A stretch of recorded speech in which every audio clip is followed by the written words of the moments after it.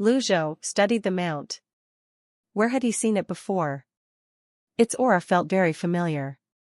Although Hua Yuexing was slightly ashamed of her skills, she was not discouraged when she saw Shan Yunjing making such a huge effort to attack the mount. She pulled her energy bow again and launched a fresh volley of arrows at the mount. When she first joined the Evil Sky Pavilion, Lu Zhou had trained her in the quick condensation method.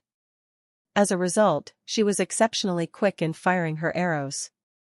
Her speed was so remarkable that it made the others' hairs stand on end. Perhaps, due to Shan Yunjing's presence and the fact that he had banished her from the sect, her competitive spirit emerged at this moment. Hua Yuexing's eyes gleamed with determination as she fired one after another. Although I can't match you in might, precision, or even aura locking, there must be something I'm better at than you. Energy arrows were clenched between her fingers. She pulled back the bowstring. Twang! Twang! Twang! Her shots flew toward the mount in the sky. An archer's advantage was not only in long-range attacks, but also in precision, which added to their deadliness. Unlike the ballistae on castle walls or the ordinary bows used by soldiers, nascent divinity tribulation realm cultivators could form energy bows and arrows. The bursts of energy arrows fired by an energy bow were far more powerful than pure energy blades. The arrows had a wider reach and a quicker speed. Hua Yuexing could fire 3 energy arrows at once, clutching them between her fingers and letting them loose. 3 consecutive shots were the limit for her 2-leaf stage, meaning she could fire 9 energy arrows in total. However, after cultivating the quick condensation method, she could fire 4 to 5 consecutive shots in one breath within an extremely short span of time. Originally, this speed could only be achieved by godly archers at the 5-leaf stage and beyond. Initially, Shan Yunjing did not notice it. When she realized there seemed to be a display of fireworks beside her, she glanced in its direction. She felt shocked at the sight. How can this young girl be this quick? The continuous shots were not completely ineffective. After taking multiple hits from the arrows on its thick hide, the mount began to wail in pain. Its cries echoed throughout Golden Court Mountain. Lu Zhou looked at the poisonous gas in the sky and said, "Elder Hua, 6 compatible seal." Hua Wudao nodded and took a step forward. When his foot touched the ground, an 8 trigrams pattern appeared beneath his feet. 6 scripts emerged from his body, and then the remaining 3 scripts materialized out of thin air. The 9 great scripts, heaven, earth, life, death, water, fire, being, non-being, and separation, spread out. With Hua Wudao at the center, the 6 compatible seal expanded outward, forming a thin screen that grew in size. This move was not for defense, but to scatter the poisonous gas. Like an ever-expanding bubble, the poisonous purple gas was pushed by the 6 compatible seal toward the horizons. Roar! The mount wailed in anger when it saw the poisonous gas being pushed away. Its frenzied state seemed to intensify. It circled the air 3 times, roaring fiercely and blowing out another wave of poisonous gas downward. "Master, send Bian out to deal with it." Little Yuaner, who was nearby, pointed at the mount with one hand while the other rested on her hip. It had to be said that her suggestion was a good one. Bian should not have a problem dealing with that beast. Just as Lu Zhou was about to summon Bian, Shan Yunjing shouted and leaped into the air. She hovered a few meters above the ground, her eyes sharp. "Livestock," she exclaimed, conjuring up an arrow. The bow in her hand was as thick as a city wall ballista, and the tip of the energy arrow glowed red with heat. The others were shocked when they saw this energy arrow, which confirmed that her 6-leaf cultivation base was genuine, allowing her to conjure such an arrow. Shan Yunjing loosened her fingers. Boom! The energy arrow sailed through the air.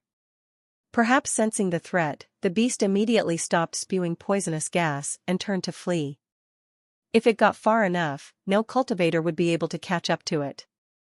Fortunately, the energy arrow was already upon it. Bam!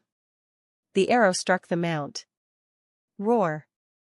The mount felt a jolt of pain and began to howl, its energy scattering. Just how shocking is this mount's defensive power? Hua Wudao exclaimed in wonder. Shan Yinjing had poured all her power into that energy arrow, yet it only managed to scratch the mount, not kill it. Shan Yinjing was at her wit's end.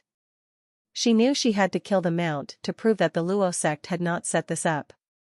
She descended and cupped her fists at Lu Zhou, saying, "Please lend me the weapon, Pavilion Master." She was tactful, using the word lend to indicate she wanted to borrow the falling moon bow. With the falling moon bow, her range would extend, and the might of her attacks would increase. The speed of her arrows would become even more terrifyingly fast. Alas, Lu Zhou shook his head and said, "Someone's controlling this mount." The mount was circling above them in the sky. Since it had survived that powerful attack, it seemed to realize it couldn't be killed by it. Therefore, it began spewing poisonous gas again, from a distance. The wind carried the poisonous gas back toward the evil sky pavilion. No wonder it's so cunning. It turns out, someone's controlling it. Pan Zhong exclaimed in surprise. Shan Yinjing frowned and said, "Elder Lu, how is that possible? This mount's name is Ba Wu.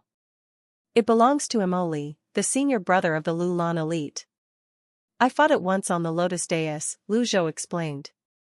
Ming Shiyin, Duan Muxing, and Little Yuaner recalled the deep growl they had heard on the Lotus dais. They were shocked by their master's revelation. Lu Zhou stroked his beard as he looked at Ba Wu, the mount circling in the skies. This mount was capable of withstanding a blast from the Blue Lotus's energy. Indeed, its defensive powers were impressive. Summoning Bian might not be the best idea. With someone controlling it, Ba Wu was like a human, capable of casting spells. "Pavilion Master, please lend me the weapon," Shan Yunjing said urgently. Lu Zhou tossed the weapon over and said, "The Luo sect should take care of its own mess." In truth, he wanted to see just how powerful Ba Wu's defenses were, to determine how much of the heavenly writing power he would need to use to kill it. If that was not feasible, he would consider using the Deadly Strike card. Shan Yinjing was clearly more confident now that she held the falling moon bow. She shot into the air again, holding the falling moon bow in her left hand. Layers of energy wrapped around the bow, seemingly covered in a layer of golden light. With this glow, the delicate falling moon bow appeared to have increased in size. The energy bow, superimposed on the physical one, stood as tall as Shan Yunjing. Soon, the falling moon bow buzzed. Shan Yunjing pulled the bowstring with her right hand, and a more powerful energy arrow materialized. This was a six-leaf godly archer at work. Everyone's attention was on her arrow, and Hua Yuexing was fixated on it too. She ceased her shots, knowing that no matter how well she performed, she could not compare to Shan Yunjing with the falling moon bow. The atmosphere was tense as Shan Yunjing held her breath and focused. Her keen eyes were locked on the circling Ba Wu. Her energy arrow was fully formed. Bam! She released her fingers. The falling moon bow gave a distinct twang. As the bow sang, the energy arrow shot toward its target. Ba Wu sensed a threat, just as it had moments before. It suddenly stopped and made a unique move, curling up like a porcupine with its hair standing on end. Bam! Energy scattered everywhere. The energy arrow hit Ba Wu, and a wail resounded across the skies. The purple energy visibly dissipated from Ba Wu's body. "It's hurt," Pan Zhong said. "Unfortunately, it's not dead. It's trying to run away." Ba Wu was now frightened. It did not expect such a powerful godly archer to be present on Golden Court Mountain. Its master seemed to have changed his original plan. Ba Wu turned and fled at top speed. Shan Yunjing was dissatisfied with her shot. In her opinion, even if that shot didn't kill Ba Wu, it should have dealt a heavy blow. She pulled her bow again, firing another energy arrow. Bam! However, Ba Wu was too far away. When the arrow struck its target, it clearly had less impact than the previous hit. Livestock. Shan Yunjing was feeling pressured. The more flustered she became, the harder it was for her to release her full strength. Her aura and the use of primal chi became chaotic and lost their rhythm. This is bad. It's getting away. Ba Wu was injured, sprinting away wildly on purple clouds. Shan Yinjing shook her head helplessly. However, she felt somewhat relieved. As long as the livestock stopped releasing poison and causing a commotion in the evil sky pavilion, she still had a chance to salvage the situation. She looked at Ba Wu's retreating back and said, "This mount is extraordinary. Please take that into consideration, Pavilion Master." Since when did the Luo sect collude with the people of Lulan? Lu Zhou raised his hand slightly. With a surge of energy, the falling moon bow broke free from Shan Yunjing's grasp and returned to Lu Zhou's hand. Naturally, Shan Yunjing was reluctant to let it go. At the same time, Lu Zhou flew into the air. His movements were not quick, in fact, they were almost imperceptible. What is the Pavilion Master trying to do? The others watched Lu Zhou with anticipation. Lu Zhou wielded the falling moon bow with his left hand and looked in the northwestern direction. The falling moon bow trembled. Lu Zhou's eyes blazed like a raging flame. He watched as Ba Wu, now the size of a palm, flew farther away, shrinking with each passing second. With his left hand, he raised the falling moon bow, and the Sutra of the Heavenly Writing's third power surfaced in his mind. Originating from nothing, yet from everything. Living in samsara and learning from it. This was the power of past lives. When the Heavenly Writing's extraordinary power surged, a faint blue radiance began to emanate from the space between his fingers. The members of the Evil Sky Pavilion, who had seen Lu Zhou use this power before, could not help but feel excited. Shan Yinjing looked on with a complex gaze. She was an extremely skilled archer. To her, at this distance, with the mount making a wild dash away, it was definitely out of shooting range. Let alone killing it, hitting it was almost impossible. She shook her head. At this moment, the falling moon bow shook more violently. Ba Wu had shrunk to the size of a bean. In a few more breaths, it would vanish into the horizon. Lu Zhou placed his right hand on the bowstring. He closed his eyes for a moment, then opened them again. A blue energy arrow materialized between his index and middle fingers. Shan Yinjing's eyes widened. Fear crept into her heart. Why does this energy arrow look exactly like mine? This was a condensation method she had personally created, and she had never taught it to anyone. How was this possible? She was in disbelief. There was only one possibility: when she used the skill earlier, Lu Zhou had seen her and learned it instantly. She could not help but feel awed. Meteor after the moon? Shan Yinjing murmured the name of the skill as she gazed at the energy arrow. She named the skill Meteor after the moon. As the name suggested, when it was fired, it resembled a meteor chasing after the moon. Moreover, it complemented the falling moon bow well. Whiz! The string of the falling moon bow moved. The blue energy enveloping the bow intensified and expanded, growing to twice the height of a man. A supersized bow and arrow were formed. The others were shocked. However, Shan Yinjing noticed that the energy arrow seemed slimmer. An improvement, she wondered, pondering how Lu Zhou had enhanced it when she heard a loud noise. Lu Zhou had unleashed the meteor after the moon. At that moment, everyone's attention was on the attack. The blue energy arrow, like a meteor, streaked through the air toward Ba Wu, which seemed as small as a sesame seed. Could the arrow hit it at this distance? The energy arrow shot out with terrifying speed. Everyone held their breath, staring unblinkingly at the arrow. Their heads turned from right to left, following its trajectory. On the ground, commoners working the fields, the occasional passing cultivator, and other cultivators flying at a low altitude were also drawn by the unique sound. They all looked up at the energy arrow. What's that? Something flew out of the evil sky pavilion. Strange. Let's not trouble ourselves with it. Anything can fly out of the evil sky pavilion these days. The commoners were wise. They did not view the evil sky pavilion as an adversary. Thus, they lived peacefully, cultivating the fertile land around it. To them, evil was a subjective concept. They did not draw a clear line between the noble and fiend paths. Anything that did not harm them was not considered evil. Most of them were already accustomed to the evil sky pavilion. Watching the events unfold in the pavilion had become the norm. To get a better view, Duan Muxing, Zhao Yu, Little Yuaner, and the others rose into the sky and gazed into the distance. Pan Zhong and Zhou Jifeng were also hovering in midair. Out of curiosity, Hua Wudao, Hua Yuexing, and Shan Yunxing joined them in the air. A brilliant scene unfolded before their eyes. The energy arrow exploded like a firework in the distance, and a burst of purple gas emerged. Perhaps due to the distance, the noise reached them only seconds later. Bam, the sound was brief and muffled. It's a hit. Your might knows no bounds, master. No way. Really?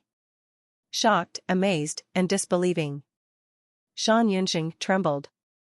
As a six-leaf godly archer, she had believed it would be impossible to hit Ba Wu from such a great distance. However, facts spoke louder than words. The energy arrow Lu Zhou had fired had indeed struck Ba Wu, against her expectations. The purple gas rippled into the surroundings, lingering for a while before finally dissipating. Ding! Killed a mount. Reward, 1,500 merit points. Lu Zhou was pleasantly surprised to receive a reward for killing a mount. However, his expression remained unchanged as the faintly blue energy disappeared. He gauged his remaining heavenly writing power. He had used about 1/3 of it. This burst of energy, which consumed 1/3 of his extraordinary power, was nowhere near as potent as the burst on the Lotus dais. Based on this, he speculated that the amount of energy he could store would only allow him to fire 3 shots of energy. Naturally, if his opponent was too powerful, he could unleash all his energy at once. Finally, he ordered, "Retrieve the body." Zhu Honggong, Old Eighth, hastily replied in a loud voice, "I'll do it." "Don't move, everyone." The others looked at Zhu Honggong in confusion, wondering what he was up to. How could I allow my fellow disciples to undertake such a menial task? Let me go. You may not know this, but mounts like that one are especially filthy. Their hides are coarse, and their flesh is thick. They're also heavy. The others nodded. Old Eighth, well done. Mr. Eighth is really adaptable. Lu Zhou stroked his beard and nodded. Go, then. Be careful of the witchcraft spell. Zhu Honggong rose into the air, unleashed his 100 tribulations inside Avatar, and flew toward the spot where Ba Wu crashed. Meanwhile, inside a dark room. Pooh! Ba Ma's eyes snapped open. He spat a mouthful of blood onto the floor. Impossible. He had been controlling his mount remotely, as if he were one with it. When his mount died, he naturally suffered a backlash. This was the shortcoming of witchcraft. At this moment, an incredulous expression could be seen on Ba Ma's face. He had been planning this for a long time. With this move, he could attack the evil sky pavilion and drive a wedge between the Luo sect and the evil sky pavilion, creating a win-win situation. However, it seemed like he had grossly underestimated the evil sky pavilion's strength. Ba Ma lifted his hand and pressed it to his chest. A hint of disbelief could be heard in his voice as he muttered to himself, "It's impossible for Shan Yunxing to be this powerful. How did she do it?" He knew Ba Wu's defensive strengths better than anyone else. Even a 7 or 8 leaf nascent divinity tribulation elite couldn't be certain they could kill Ba Wu in such a short time. Moreover, he had seen Ba Wu fleeing at an exceptional speed earlier. From that distance, he could barely see the outline of the evil sky pavilion and Golden Court Mountain through his mount's eyes. How could a 6-leaf Shan Yunxing be so strong? He refused to believe it. Ba Ma's face was ghastly pale as he clenched his fists. His mount's death was undoubtedly a heavy blow to him. Before him, the remote control formation darkened. He said resentfully through gritted teeth, "Evil sky pavilion." Lu Zhou landed slowly. At that moment, Shan Yunxing walked up to him and reverently said, "Your wonderful arrow has broadened my horizons, Pavilion Master." If I may ask, that arrow was. Lu Zhou raised a hand to cut her short. You think you have the right to be taught by me? There was no falsity in that statement. Pan Zhong chimed in, that's right. You're not the pavilion master's disciple. Why should he teach you? We don't even have the honor, and we're with the evil sky pavilion, Zhou Jifeng said solemnly. You should be grateful to be here and witness the pavilion master's amazing strength. The two of them spoke with one mind, and the others were slightly distracted by this. Lu Zhou no longer looked at Shan Yunjing. With a hand on his back, he tossed the falling moon bow toward Hua Yuexing. She hastily caught it, clearly overwhelmed by the favor. Tentatively, she asked, Pavilion Master, does this mean? The falling moon bow is rightfully yours. I am giving you justice. The falling moon bow will be returned to its rightful owner, Lu Zhou replied. Hua Yuexing was excited upon hearing this. She held the falling moon bow and fell to her knees, kowtowing to Lu Zhou. Thank you, Pavilion Master. Shan Yunjing was clearly displeased. Hua Yuexing was her disciple, and the falling moon bow was supposed to remain with her. She did not expect things to turn out this way. Various conflicting emotions rose in her heart, but she could not express them. Hua Yuexing carried the falling moon bow to the side to study it. Indeed, her name was engraved on the bow.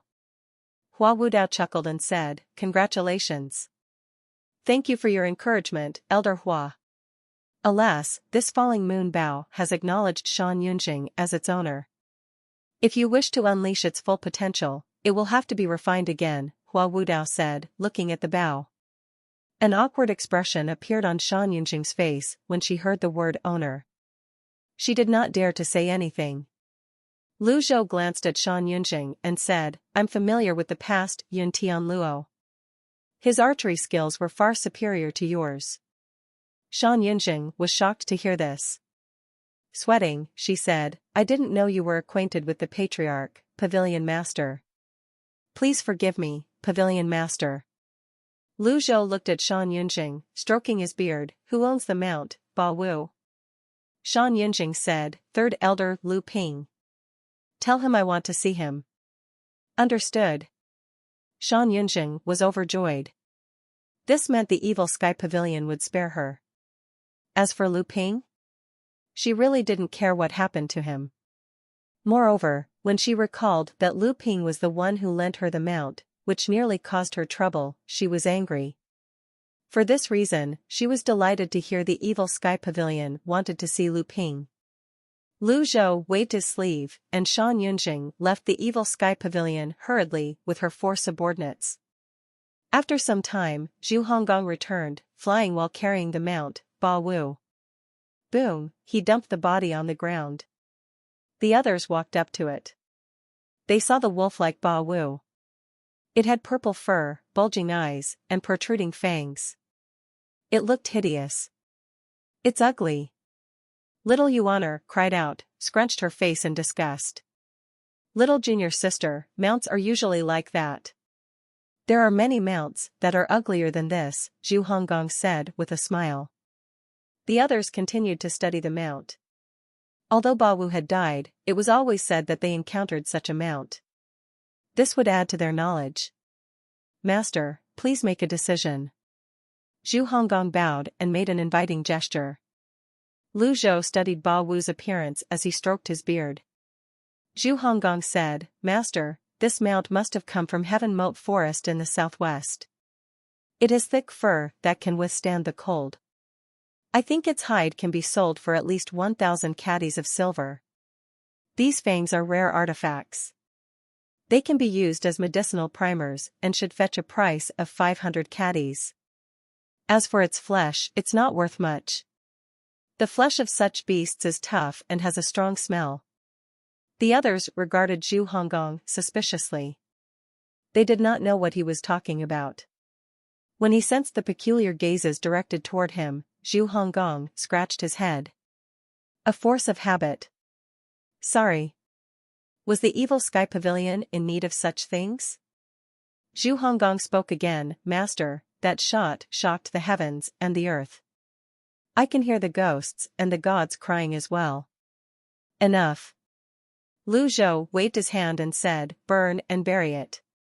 Yes, master. Zhu Honggong conjured up his energy without a second thought. He carried the huge mount and brought it to the back of the mountain as if it weighed nothing.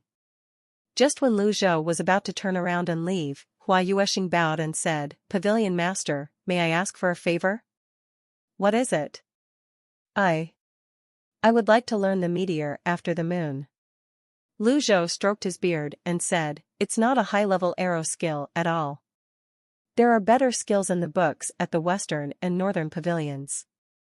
When you reach the 5-leaf stage, you may consider developing your own arrow skills. When Hua Yuesheng heard this, she said, thank you for enlightening me, Pavilion Master. I'll help you refine the falling moon bow when I have more time. After Lu Zhou finished speaking, he returned to the evil sky pavilion. Hua Yuesheng was slightly stunned by Lu Zhou's words. As Hua Wudao looked at Lu Zhou's retreating back, he quickly spoke on Hua Yuesheng's behalf. Thank you, Pavilion Master. Refining a weapon was no small feat, after all. Congratulations. Felicitations. Pan Zhong and Zhou Jifeng cupped their fists and offered their congratulations. They were filled with envy and jealousy as they looked at the bow in Hua Yuesheng's hand, longing for the day when they could have their own weapons as well. Duan Muxing understood what was going through Pan Zhong and Zhou Jifeng's minds. He brought his overlord's spear down heavily on the ground. Clang! The ground cracked. You can think about your weapons when you reach the nascent divinity tribulation realm. You're right, Mr. Third. Hua Wudao nodded in agreement. Let's call it a day. Elder Lung and I don't have any weapons ourselves. Why do you insist on owning one? Upon hearing Hua Wudao's words, Pan Zhong and Zhou Jifeng felt much better. If an elder with a higher status and cultivation than them did not even have a weapon, as juniors, they should not be complaining. Moreover, the falling moon bow was Hua Yuesheng's weapon to begin with. It suited her best as well. In the pavilion, Lu Zhou called up the system dashboard and looked at his merit points again. Merit points, 33,200. After some thought, Lu Zhou decided to try his luck with the lucky draws. If he could get the 10 Worlds avatar, it would make his day. Lucky draw. Ding. Spent 50 merit points. Obtained reversal card X1. A good start. He had some luck. However, the next 10 consecutive draws resulted in thank you messages. Lu Zhou looked at his luck points and muttered, lucky draw. Ding. Spent 50 merit points and 10 luck points. Obtained reversal card X10. Lu Zhou frowned. Was the system in collusion with the reversal cards? Perhaps the system was giving him a hint? In any case, this was better than nothing. Lu Zhou did another 20 draws, amused that the attempts resulted in thank you messages. He finally lost the urge to continue. After muttering to himself for some time, Lu Zhou called up the item mall. He purchased the avatar, the 10 Worlds. Ding. Obtained the avatar, 10 Worlds. Spent 30,000 merit points. Equip? Lu Zhou did not equip it immediately. He looked at the price of the 100 Tribulations Insight avatar. 100 Tribulations Insight, 100,000. He fought the urge to curse as he checked his remaining merit points, 1,600. It was a shame he didn't get any refining talismans from the lucky draws. These talismans weren't something that could be bought like the other item cards. If he wanted to refine the falling moon bow, he would have to try again with better luck. He couldn't afford to purchase anything else with his remaining points, not even a deadly strike card. Lu Zhou was still lamenting his poverty when... Ding. Target eliminated. Reward, 1,000 merit points. Lu Zhou was no longer surprised by these notifications. He merely wondered which Sect's elder Yu Shangrong had targeted. He remembered the names on the list, none of them deserved any sympathy, even if they died. Finally, Lu Zhou said, equip. Shortly after, a new power coursed through his veins. The 9 transformations yin-yang avatar faded away, replaced by the 10 worlds avatar. Nightfall. On the roof outside the Eastern Pavilion, Pan Lydian and Jiang Aijin were drinking and enjoying themselves. "Why didn't you tell the Empress Dowager you're the 3rd prince?" Pan Lydian asked, gazing at the moon. "Elder Pan, why didn't you tell Pan Zhong you're his 4th progenitor?" Jiang Aijin retorted with a chuckle. Pan Lydian straightened his back and said, "Heh. I asked you a question. How can you reply with another question?" "Wait. How did you find out about this?" Jiang Aijin smiled. "That's easy. You were once close with the 4th prince at the southwestern border. I investigated you back then." What a cunning brat. The two of them were enjoying their conversation when a surge of power erupted in the Eastern Pavilion. Jiang Aijin, relatively new to the Evil Sky Pavilion, frowned. Did someone invade the Evil Sky Pavilion? Only Pan Lydian shook his head, speaking with a tone that suggested he was used to this. "You should get used to this. The Pavilion Master likes to experiment with peculiar undertakings." "Is that so?" Boom. The energy accumulation was complete, and the Eastern Pavilion fell silent again.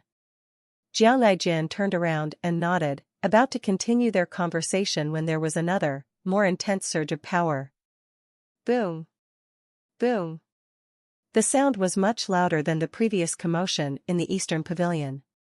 "Looks like there's an enemy this time," Jiang Aijin said as he scratched his head. "Seems I'm quite popular here. Even with news of my death circulating everywhere, there are still those who won't leave me alone. What a pain." The surging power caught Pan Lydian's attention as well. He turned to look. Unlike Jiang Aijin, who was young and inexperienced, Pan Lydian's experience, knowledge, and insights were far superior. While he could not understand the disturbances in the Eastern Pavilion, he did not doubt his judgment about the energy surge coming from the Southern Pavilion this time. He immediately said, "Miss Ninth is right. You're quite shameless." Jiang Aijin touched his face and chin.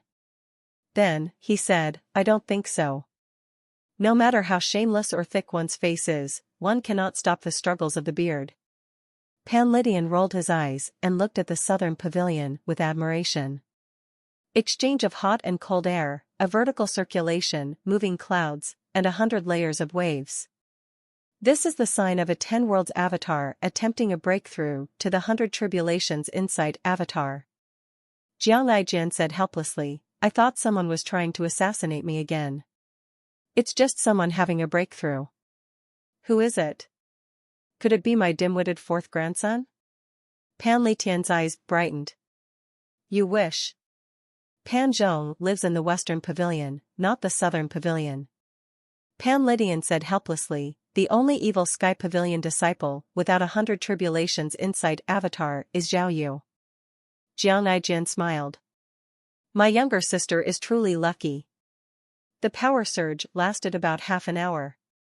When it finally died down, the Southern Pavilion was silent once more. Pan Lydian raised his wine gourd and said, "A 3rd prince and an abandoned imperial orphan. I think His Highness, the 4th prince, is the only one who seems proper among all the other members of the great Yan imperial family.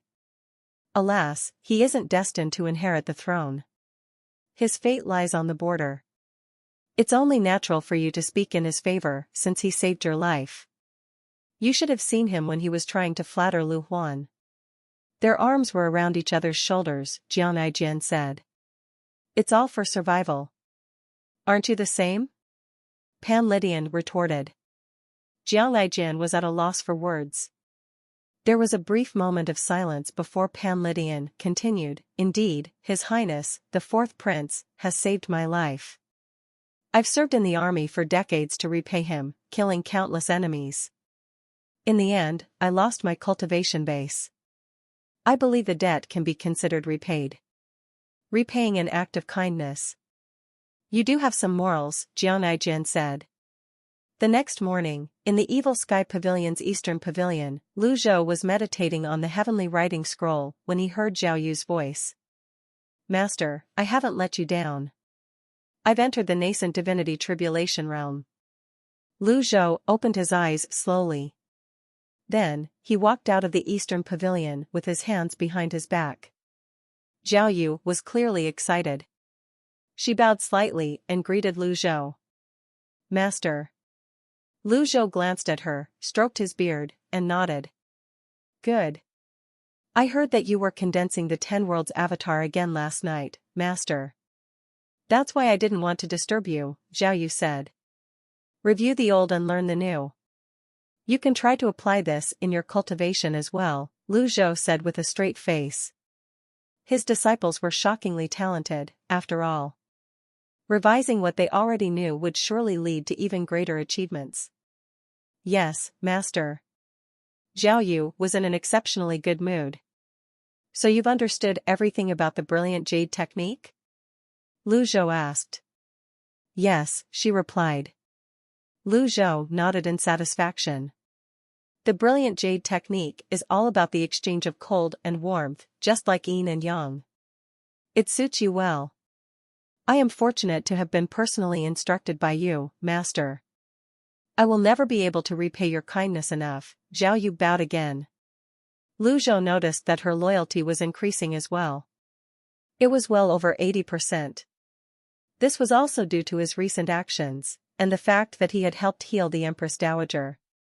This much was expected. Lu Zhou raised his right hand slightly. A dark green dagger appeared in his palm. He waved his hand, and the sky dagger flew toward Zhao Yu. She was in a daze. When she saw the dagger flying toward her, she hastily caught it. It was icy to the touch. When she looked at it, she discovered it was a bright and exquisite dagger, completely dark green. Initially, I planned to give you the tear-stained boxing gloves, but considering that you are a lady, I gave them to Old Age instead. Although the dagger is small, it is a good weapon. Do you have any objections to me giving you the sky dagger? Lu Zhou asked. If you do, I'll just take it back. Zhao Yu suddenly remembered Old Age's large knuckles and his metal-covered appearance. She shuddered and said, I have no objections. I like the sky dagger very much. The tear-stained boxing gloves were too hideous. Good. I will bestow the sky dagger to you. I hope you will put it to good use, Lu Zhou said. Thank you, Master. Zhao Yu was overjoyed as she kowtowed loudly toward Lu Zhou. After that, she wasted no time activating the sky dagger and having it acknowledge her as its owner. She was extremely excited to own the sky dagger. Ding! Activated the sky dagger. Grade, Heaven Grade. Owner, Zhao Yu. Reward, 1000 merit points. Lu Zhou had expected this notification. At the same time, he was reminded that the tear-stained boxing gloves were not yet activated. At that moment, a female disciple appeared. She bowed and said, Pavilion Master, visitors from the Luo Sect have arrived. Fourth Master has granted them permission to ascend the mountain. Very well, Lu Zhou replied, waving his sleeve and walking toward the great hall of the Evil Sky Pavilion. Safe journey, Master, Zhao Yu bowed. If it had been any other time, she would have followed her master to the great hall. However, the allure of the sky dagger was too strong. She could hardly stop thinking about it. Inside the great hall of the Evil Sky Pavilion, everyone except Zhao Yu and the elders was present. Lu Zhou sat on his throne, looking at the group from the Luo Sect. Greetings, Pavilion Master. More than 10 individuals from the Luo Sect had arrived, with only 5 standing slightly ahead of the others. Lu Zhou looked at the young man leading the group and asked, Are you the Luo Sect's third elder? I am, the young man replied. As the youngest elder in the Luo Sect, Lu Ping's pride was understandable. Lu Zhou stroked his beard, sizing up the individuals before him. At that moment, Duan Muxing coldly demanded, Kneel. Lu Ping was stunned. The others from the Luo Sect were also taken aback. Didn't Shan Yunjing say that the Pavilion Master is amiable? Why are their attitudes so bad? Wasn't I clear enough? Duan Muxing raised his overlord spear and brought it down on the floor. Clang! Lu Ping hastily kneeled on the ground. The others followed suit. Lu Ping cursed at the second elder, Shan Yunjing, 100 times over in his heart. He could only cup his fists and say, "Greetings, old Senior Ji." Lu Zhou said, "You ordered the Mount, Ba Wu, to spew poison here. According to the evil Sky Pavilion's rules, you should be a dead man now." Only when Lu Ping heard this did he shudder and say, "Old Senior, that mount doesn't belong to me. I was tricked by someone else due to my vanity. Someone is trying to frame me with this mount." Naturally, Lu Zhou knew that Ba Ma was the mastermind behind this. However, he feigned ignorance. Shan Yunjing was tactful enough, so I spared her. "You, what would you do to earn my mercy?" Lu Zhou leaned forward and looked at Lu Ping disdainfully. The others shuddered, they were too frightened to speak. Lu Ping cupped his fists and said, "Aye. I have brought certain items as recompense." He hastily waved his hand. The 5 individuals at the back brought out the items. There were refining cauldrons, hammers, tongs, and various precious materials such as refining stones, essential iron, prime condensing stones, and several other items. The others could not help but look. Jiang Lijian mused, as expected of a great sect like the Luo sect. They are certainly wealthy. I don't think I could ever bribe the old senior in this matter. Lu Zhou looked at the collection of items. Naturally, he recognized some of them. He stroked his beard as he considered them. Lu Ping was here to offer his apology. Why did he bring these items? Before Lu Zhou could ask, Lu Ping cupped his fists and said, "Old Senior Ji, these 4 are my most trusted helpers in the Luo sect. They are skilled in refining weapons. I heard that Shan Yunjing gave her falling moon bow to Lady Hua Yueshing." Clang! Hold it right there. Duan Muxing stepped forward with his overlord spear in hand, cutting Lu Ping short. With his muscular build, he seemed to stir the wind as he walked. Lu Ping grew nervous at the sight. He was the Luo sect's 3rd elder, but he commanded no respect in the evil Sky Pavilion. "I have to correct your mistake." Shan Yunjing did not give the bow to Hua Yueshing. "There's no giving." The bow was returned to its original owner. Duan Muxing glared at Lu Ping. "Yes, yes, yes." "It was returned to Lady Hua," Lu Ping said, smacking his own forehead. He cursed at Shan Yunjing 100 times in his mind again. The falling moon bow has acknowledged Shan Yunjing as its owner. Just as well, my 4 brothers and I can refine the falling moon bow again. Lu Zhou stroked his beard and nodded. He thought to himself, since I didn't get any refining talismans from the lucky draws, I might as well let them try. Refining weapons was a rare skill in the cultivation world. It was not strange for the Luo sect to have such talents. "How confident are you?" Lu Zhou asked. "More than 60%, Lu Ping said proudly. That was a high success rate. Even if it failed, all that was needed was another attempt, and the refining would succeed." "How long?" 10 days. 10 days was very quick, indeed. However, that was only if they had all the material needed. If not, it would be hard to complete the refining in a few months. Even if the materials needed were rare, it would take even longer. Then, Lu Ping continued, "I'm here to sincerely offer my apology. Please forgive me for my mistake, old senior." Lu Zhou rose to his feet and walked down the steps. He stood beside the pile of items and asked with his hands on his back, "How did you know that witchcraft cultivator?" He picked up the essential iron and prime gathering stone, appraised them briefly, and then put them back down. "I was in the divine capital 10 days ago and befriended him there." "It's my fault for being vain and accepting the mount," Lu Ping said. "Where is this person?" Lu Zhou asked. "He should still be in the divine capital," Lu Ping said helplessly. "After the mount was lost, I couldn't get a hold of him either." Lu Zhou did not expect the person to still be in the divine capital. The second prince was dead. Emily was dead. There should be no reason for him to stay in the divine capital. Lu Ping said again, kindly investigate this, old senior. I'll give you a chance. However, you must answer my question honestly, Lu Zhou said. Lu Ping hastily bowed. I'll tell you anything and everything I know. Very well. Lu Zhou paused briefly as he stood with his hands on his back before he finally asked, where is Yun Tianluo now? If it were anyone else, Lu Ping would have been infuriated by this question. However, Lu Zhou was from the same generation as the Patriarch. Perhaps Lu Zhou was the only one who addressed the Patriarch by his name. He answered honestly, the Patriarch has always been cultivating in seclusion. Is he looking for a breakthrough? Lu Zhou asked. Well. Lu Ping stammered.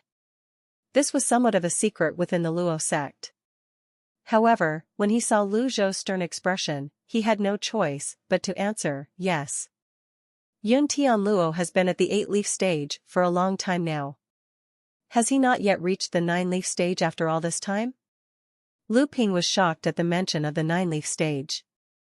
There's no need for such a joke, old senior. It's extremely difficult to break through to the 9-leaf stage.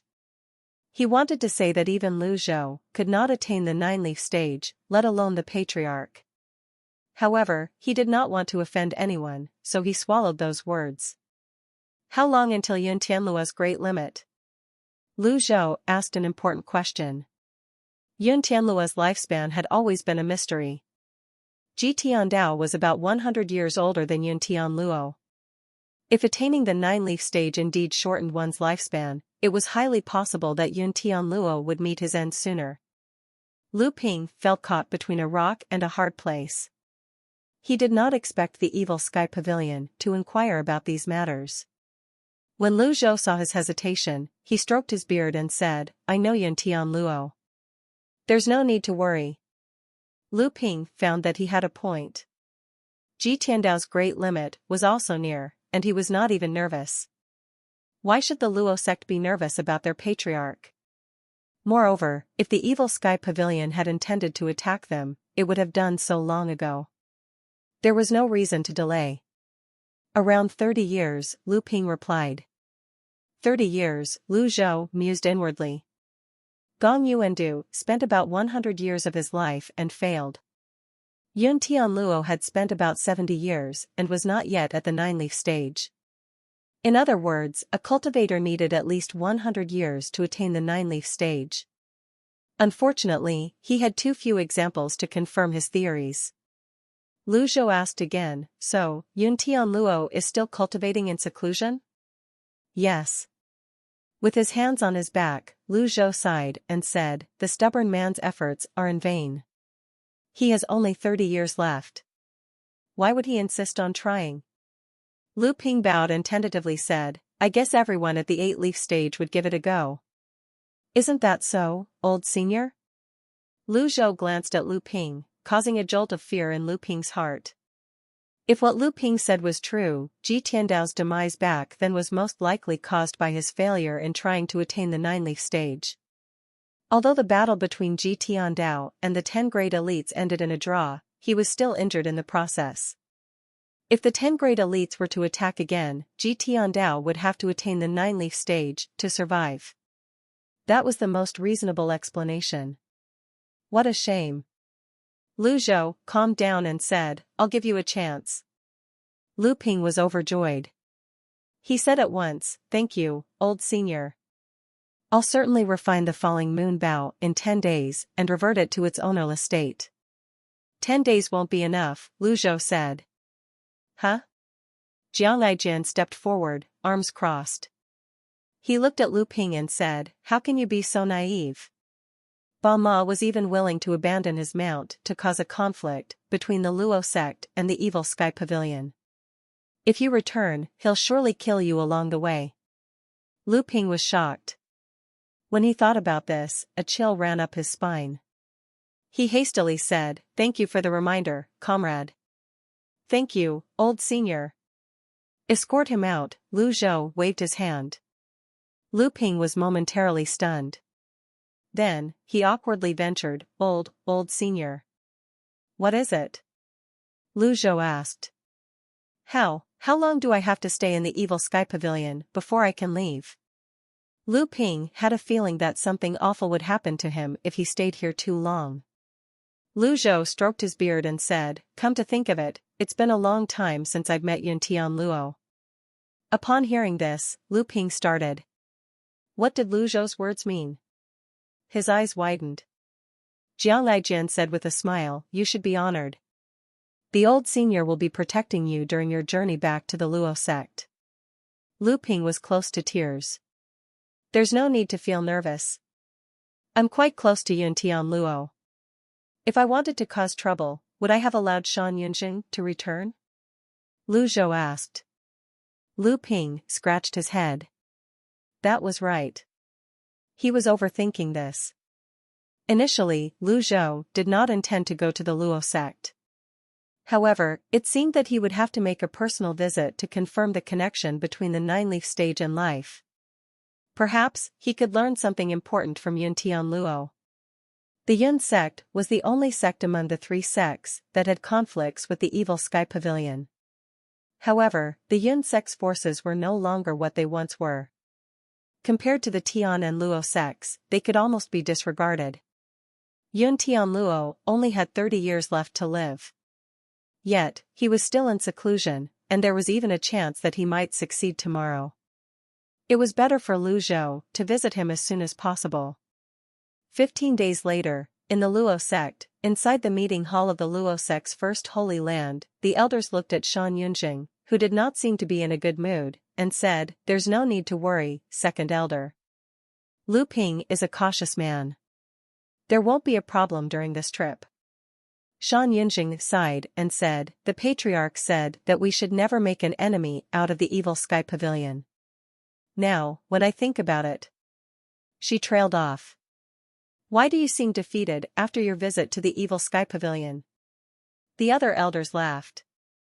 When Shan Yunjing remembered Lu Zhou's amazing arrow shot, she shuddered inwardly.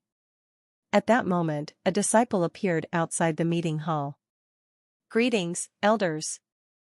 Elder Lu has sent word that the Evil Sky Pavilion Master will be visiting us personally." The disciple appeared flustered. "What?" The elders rose to their feet abruptly, and a frightened expression could be seen on all their faces. It was almost impossible for the Luo sect's elders not to be shocked. Shan Yunjing, in disbelief, said, "Bring me the letter." The disciple handed the letter to her. Shan Yunjing read it, her brows furrowed. When she finished, she passed it to the other elders. "The Evil Sky Pavilion is an insufferable bully," one elder exclaimed. "Isn't it enough for the Luo sect to apologize?" another asked. "If he's going to come, let's make sure he doesn't leave. The barriers of our holy lands aren't just for show, you know. Also, the Yun sect has always been at odds with the Evil Sky Pavilion. Inform the Yun sect of this matter as well," a third elder suggested. "The Yun sect won't be enough. It's better to involve the Tian sect as well. Our three sects share the same origins. We must band together and fight back, since the Evil Sky Pavilion is clearly pushing us around." The elders nodded in agreement. Inside the great hall of the Evil Sky Pavilion, Lu Zhou had already decided who to bring to the Luo sect. They were all waiting in the hall. "Mingxirin, how's the repair of the flying chariot coming along?" Lu Zhou asked. There were too many of them to travel on mounts. Mingxirin stepped forward and said, "Master, the cloud-splitting chariot is fully repaired." Lu Zhou nodded. "Elder Hua, do you have anything to add?" After all, Hua Wudao was from the Yun sect, one of the three sects. At the very least, he would be a familiar face there. "I have no objections," Hua Wudao replied. "Lu Ping," Lu Zhou said, turning to Lu Ping. "Yes, senior." Lu Ping bowed. "How's the refining of the falling moon bow coming along?" Lu Zhou asked. "In reply to your question, old senior, it's coming along smoothly." Lu Ping was skilled at refining to begin with, so he answered proudly. Hua Yueshing held the falling moon bow and brought it to Lu Zhou. "Please have a look, Pavilion Master." Lu Zhou looked at the falling moon bow in Hua Yueshing's hands and reached out to take it. The engraved words were clearer than before. It seemed newer and gleamed even brighter. He nodded and returned the bow to Hua Yueshing, saying, although this isn't the best heaven-grade weapon, it might improve with good use. Thank you for the reminder, Pavilion Master, Hua Yueshing replied cheerfully. At this moment, her impression of Lu Zhou had reached even greater heights. She suddenly recalled the incident at Skylark Pagoda. At that time, Jiang Aijian had suggested she join the Evil Sky Pavilion, but she had hesitated. Now, she realized how foolish she had been. Lu Zhou stood up, placed his hands behind his back, and walked down the steps. The others followed behind him. Considering that there was no longer a barrier around Golden Court Mountain, Lu Zhou left Bian on the mountain to guard against intruders. On the cloud-splitting chariot, Hua Wudao and Hua Yueshing stood on the port side, while Pan Lidian and Lin Luo stood on the starboard side. Ming Shiyin manned the helm at the front. The cloud-splitting chariot left the Evil Sky Pavilion, leaving a long trail behind it like a meteor. Aren't we a little understaffed? Pan Lidian leaned against the cabin wall, drinking some wine. He felt they should have a larger party. Lin Luo glanced at him and said in a raspy voice, the Evil Sky Pavilion is no longer protected by a barrier. It's only natural to leave some people behind to guard it. Lu Ping shuddered, looking to his left and right. Throughout his time in the Evil Sky Pavilion, he had only heard of the old seniors of the Old Age Pavilion but had never seen them in person. Now that he had met them on the flying chariot, he felt insignificant and helpless. They're all fucking bosses. I feel as though I have to tread on eggshells. Pan Lidian chuckled and said, what I'm worried about is the Grand Shaman, Ba Ma. So what if he's a Grand Shaman? His mount is dead. I'm sure he suffered some damage as well. It's more than enough to have Jiang Aijian, Duan Muxing, Zhao Yu, Zhu Honggong, and the others guarding the Evil Sky Pavilion, Lin Luo retorted. Duan Muxing is fine, but Zhao Yu and Zhu Honggong's cultivation bases leave much to be desired. Meanwhile, Jiang Aijian is a coward. Even if the Grand Shaman is hurt, he shouldn't be underestimated. After all, they rely on witchcraft formations, Pan Lidian said. Witchcraft formations have to be prepared beforehand. Are you blind that you'd allow him to lay a formation under your nose? Moreover, the Pavilion Master's mount, Bian, is no ordinary beast, Lin Luo said mockingly. Their bickering was intensifying. Lu Ping had the urge to try to calm them down, but he did not have the courage to interrupt a conversation between the two elites. He would be in trouble if he accidentally offended them. Enough, Lu Zhou said, his tone neutral. His deep voice resonated throughout the flying chariot. Lin Luo and Pan Lidian stopped arguing immediately and bowed in unison to Lu Zhou. Lu Ping's heart shuddered at the sight. How powerful must the master of the Evil Sky Pavilion be for these two bosses to willingly submit to him? Lu Zhou stroked his beard as he took in the scenery of the mountains and rivers. Elder Lung, he said. Yes, Pavilion Master? Lin Luo replied. When did you attain the 8-leaf stage? Lu Zhou asked. Lin Luo thought for a moment before answering, I believe it was 300 years ago. Lu Ping's eyes widened as he glanced at his comrades. Was this the kind of topic the bosses discussed daily? Have you never thought about attaining the 9-leaf stage after being at the 8-leaf stage for so long? Lu Zhou asked again. Lin Luo said, I cultivate the Dao invisibility skill. Reaching the peak of this art is difficult, and I haven't had the opportunity to attempt the 9-leaf stage yet. Lu Zhou stroked his beard and nodded. Lin Luo had a point. One could not half-heartedly attempt the 9-leaf stage. And you, Elder Pan? Lu Zhou asked. Pan Lidian put down the wine gourd in his hands and said, I had a chance 200 years ago, but alas, the window was too brief. It was a peek through the window, not an actual window, Lin Luo said. You're right, Pan Lidian agreed. I won't deny that, Lu Zhou said casually. In your opinion, what are the conditions required to attain the 9-leaf stage? 9-leaf? Lung Luo said, "All I know is that a cultivator must be at the peak of the 8-leaf stage to attempt the 9-leaf stage. As for the other conditions, I have no idea." Me too. The two of them were surprisingly in agreement for once. Hua Wudao cupped his fists. "I'm sure no one knows the answer better than you, Pavilion Master." He was right. None of the members of the Old Age Pavilion had reached Lu Zhou's level. Lu Zhou said, "It's not impossible to reach the 9-leaf stage." Lung Luo, Pan Lydian, and Hua Wudao were speechless. Ming Shiyin and Little Yuaner were shocked, and Lu Ping and the others widened their eyes. The 9-leaf stage was a taboo realm set by the heavens. Was there actually a chance? Silence descended on the cloud-splitting chariot. After flying for a day and a night, spanning several thousand miles over mountains and rivers, a cluster of peaks finally came into view. Ming Shiyin said, "Master, those are the 20 peaks of Yuntian Luo." From their high vantage point, the 20 peaks resembled 20 colossal trees towering into the clouds, as if floating among them. This was where Yuntian Luo founded his sect in the southern parts of Great Yin. "Lu Ping, lead the way," Lu Zhou instructed. If they were not led by someone familiar with the surroundings, it would be easy to get lost in the sea of clouds. At this moment, Lu Ping was genuinely worried that he was leading a pack of wolves into a sheep's pen. The feeling intensified when he looked at figures like Lung Luo and Pan Lydian. Regardless of how powerful the three sects were, they would not want to make enemies of these people. Finally, he said as he walked to Ming Shiyin, "I'll lead the way now." Ming Shiyin let Lu Ping take the helm.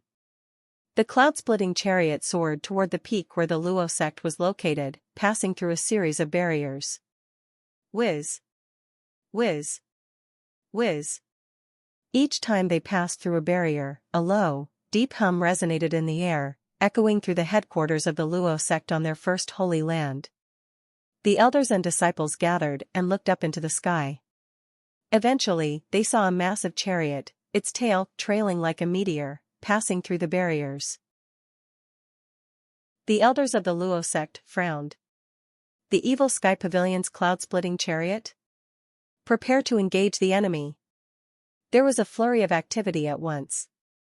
The disciples stared at the cloud-splitting chariot as though they were facing a great enemy. That can't be right. How did the cloud-splitting chariot manage to pass the barriers? Shan Yunjing stepped forward. It's indeed strange. Only core disciples know the correct route through the formations. How did the evil sky pavilion find out? There's no time to dwell on that. Are the people from the Tian and Yun sects here yet? One of the disciples answered, "They're on their way." The elders of the Luo sect looked at the other holy lands. The swirling clouds obscured their view. The cloud-splitting chariot had already passed the barriers and was now inside the Luo sect's holy lands. Seeing this dire situation, someone raised a hand and said, "Prepare the ballistae."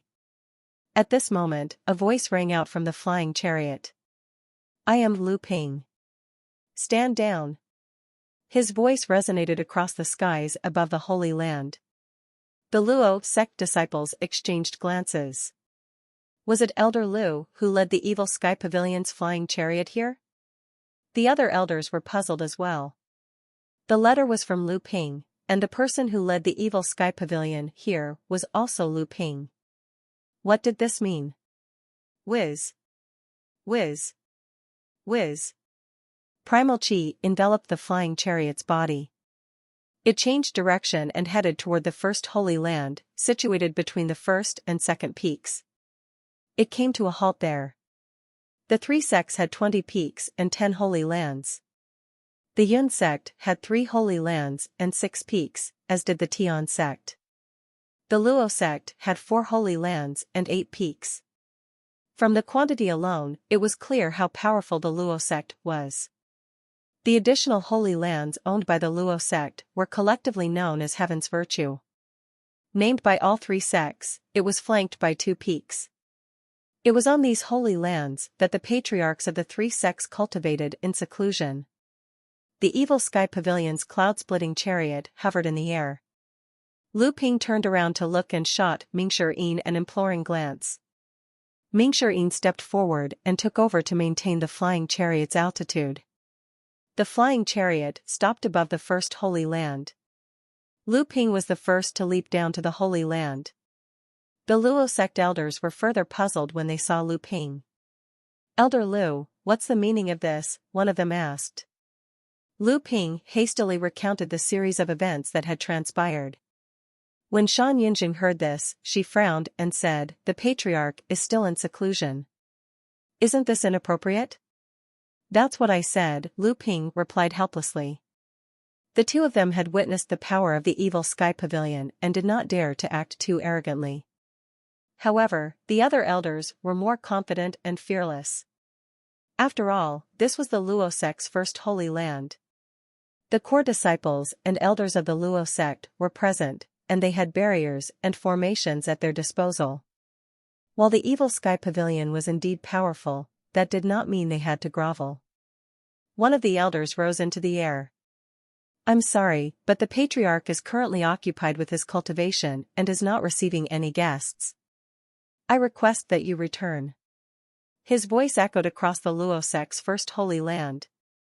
Lu Zhou swept his gaze across the disciples gathered on the Holy Land and remained silent.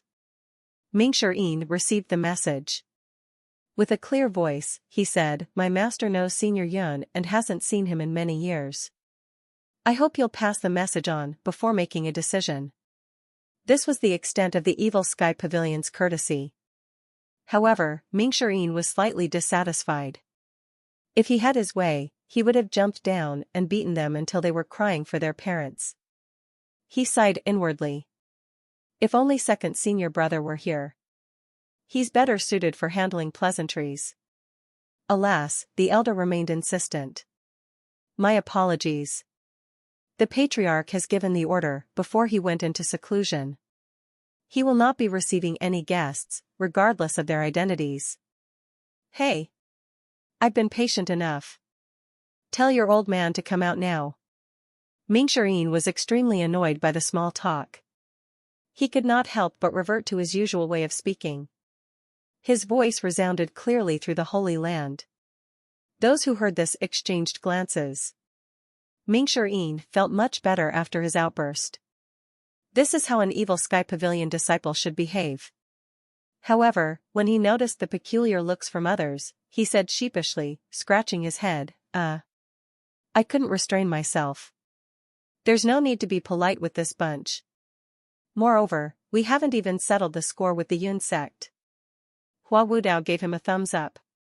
Lu Zhou's expression remained calm, and he did not say anything. Mingxian felt relieved. Silence was equivalent to approval. The elder, hovering in midair, cupped his fists and said, "Why does the evil Sky Pavilion act so domineeringly? The Luo sect has repeatedly sent members to the evil Sky Pavilion to apologize. Isn't that enough? This is a waste of time." Whoosh! Mingxian hurled his separation hook out. With the other bosses behind him, Mingxian felt emboldened and made a daring move. The heaven-grade weapon shot out at speed, and a burst of energy appeared. Boom! The elder was caught off guard. He unleashed a blast of energy to block the separation hook and looked up with a frightened expression as he retreated. The separation hook spun back toward Mingxian's hand. With this attack, the Luo sect disciples and elders on the Holy Land rose into the air at once. It seemed a great battle would break out at any moment. No, no, no. Lu Ping looked close to tears. He frantically waved his arms to stop the others. The fourth elder was displeased with Lu Ping and chided him, "Elder Lu, what are you doing?" Lu Ping was beside himself with anxiety. He hastily shouted, "Fools!" The elders exchanged glances. Lu Ping was cursing at his own people while defending outsiders? Had he lost his mind? Lu Ping spoke earnestly, "Listen to me. The people on the flying chariot. They're not the kind of people we can afford to cross." Was it that serious? Indeed, the Luo sect did not want to make new enemies, but they did not want to be overly subservient either. The Patriarch is still here. Lu Ping, don't you dare look down on your own sect and put the opponent on a pedestal, one of the elders said contemptuously. At that moment, a hoarse voice rang out from the flying chariot. I think Lu Ping is rather tactful. He has a keen sense.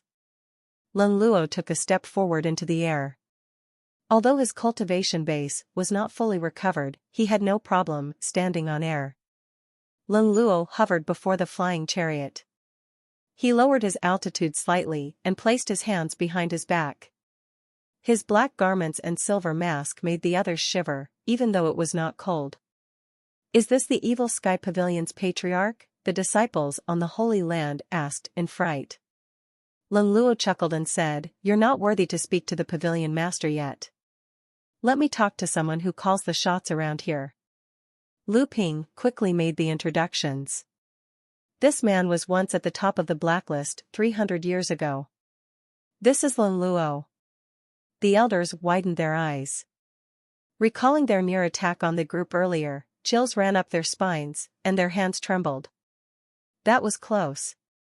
A figure moved swiftly through the air from the second peak, passing through the barriers, the skies, and the towering trees of the Holy Land, and appeared above the Holy Land in an instant. The extreme speed and profound cultivation were evident. The person's face was obscured by a thick beard, and his eyes seemed to glow with flames. The Luo Sect disciples looked at him and cried out, The Grand Elder is here. Greetings, Grand Elder, the disciples bowed. The bearded middle-aged man in long robes was the Luo Sect's Grand Elder, Chunan. Chunan hovered above the Luo Sect disciples, and the first Holy Land of the Luo Sect fell silent. Everyone's eyes were on Chunan. Chunan's gaze was full of vigor. He cupped his fists and said, Luo Sect's Grand Elder Chunan greets Senior Leng. Leng Luo replied, Chunan? It's been a century. I see that you've become the Grand Elder of the Luo Sect. It's but a stroke of luck, Chunan said. I heard of the evil Sky Pavilion's arrival, but I didn't think I was worthy to greet the pavilion master, Chunan said. Very well, Leng Luo said curtly, his deep, raspy voice adding weight to the words.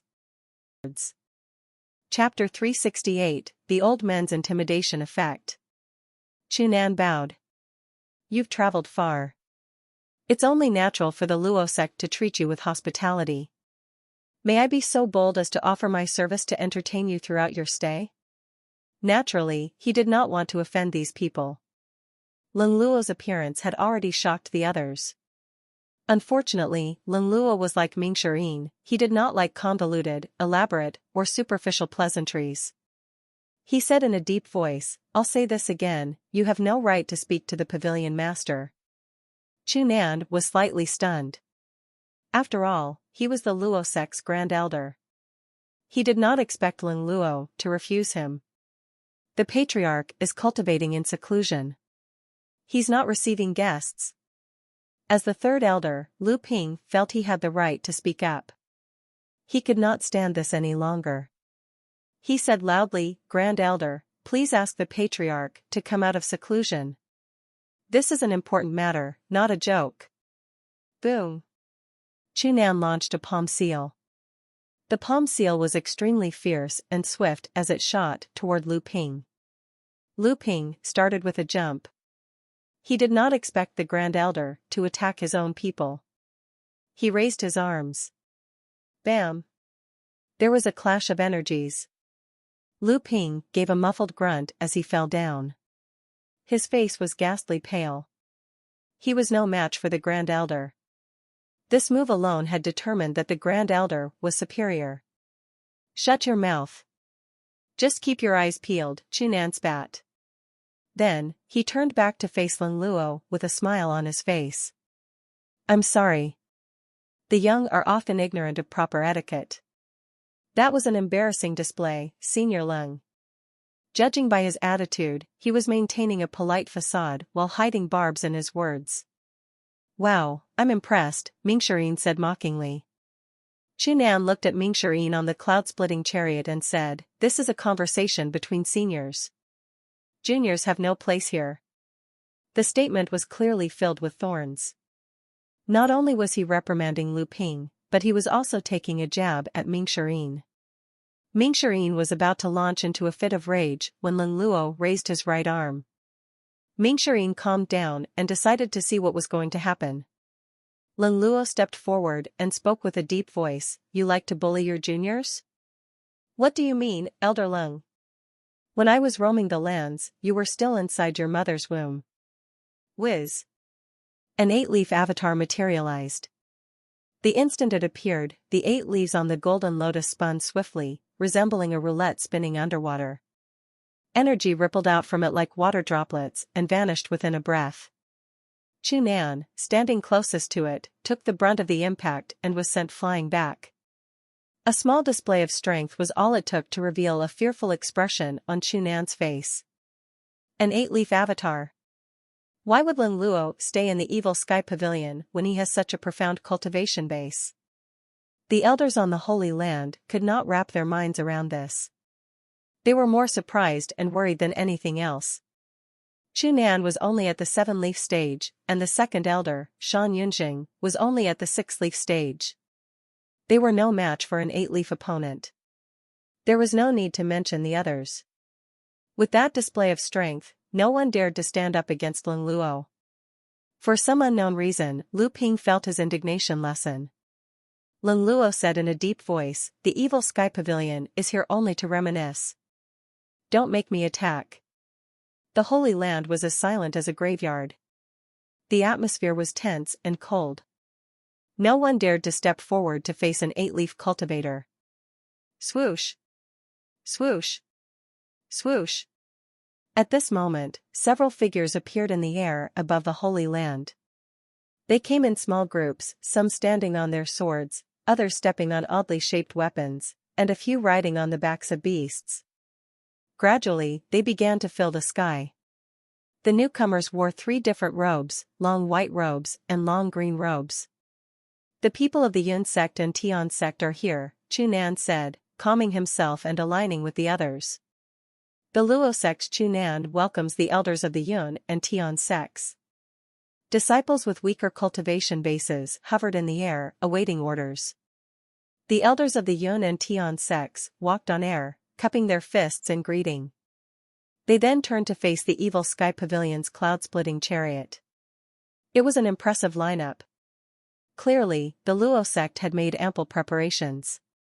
Lu Zhou, on the flying chariot, did not seem worried at all. He only wanted to see Yun Tian Luo. He had expected Yun Tian Luo would not easily show himself. Lung Luo, Pan Lidian, and Hua Wudao were more than enough to handle these people. There was no need for him to do anything. The Deadly Strike card was now sold for 3,000 merit points each. He had 2 cards in his stock, but no matter how he used them, it was a losing deal. He could only use the Heavenly Writing Power 3 times. If they were to fight to the death, the evil sky pavilion would be in a difficult position, as Lin Luo and Pan Litian's cultivation bases were not fully recovered. Therefore, it was best to just intimidate them.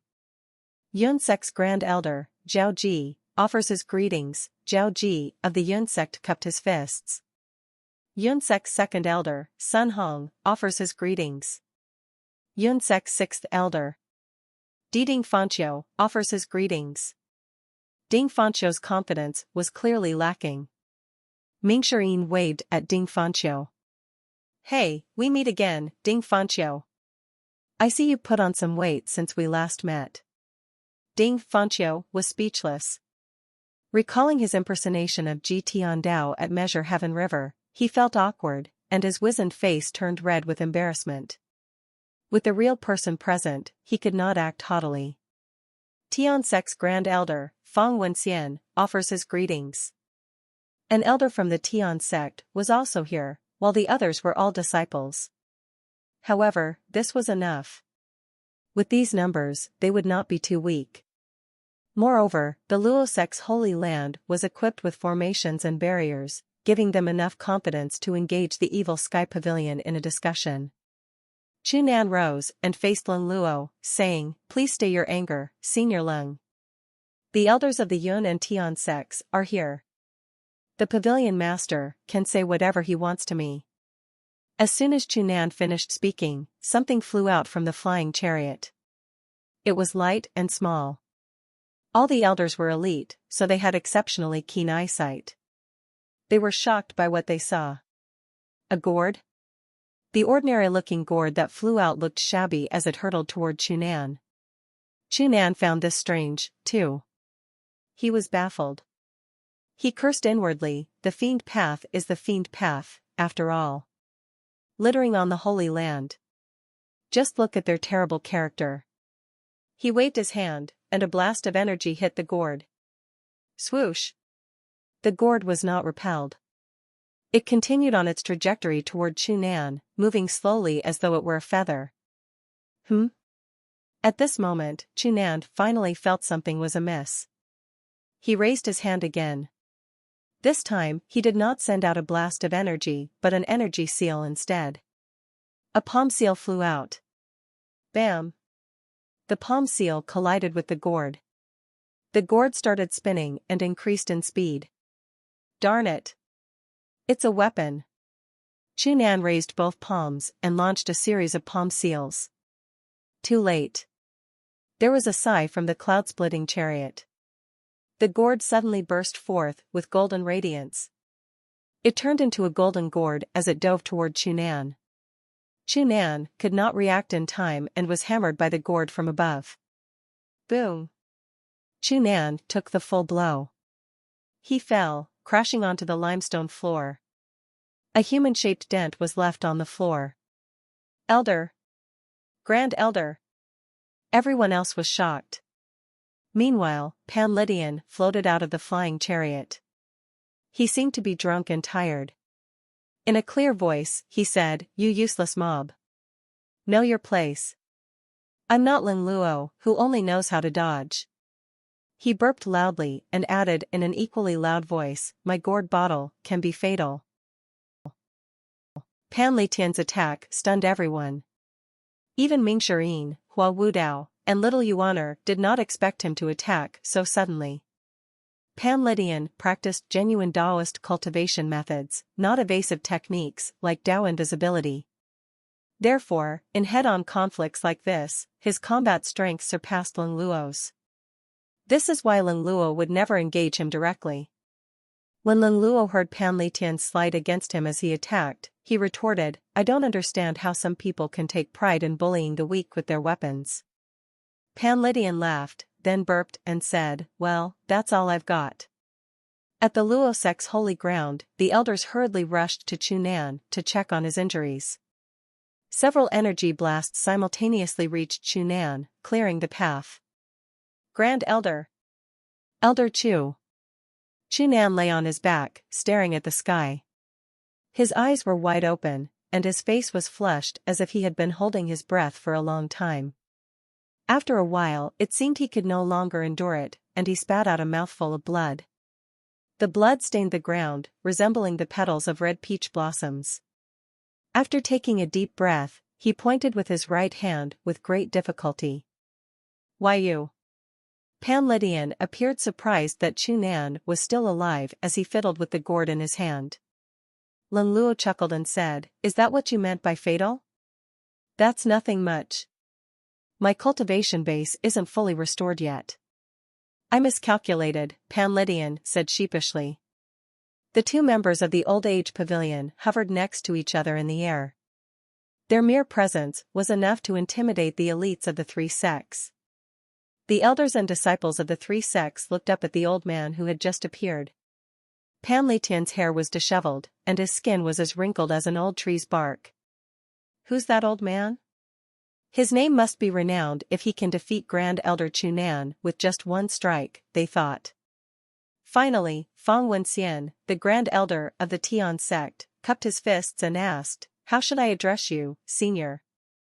Pan Lydian said lazily, "What? Who's trying to ask for my name so they can seek revenge in the future?" Ling Luo shook his head and said, "Pan Lydian, a righteous man should never hide his name, regardless of his actions." "Are you afraid?" As soon as Ling Luo mentioned Pan Lydian's name, a wave of murmur rippled through the crowd, like a pebble thrown into a still lake. The elders huddled together in discussion.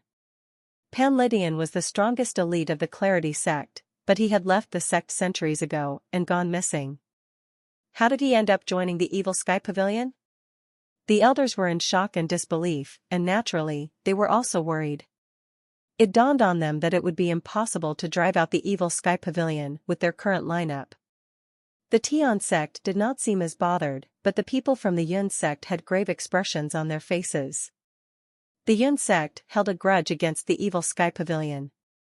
If the evil Sky Pavilion decided to kill them, what could they do? Most importantly, what could they do? Zhao Ji, the Grand Elder of the Yun sect, finally said, "I see, so it's Elder Pan. I don't want to waste words with you. Go and fetch your Patriarch now."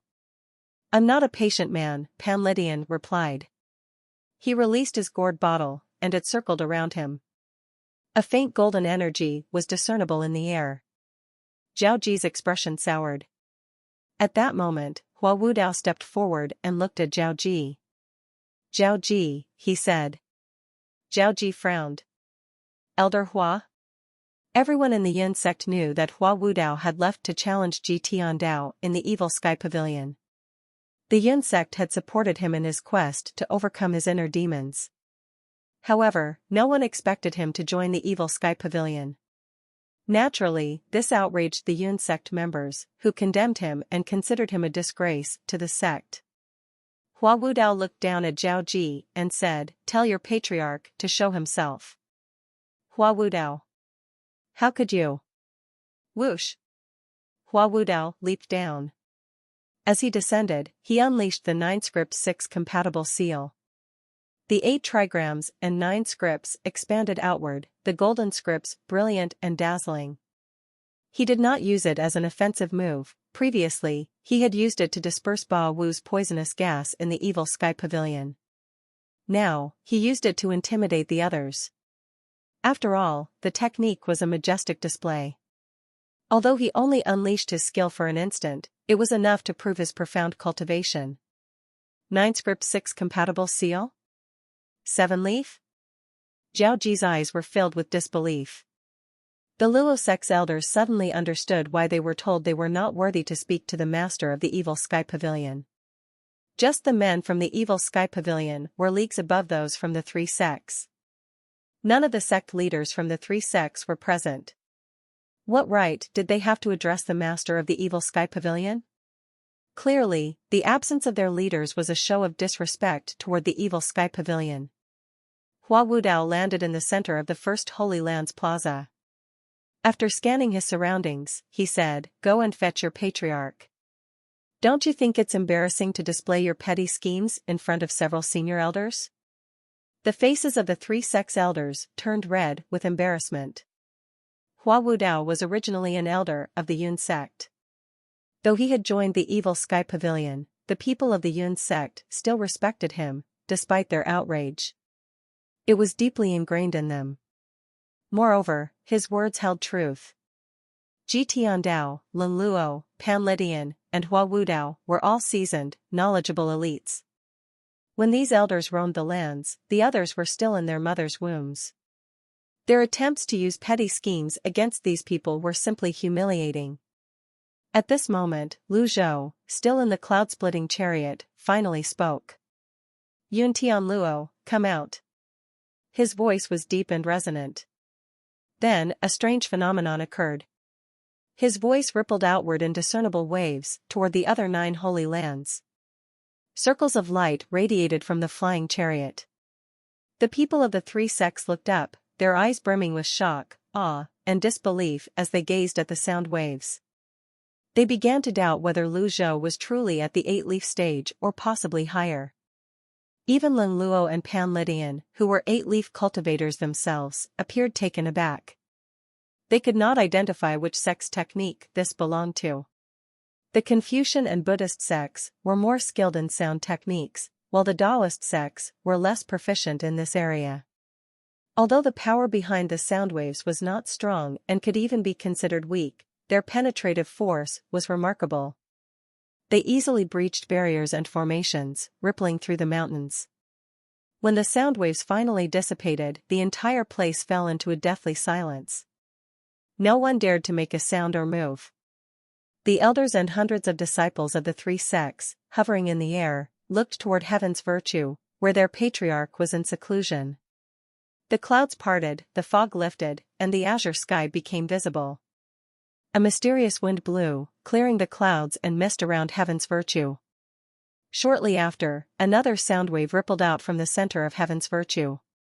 It was deep and powerful, with a hint of annoyance. "Strike your mouths." The people of the three sects assumed this was directed at the evil sky pavilion. They were about to rejoice when they saw the primal chi of the sound wave suddenly condensing into energy. Palm-shaped energies struck the cheeks of everyone from the three sects. "Have mercy, Patriarch! Have mercy, Patriarch!" The disciples of the three sects fell to their knees and cried out in unison. An old man with white hair, dressed in white robes, walked toward them through the air from heaven's virtue. In a single stride, he crossed several hundred feet. With each step, a light circle appeared. In just a few breaths, he arrived in the air above the Luo sect's first holy land. The disciples of the three sects, who were kneeling on the ground, greeted the old man in unison. "Greetings, Patriarch." At that moment, 3 other figures shot toward them in the blink of an eye, arriving with their grand techniques. The 3 figures knelt in the air as soon as they arrived. "Yun Sect's current master, Yun Wuji, pays homage to the Patriarch," one said. "Tian Sect's current master, Nan Gongwei, pays homage to the Patriarch," another stated. "Luo Sect's current master, Feng Yiji, pays homage to the Patriarch," the third declared. The 3 powerful cultivators who appeared were the leaders of the 3 sects. How could they not appear and greet the Patriarch when the disciples of the 3 sects had already done so? The white-clad old man with a foot-long beard, who struck their cheeks from afar, was the Patriarch of the 3 sects, Yun Tian Luo. He was the only one worthy of speaking to Lu Zhou in the 3 sects. Yun Tian Luo waved his arm, and 3 energy seals shot toward Yun Wuji, Nan Gongwei, and Feng Yiji. Smack! Smack! Smack! The energy seals did not miss, and the 3 individuals made no effort to dodge. They took the slap squarely on their faces. Their cheeks burned, and a sour expression could be seen on their faces. Still, there was nothing they could do. Despite their high ranks, they were nothing before the Patriarch. The disciples of the 3 sects were bewildered. They did not understand why the Patriarch would strike their faces. Yun Tian Luo did not even deign to spare them a glance as he said, "How dare you delay in extending your hospitality when such esteemed guests have arrived?" Now, the reason the people from the 3 sects were struck was clear. They began to feel frightened and realized the immense stature of the evil sky pavilion, as even the Patriarch treated them so courteously. "We've made a mistake." The 3 sect leaders simultaneously lowered their heads, filled with regret. Yun Tian Luo stepped forward.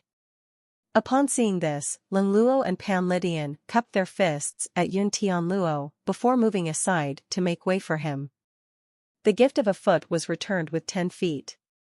Yun Tian Luo raised his eyebrows and said, "Brother Ji, you are an old man now. Why did you come here instead of staying put on your mountain? Yun Tian Luo, you have 1 foot in the grave. If I were to come any later, you might have turned into a pile of bones." Lu Zhou slapped the armrests of his chair and flew out of the flying chariot.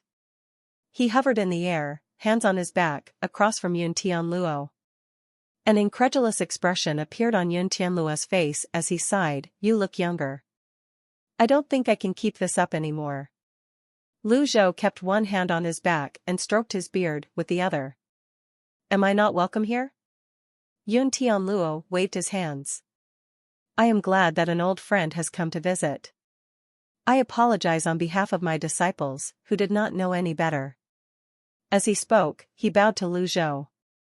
The disciples of the 3 sects were frightened by this display. They had never seen their Patriarch lower his head to anyone before. Naturally, they did not dare to have any opinion about it. "This way." Yun Tian Luo made an inviting gesture. Lu Zhou accepted his offer and descended. Leng Luo and Pan Lydian followed closely behind. "Master, I want to go as well," little Yuan said, eager to descend. She found staying on the flying chariot boring. She quickly alighted from the chariot and flew toward Lu Zhou. Yun Tianluo studied little Yuan for a moment before nodding and praising her. Great talent, great foundations. It's rare to find someone like this. Little Yuan giggled as she flew next to Lu Zhou. Lu Zhou shook his head and said, "You've taught many disciples as well." Yun Tianluo laughed and said candidly, "Alas, they're a far cry from your disciples." "It's just the difference between the noble and fiend paths," Lu Zhou replied. "I think it's the same." When they landed, stone tables and benches were already set up at the center of the Holy Land. The two of them sat across from each other. The others stood behind them at a respectful distance. Yun Tianluo looked at Ling Luo and Pan Lydian, then glanced at Hua Wudao, who was standing further away. He said, "Brother Ji, what brings you here?" The Luo sect disciples served fruits and tea as Lu Zhou and Yun Tianluo spoke. Noticing this, Yun Tianluo waved his hand. Whoosh! The served items flew toward the faces of the Luo sect's disciples. Impudent! The Luo sect disciples fell to their knees immediately, trembling in fear. Yun Tianluo said in a deep voice, "Please forgive this display, Brother Ji. The young ones are not aware of the customs. At their level, food like tea and fruits were no longer suitable to be served." Lu Zhou was not a person who fussed over minor matters. He said, "No matter. I'm here to see you, not to have you discipline your disciples." "You have a point. I'll cut to the chase, then." "Fine by me." The two of them locked eyes. The conversation between two beings of their caliber piqued the curiosity of those around them. They wondered what these two individuals were going to discuss, what could be so important that the two patriarchs had to meet face to face. Ling Luo waved his hand. An energy shield surrounded them, separating them from the crowd. The disciples of the three sects found this disappointing. They could only look on from the outside. Even the sect leaders of the three sects did not receive such treatment. "You have 30 years left before your great limit?" Lu Zhou asked. Yun Tianluo sighed. "Roughly. You seem to have less time than I do, Brother Ji." Although he was cultivating in seclusion, he would occasionally hear news from the cultivation world. Lu Zhou did not deny this.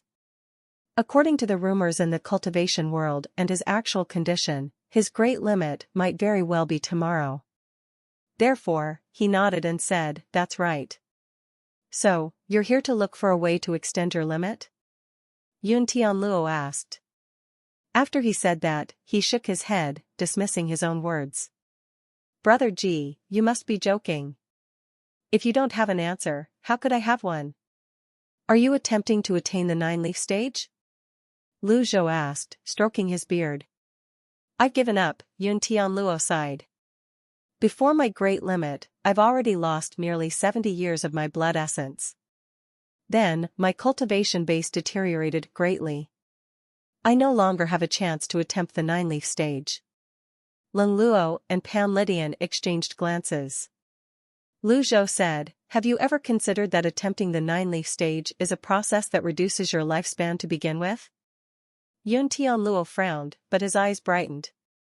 His movements seemed to freeze all of a sudden. He had been fumbling in the dark, trying to find an answer on his own. He had no one to discuss this matter with. If there were anyone under the heavens who stood a chance to attain the 9-leaf stage, it was Ji Tiandao. He was extremely interested in Lu Zhou's opinions and insights. "Have you tried it, Brother Ji?" Lu Zhou stroked his bead and said calmly, "I have. My life depletes rapidly. Perhaps I'll be buried the very next day and turn into a lump of clay. Who knows?" Lu Zhou revealed the thoughts in his mind, mocking himself. Ling Luo and Pan Lydian were shocked by this revelation. As they listened to the two old men, it was as if they had been granted permission to peek through a door into a different world. However, it seemed like nothing but darkness lay behind the door at this moment. Yun Tianluo was slightly stunned. Then, with a sigh, he said, "Don't worry, Brother G. I'll probably follow right behind you." Lu Zhou stroked his beard and nodded, looking at Yun Tianluo expressionlessly. "Are you ready?" "For what?" "Death, of course," Lu Zhou replied bluntly and calmly. Yun Tianluo gazed at Lu Zhou with his eyes, which had witnessed many years pass. The longer he looked, the more he sensed something was off. Finally, he asked, "Aren't you, Brother G?" Both were old men, 1 foot in the grave. Perhaps it wasn't fitting for them to speak of death so flippantly. Yet, the more Yun Tianluo thought about it, the more he realized it was precisely because they were at this point in their lives that they could talk about death this way. Lu Zhou shook his head without a word. Yun Tianluo laughed bitterly, seeming slightly melancholic. He wanted to point out again that Lu Zhou's great limit was approaching sooner than his own. In the end, he asked, "Surely, you're not here just to chat, Brother G?" Lu Zhou nodded. "To be honest, I've come to ask for your insights and experiences when you attempted to reach the 9-leaf stage." Yun Tianluo regarded Lu Zhou with a complex gaze, uncertain why Lu Zhou would suddenly inquire about this. After all, he couldn't compare to Ji Tiandao in this aspect. Everyone knew of the might of the evil Sky Pavilion's master, who had long stood at the threshold of the 9-leaf stage. Finally, he sighed, "If it were possible, I believe you'd be the first to attain the 9-leaf stage, Brother G." "That might not be the case," Lu Zhou replied calmly. "Why do you say that?" "There's bound to be someone more skilled than we are. Nobody can guarantee that there are no experts who decide to hide themselves from the world." Lu Zhou paused, then added with a light tone, "Besides, who said it's impossible?" Yun Tianluo was taken aback. A warm smile appeared on Lu Zhou's weathered face. The truth was often still and intangible, confusing the mind. Although it was not understandable, it did not stop one from seeking it. "A conversation with you trumps poring over books for 10 years, Brother G. I'm enlightened." Yun Tianluo waved his hand, and the shield barrier that Lin Luo had set up earlier dispersed. He looked behind him and said, "Bring me my chess set." The Luo Sect's master, Feng Yizhi, bowed and replied, "At once." A short while later, an exquisite chess set was brought over. Feng Yizhi placed the chess set reverently on the stone table and stood beside Yun Tianluo. "Brother G, since my cultivation base is limited, why don't we have a showdown in a game of chess?" Lu Zhou stroked his beard as he looked at the chess set. In his memories, Ji Tiandao's chess skills were formidable. However, Lu Zhou only knew about the game of Go from his past life, and he had never actually played it. How was he supposed to have a match? After briefly appraising the chess set, it seemed different from ordinary chess sets. There were 19 horizontal and vertical lines, and shallow, thin formation veins were carved onto the chessboard. "Looks like your cultivation base has deteriorated considerably," Lu Zhou said. It was inevitable for a cultivator to lose his cultivation base when his great limit was near. It was quite impossible for Yun Tianluo to best Lu Zhou in a contest of cultivation bases. Yun Tianluo nodded. "I thought you'd suffer the same fate. I'm surprised to see you're doing far better than I expected." They were not fools. Both had lived for nearly a millennium, and Yun Tianluo could see that Lu Zhou was full of vigor. Once someone has enough experience and knowledge, they develop a keen eye for observation. "Shall we?" Yun Tianluo picked a black stone. "Are we going to decide who picks which color and who goes first?" Lu Zhou glanced at the stones. "You're older than me, Brother G. Surely, you won't mind?" As Yun Tianluo spoke, he placed the stone on the upper left corner. Along the intersecting formation veins, golden energy flowed and shone. The formation veins on the chessboard were activated by the stone. Lu Zhou understood that there was something else behind the chessboard. The power flowed along the formation veins. At this moment, Lu Zhou picked a white stone and placed it on the lower right corner. Thud. The stones faced each other. The Holy Land glowed at this moment.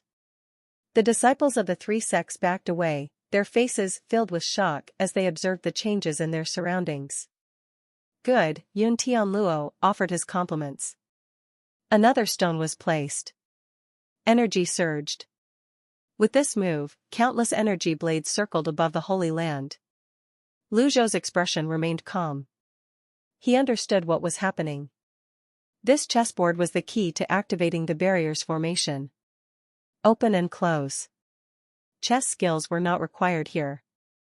The important thing was to figure out how to break the formation.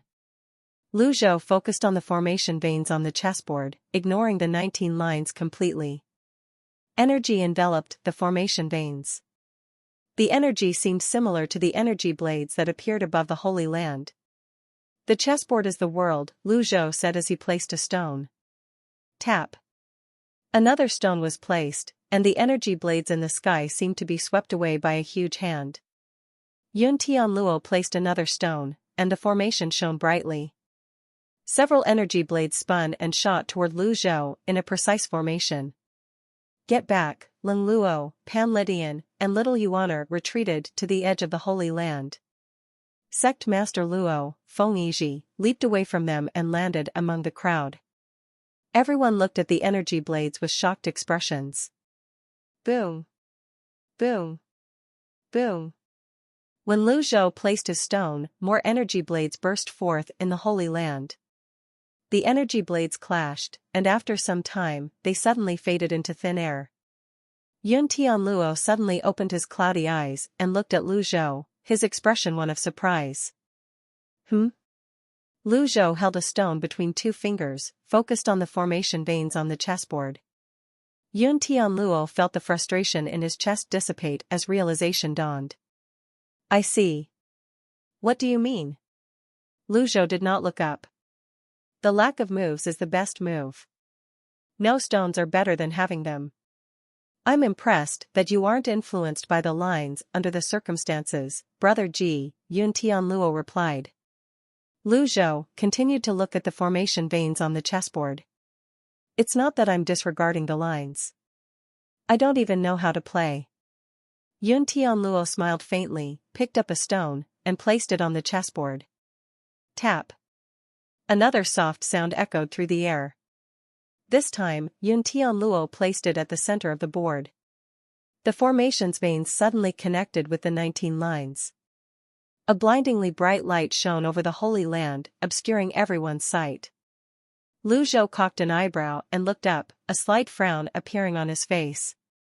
Yun Tianluo seemed to have disappeared, replaced by a peculiar sight. A young man was swiftly growing, his emotions, joy, anger, sadness, happiness, tough times, and good times, playing out before Lu Zhou's eyes. The young man was cultivating with great diligence. This was Yun Tianluo's consciousness. Lu Zhou had once guessed that his lost memories had been sealed inside the crystal using similar methods. He confirmed this from Shangrong. Did Yun Tianluo attach his consciousness to the chessboard while attempting the 9-leaf stage? The scene changed. The sun and moon crossed the sky, night and day alternating. Yun Tianluo sat in a world teeming with energy.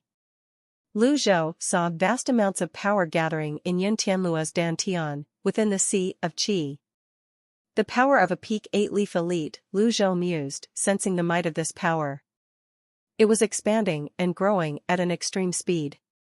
Was this the process of attempting the 9-leaf stage? Lu Zhou noticed that the golden lotus beneath Yun Tianluo behaved like a vortex, secretly absorbing the power. Only 100 tribulations inside Avatar could produce a golden lotus, which acted like the roots of a tree, providing power for the leaves to grow. However, at this moment, the golden lotus was absorbing power. Yun Tianluo did not seem to notice this. Lu Zhou found this hard to believe. He wondered, is this the reason his cultivation base deteriorated? Whiz. The power dispersed, the golden lotus vanished, and the surroundings returned to their original state. Yun Tianlu held a black stone between his fingers, his arms suspended above the chessboard. Lu Zhou mirrored his posture. They looked into each other's eyes. Lu Zhou did not place his stone on the chessboard. Instead, he looked at Yun Tianluo, who sat opposite him. His eyes seemed devoid of emotion. It was quiet and still. The disciples of the three sects only saw that the two old men were engaged in a game of chess. When the energy blades in the sky vanished, they noticed the two maintaining their strange posture for a long time. This continued for an extended period. They saw Yun Tianluo's index and middle fingers begin to tremble. The black stone between his fingers slipped and fell onto the chessboard. Clack! The formation veins on the chessboard dimmed, and the golden radiance faded. The stones on the chessboard seemed to be eroded by the wind. The 19 lines were still clearly visible, but the formation veins had vanished. Patriarch. When Feng Zhi, the sect master of Luo sect, saw this, he was so anxious that he wanted to rush to his patriarch's side. Yun Tianluo said tonelessly, "Nan Gongwei." Patriarch? Deal with anyone who dares to approach us with the heaviest punishment of the three sects, Yun Tianluo said. Nan Gongwei was taken aback and confused, but he bowed and said, "As you command." Nan Gongwei positioned himself in front of the old men. The disciples of the three sects and Elder Yu could only stop in their tracks. They sighed and shook their heads. Yun Tianluo looked at Lu Zhou and said, "I've lost." He shook his head slightly. His mental state seemed to have deteriorated compared to before. "I had two reasons for having a game of chess with you. First, it was to spar with you, Brother Ji. However, you weren't affected by the 19 lines at all. Second, I hope I can see what is sealed in the chessboard. There are many things I can't remember clearly anymore.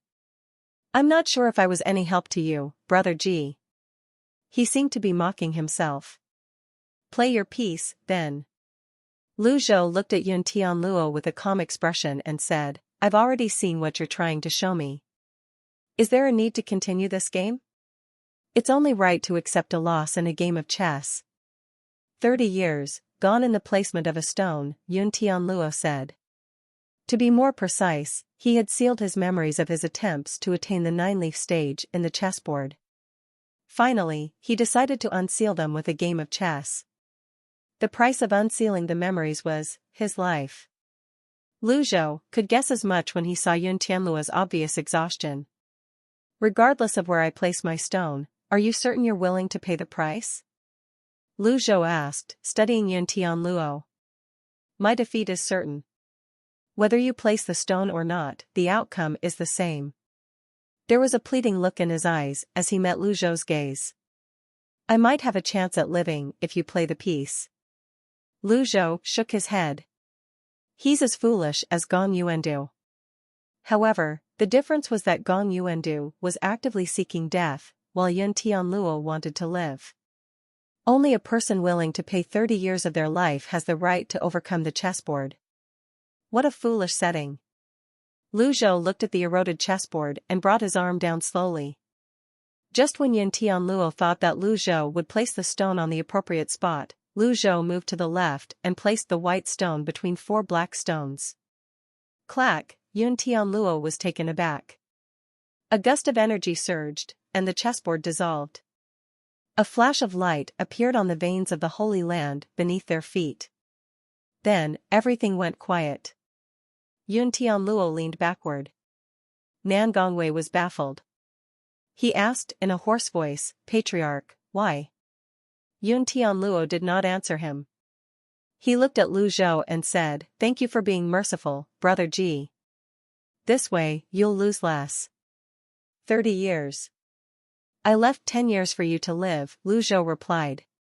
He could clearly sense that much of Yun Tianluo's life had been taken by the veins of the chessboard. For the disciples of the three sects, only half a day had passed. However, for Yun Tianluo, 20 years had gone by in the blink of an eye. "I didn't expect you to make this move, Brother Ji." Yun Tianluo was slightly moved. He could not understand why Ji Tiandao, who was older than himself, would give up a stone like that. After a moment's silence, Yun Tianluo looked at Lu Zhou and said, "Can you tell me what you saw, Brother Ji?" Lu Zhou sighed and said, "I'm not entirely sure." Yun Tianluo nodded. There aren't many capable of reaching the peak 8-leaf stage, to begin with. It's true that nothing can be confirmed with my experience alone. Since you've tried it, Brother G, do you have any recollections or insights? I can't recall them clearly, Lu Zhou answered frankly. Perhaps all cultivators would face this eventually. When their powers were at their peak, nobody could clearly see the changes in their golden lotuses. Even so, Lu Zhou managed to get a good glimpse of what happened as a bystander. Who would have guessed that things would turn out this way? Lu Zhou had no intention of telling another soul about what he saw. Yun Tianluo nodded. He looked more lifeless by the second. The loss of 20 years naturally took a toll on his condition. Patriarch. This time even Nangong Wei, the sect leader of the Tian sect, could no longer restrain himself. He rushed over and supported Yun Tianluo. Yun Tianluo frowned and shouted, "Who gave you permission to come here?" Lu Zhou raised a hand. "It's all right. At the very least, these people had a conscience." When Nangong Wei supported Yun Tianluo, a shocked expression appeared on his face as he said, "Patriarch, your lifespan?" He was frightened to the core when he sensed the lifespan that had drained out of Yun Tianluo. He shifted his gaze to the stone table in front of him. The eroded chessboard looked different now. "Senior G. Why do you have to be so overbearing?" Nangong Wei could not understand why Lu Zhou insisted on unsealing the chessboard. The price of 20 years might be nothing for other cultivators, but it was extremely precious for Yun Tianluo. Lu Zhou stood up slowly. He placed one hand on his back and stroked his beard with the other. He ignored Nangong Wei. Yun Tianluo's condition was worsening. He lifted his hand slowly and grabbed Nangong Wei's arm. He said, "Don't be rude. Patriarch, but it has come to this." Suddenly, a sword's radiance shot toward them from the skies above the Holy Land. Energy blades filled the sky. A figure was faintly discernible among the energy blades. "I want my junior brother's life back." The disciples of the three sects inhaled deeply. They stared at the Sword Path elite who began his attack with a grand technique. "The first seat of the Yun sect sword altar, Sword Saint Luo Shursan," someone exclaimed. Sword Saint Luo Shursan. Surrounded by thousands of energy blades, he dove toward the Holy Land, swords in hand. He flew parallel to the ground, his sword aimed at Lu Zhou's face. Was he really going to attack the master of the evil sky pavilion here in the middle of the Holy Land? His sword slashed through the air as he attacked with all his might. "Master!" Little Yuaner and Mingshi exclaimed in unison. Leng Luo and Pan Lydian frowned. What they did not expect was that Lu Zhou remained unmoving, one hand still resting on his back as he stroked his beard. Swoosh! The thousands of energy blades converged with the sword in Luo Shursan's hand, aiming for Lu Zhou's forehead. To gain the power to silence everything, to maintain and manifest samadhi. Like light and shadow, permeating everywhere while remaining still in samadhi. This was the heavenly writing's power. Lu Zhou raised his right arm. Faint blue energy swirled around his fingers. Smack! Lu Zhou's expression remained indifferent as he caught Luo Shursan's blade between his index and middle fingers. The thousands of energy blades dispersed at once. Everyone was shocked. How was this possible? Lu Zhou twisted his fingers. Only. Bang! The sword snapped. With fluid motions, Lu Zhou struck Luo Shursan's chest with his palm. Lu Zhou stood on the Holy Land, channeling blue energy into the ground. A faintly blooming blue lotus could be seen. Luo Shursan seemed to have lost his ability to think, forgetting all about attacking. The palm strike landed. There was another bang, and Luo Shursan reeled back before falling to the ground. Thump! He crashed headfirst into the ground like a wild dog eating poop. His broken sword fell from the sky, both halves landing before him. The Luo sect's 10 holy lands rose into the clouds. The roar of the mountain winds could easily disturb meditating cultivators. The smooth, round barrier was the best way to block out the noise. Usually, the First Holy Land was quiet, with few people around. However, at this moment, the silence was eerie. The disciples of the three sects held their breaths, looking at Sword Saint Luo Shursan with incredulity. He had been repelled by the evil Sky Pavilion's master with a single palm strike. Luo Shursan was an elite of the Sword Altar, one of the 8 altars of the Yun sect. They called him the Sword Saint, Luo Shursan. Luo Shursan was not dead, but he felt as if he had been hit by a sledgehammer in the chest. His innards ached, and it was an understatement to say he was in agony. He tried his best to suppress his surging blood essence. A grand nascent divinity tribulation realm elite like himself was sprawled on the ground, struggling to even sit up. No one came to help him, stunned by Lu Zhou's precise and incredibly strong palm strike. The same was true for the elders, sect masters, and Yun Tianluo himself. Even Lin Luo and Pan Lydian, who stood close behind Lu Zhou, were bewildered. How did Lu Zhou manage to unleash such a powerful palm strike? There was a brief moment of silence. Finally, Luo Shursan could no longer suppress his surging blood essence. His face flushed with effort, and with a muffled grunt, he spat out a mouthful of blood. Senior Luo! Elder Luo! The Yun sect disciples cried out in worry. The other Yun sect elders regarded the evil Sky Pavilion's master with fear. A single palm strike was all it took to defeat the Sword Altar's first seat. Just how skilled and powerful was this old villain? The Earth-grade sword was as fragile as paper in Lu Zhou's hands. Yun Tianluo rose to his feet, pushing Feng Yizhi, who had been supporting him, away. He pointed at Luo Shursan and said, "Are you trying to rebel?" Luo Shursan felt as if someone had just doused him with a pail of cold water. His hatred vanished instantly. Patriarch? Who gave you the nerve to try and assassinate my distinguished guest? Yun Tianluo asked. Lu Zhou stroked his beard and spoke indifferently. You want to avenge the sword freak Luo Chongqing? Yes, Luo Shursan replied unhesitatingly. If it weren't for Yun Tianluo, I would have taken your life with that single strike, Lu Zhou said honestly. The catching of the sword and the palm strike had used up 1/3 of Lu Zhou's ordinary power. Naturally, he could have used more than half of his capacity to kill Luo Shursan. However, he did not do that. Yun Tianluo had sacrificed 20 years of his own life to show him the memories of his attempt to attain the 9-leaf stage. It was the least Lu Zhou could do to repay him. How could my brother die in vain?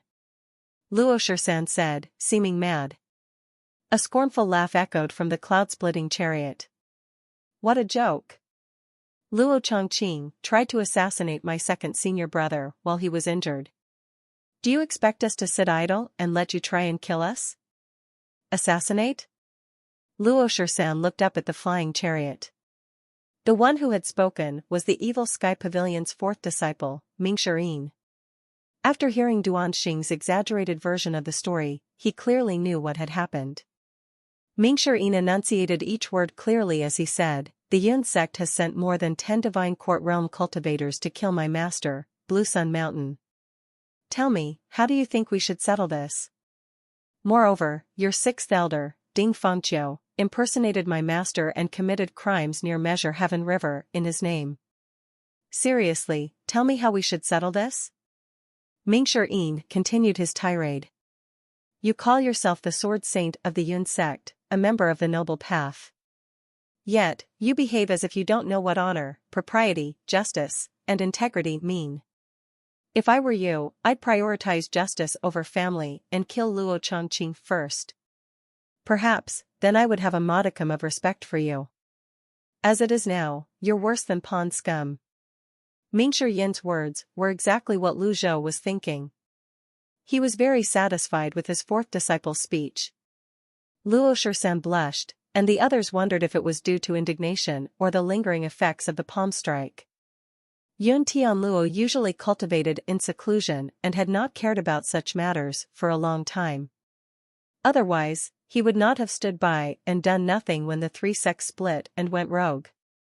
Yun Tianluo swept his gaze across the 3 sect masters. Is this true? The Yun sect master, Yun Wuji, kneeled and lowered his head. Patriarch, I can explain this. Regarding Ding Fengqiu, I've already sent our special envoy, Li Yundao, to apologize to the evil Sky Pavilion and offered a sable magnolia as compensation. That score has been settled. As for the attack on the senior and the assassination of Mr. Second of the evil Sky Pavilion, the Yun sect admits to this crime and has no one to blame. Ming Shirin smiled and said, that's more like it. However, I have to correct you. My master killed Luo Chongqing in self-defense. Ultimately, you were the ones who were wrong. Logically, the Yun sect should be apologizing to my master. The disciples of the three sects looked up at the cloud-splitting chariot simultaneously. His words sounded strange, yet there was no flaw in his logic. It was like a brigand who tried to kill someone with a saber but was killed himself. Who could he blame? Ming Shiyin's words left Luo Shisan struggling for a retort. However, it was not over yet. Luo Shisan, you're the only person my second senior brother spared. Given your understanding of him, do you think he would do something so despicable? Luo Shisan was left speechless again. Although he had not had many encounters with Yu Shangrong, he was certain that Yu Shangrong was not a mean and petty man. On the other hand, it was likely that his junior brother, Luo Chongqing, committed those acts. He knew his junior brother well. His junior brother had no qualms about resorting to despicable means to achieve his goals. Yun Tianluo nodded slowly. He had basically understood the series of events. His eyes darkened as he said, Yun Wuji. Patriarch? Come here. Yun Tianluo seemed a bit stiff and unnatural, as though he felt suffocated in his chest. Yun Wuji did not know what the Patriarch wanted, but he still obediently did as he was told. Yun Tianlu suddenly raised his hand and struck Yun Wuji across the cheek. There was no mercy in this blow, and it was even supported by a weak surge of energy. Smack. The sound was loud and forceful. The slap was firm, and the sight of Yun Wuji's face swelled immediately. Go, Yun Tianlu said, kowtow to Brother Ji and apologize. Yun Wuji was stunned. Ming Shirin found this display amusing. He wondered that slap must be all the patriarch of the three sects is capable of now that his cultivation base has deteriorated so much. Lu Zhou sighed slightly. At Yun Tianlu's age, he no longer served as a powerful deterrent. The three sects were already separated and operated independently. This reminded Lu Zhou of Ji Tiandao or his current self. At their age, all they could do was slap people across the face. In the end, he said, there's no need for that. I've always been reasonable. On account of Yun Tianlu, I won't hold this against the Yun sect. However, if you do this again, Lu Zhou trailed off, leaving the rest of the unsaid words to the other's imagination. This made the Yun sect's people tremble. Lu Zhou mused, it's better to quit while you're ahead in these situations. A complete fallout won't do any good. Besides, if kneeling and apologizing were useful, why would a fist be needed? Moreover, it wouldn't help improve his cultivation base in any way. What he did not expect was for Yun Tianlu to be moved by this gesture. Yun Tianlu bowed and said, I thank you on behalf of the three sects, Brother Ji. Lu Zhou waved his sleeve and replied without changing his expression, it's nothing. After saying this, Lu Zhou turned around and walked through the air toward the cloud-splitting chariot. Nobody stopped him. Nobody even dared to breathe loudly. The intimidating pressure from the members of the Old Age Pavilion was enough to make the three sects freeze. Lu Zhou returned to the flying chariot. Ming Shirin began to flatter him. That was amazing, Master. The Luo sect's Lu Ping also boarded the flying chariot. He said, I'll see everyone off. The others were speechless. It seemed as if Lu Ping was disregarding the Luo sect.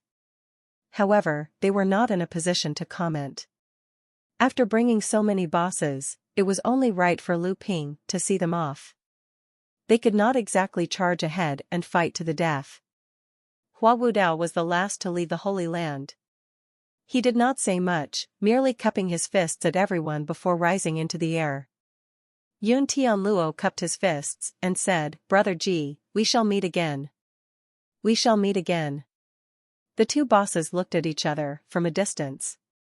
At this moment, Lu Ping replaced Ming Shirin and took the helm. The cloud-splitting chariot passed through the barriers via another route. Eventually, the chariot vanished into the horizon. The disciples of the three sects felt relieved. Patriarch Yin Tianluo shook his head with a sigh. Nan Gongwei, Yun Wuji, Feng Yizhi. The sect masters were startled. They hurriedly went up to their patriarch and fell to their knees. The other disciples dared not say anything, merely standing respectfully to the side. "Are my words meaningless now?" Yun Tianluo asked. "Never, Patriarch," Nan Gongwei said. "Do you know what was sealed within that chessboard?" Yun Tianluo's voice was now gentle. The three of them shook their heads. Yun Tianluo looked at them and could not help but shake his head. "I don't know," Nan Gongwei admitted. He had been watching as the two of them played the match. He saw the energy blades in the sky and the brightness of the veins on the ground. He merely thought it was an exchange of ordinary skills and did not consider it anything special. Yun Tianlu shook his head again. He looked at the three sect masters and sighed heavily. "This is the reason I'm not passing the chessboard to you. The thing sealed within is my secret of attempting the nine-leaf stage." Patriarch Nan Gongwei, Yun Wuji, and Feng Yizhi cried out in unison, shuddering. They prostrated themselves and kowtowed. How could they not be stunned that their patriarch had given such an important thing to an outsider instead of the three sects? Imagine the thoughts swirling in their minds. Why? Nan Gongwei rose to his feet abruptly, his gaze complicated. "Because, you are not worthy." Yun Tianluo waved his sleeve and turned around. He looked energetic, as though a surge of strength had renewed him before his death. "Throughout the years I've spent in seclusion, I've been thinking about what went wrong. I considered everything I could think of and even sealed my memories. After a millennium of fussing, I suddenly understood something in an instant." He paused slightly before continuing, "Difficult questions should be solved by intelligent men." Many cultivators disliked sharing their insights and experiences of breakthroughs with others. Often, the cultivation notes of great cultivators were more precious than high-tier cultivation methods. However, Yun Tianluo had been enlightened. It was extremely simple. Since he could achieve the breakthrough, why should he hoard his knowledge instead of giving it to someone who might have a chance? Just as Brother Ji said, who says everything is absolute?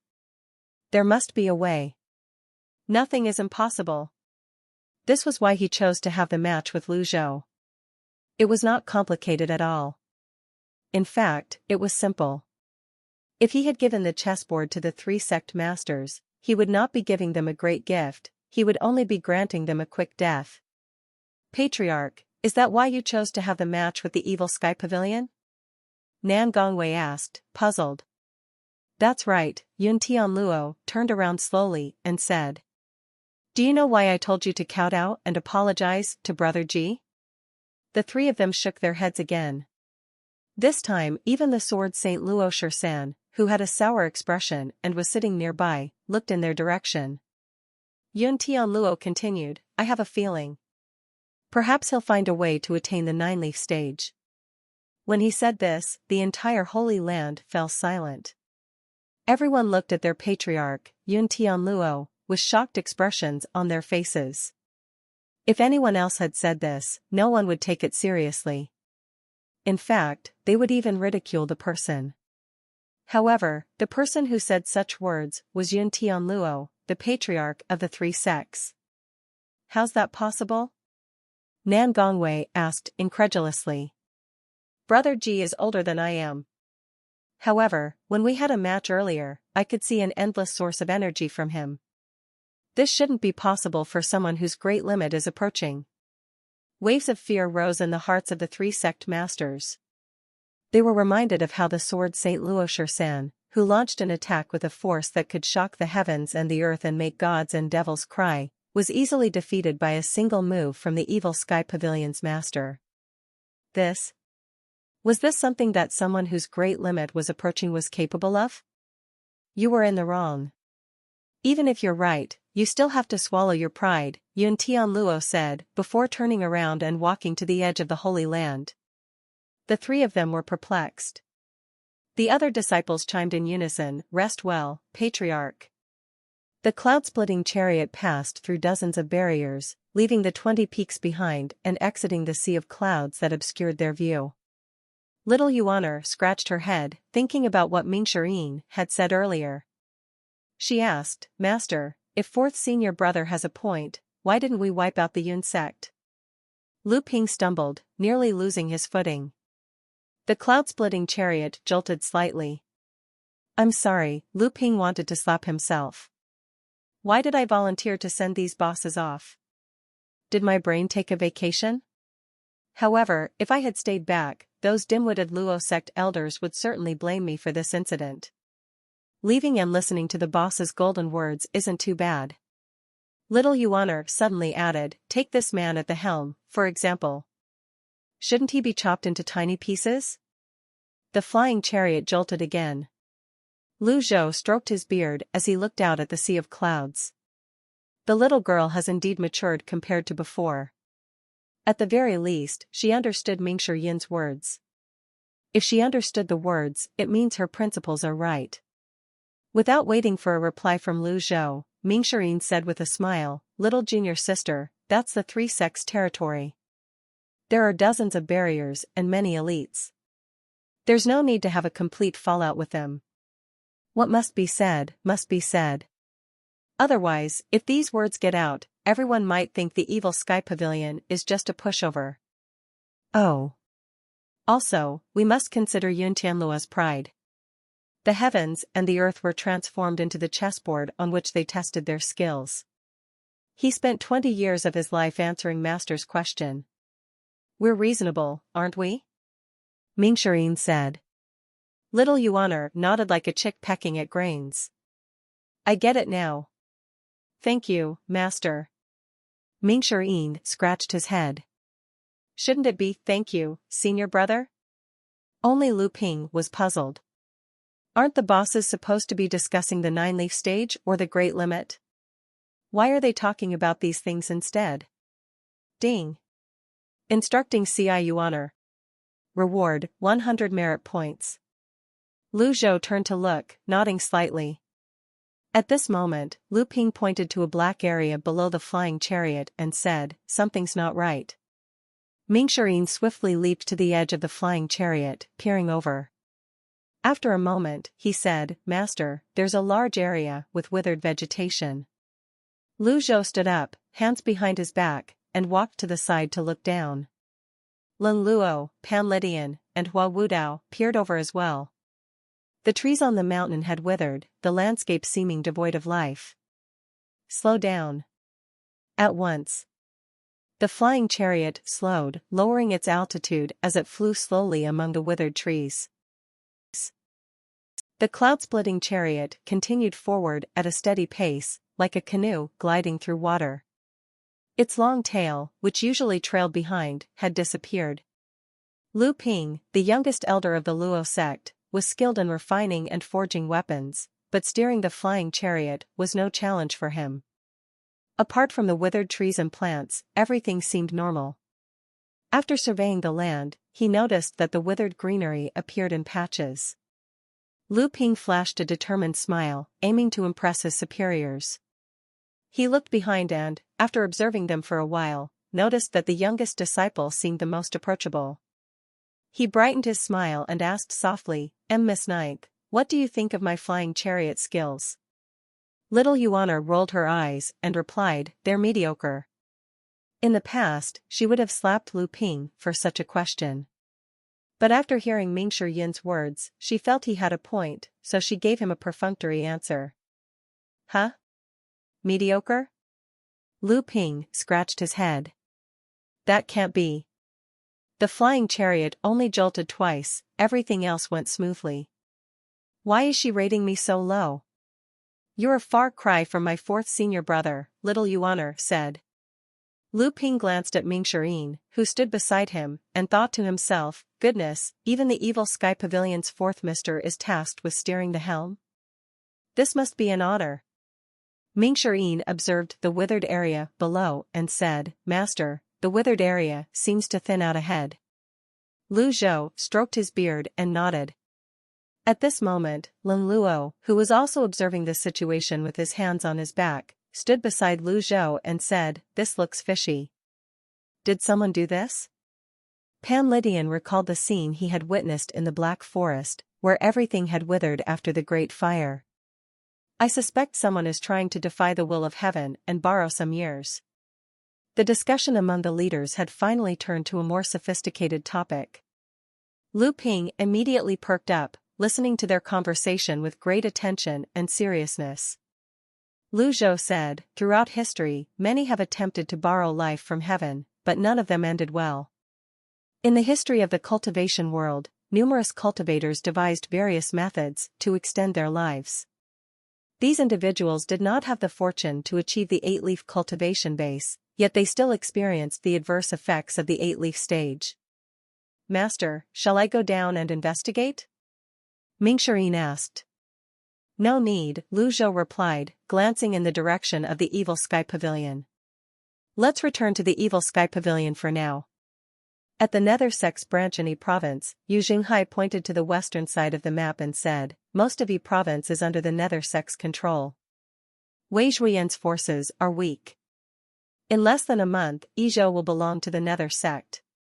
Si Wuya added, Wei Zhuyan was ordered to quell the disturbance, but it's a shame he isn't the real commander-in-chief of the three armies. However, we must be cautious about Li Jingyi. You make a good point, junior brother. This Li Jingyi has acted twice.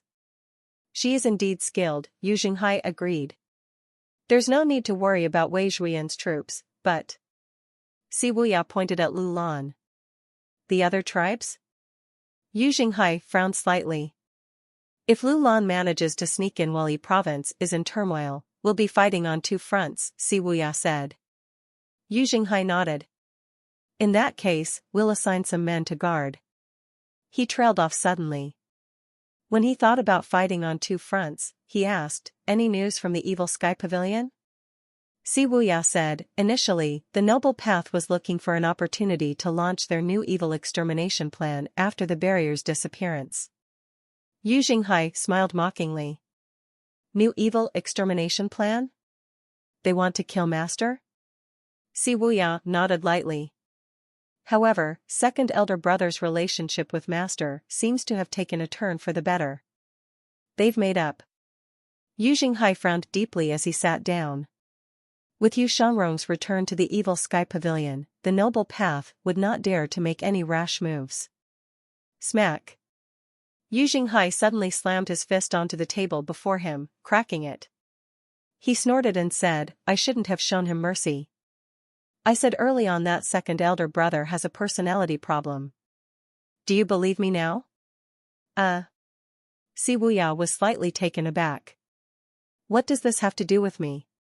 Then, he said, second elder brother has made a hit list. It contains the names of the people who attacked Golden Court Mountain back then. Anyone whose name is on the list will have their soul reaped by the sword. Yu Jinghai disapproved. He's bound to lose with that attitude of his.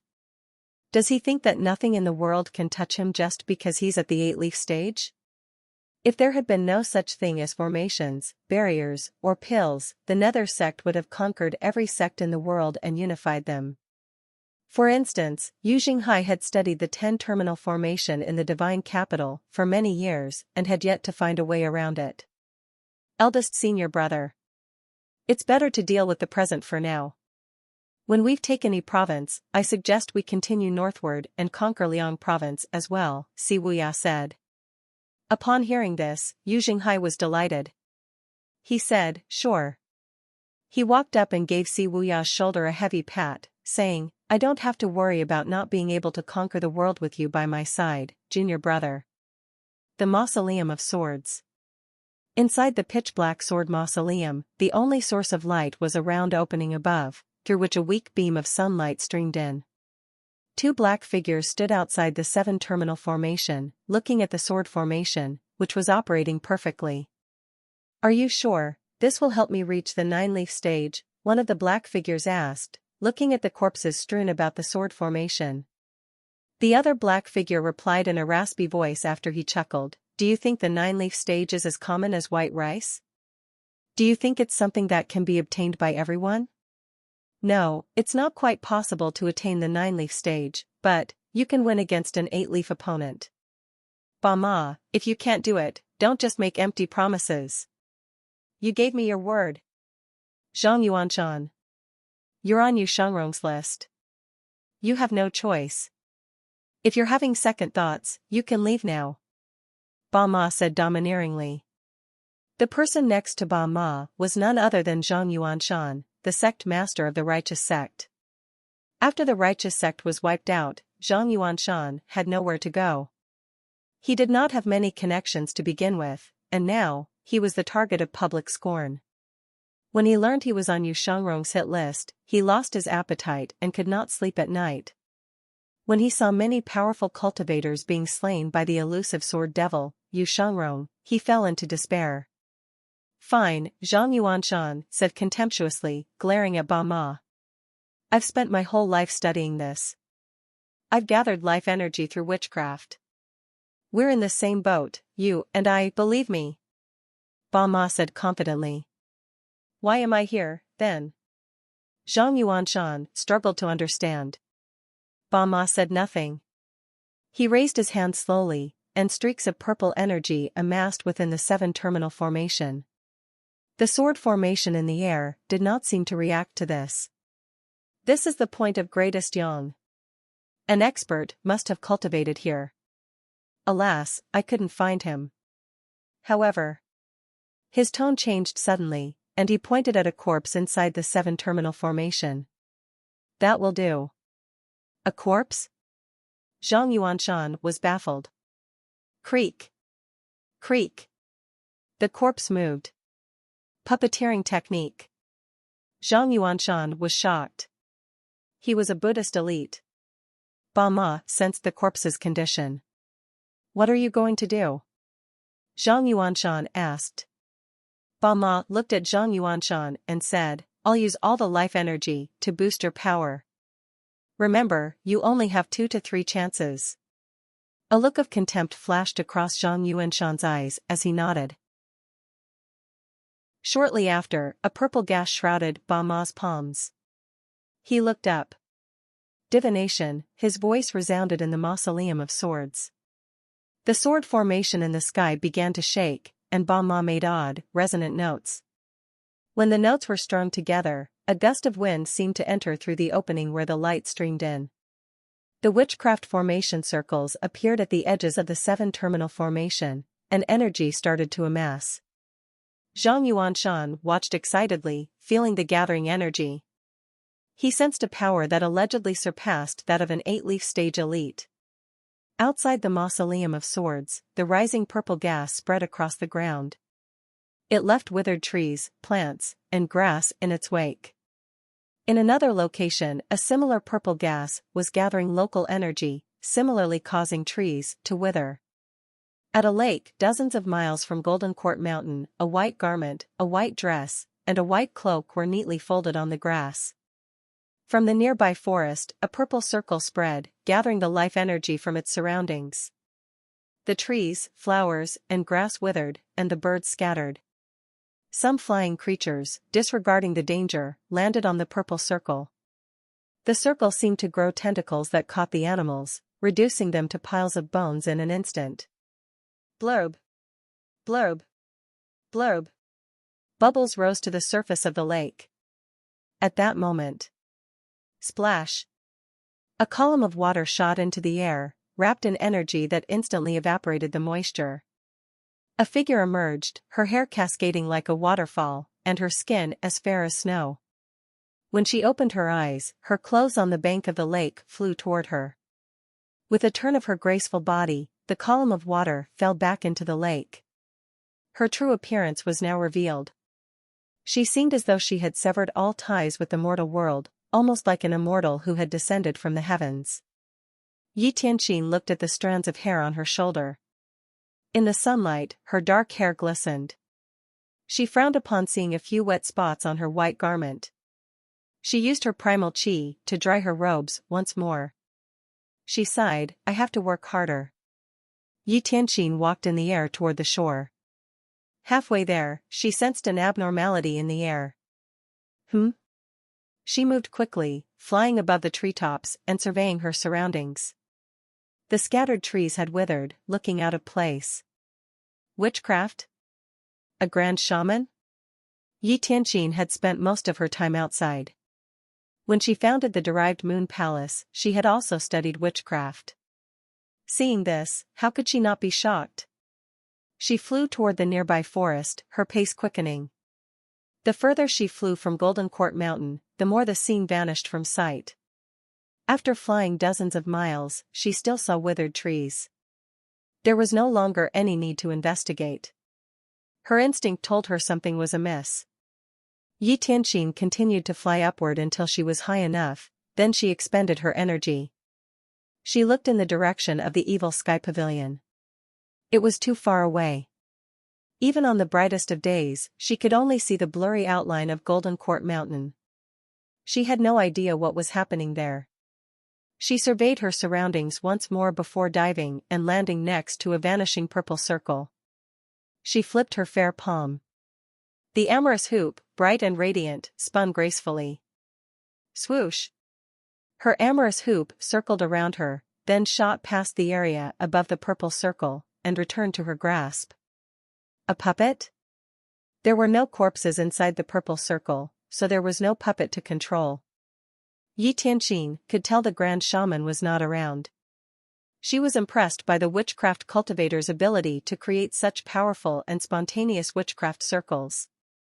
After muttering to herself for a while, Tianxin rose into the air. She hovered in midair. Someone's there. Tianxin saw a tightly packed flying formation in the distance and felt a shock of surprise. Instead of retreating, she flew toward the group.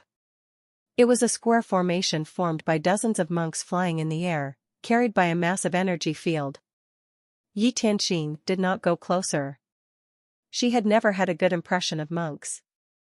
Just as she was about to leave using her grand technique, a monk projected his voice. Female benefactor, please stay. Tianxin frowned slightly and asked, what is the matter?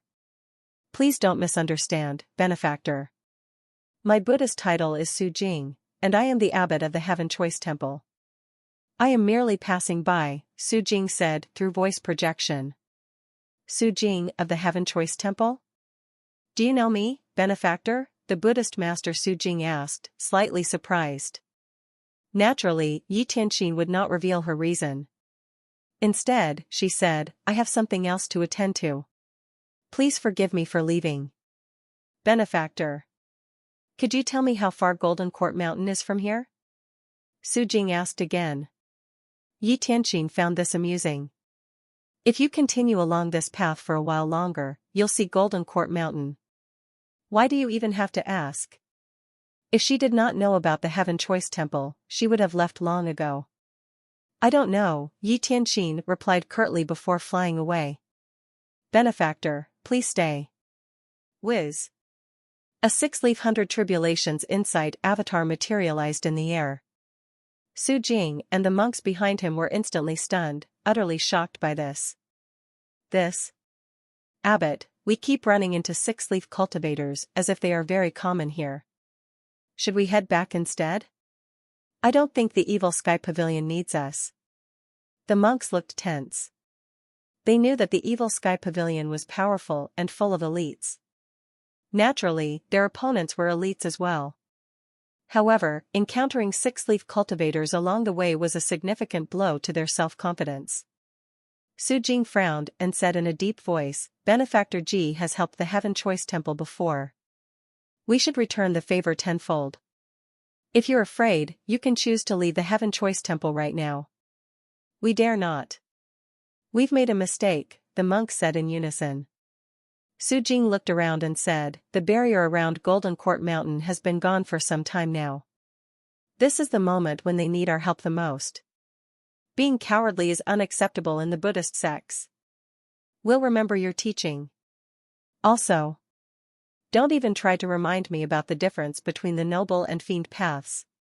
When Su Jing said this, his energy rippled out. Understood, the disciples spoke in unison, Ba. Half a day later. Inside the grand hall of the Evil Sky Pavilion. Lu Zhou looked at his remaining points on the dashboard. Merit points, 3,700. He could afford to purchase one Deadly Strike card with this amount.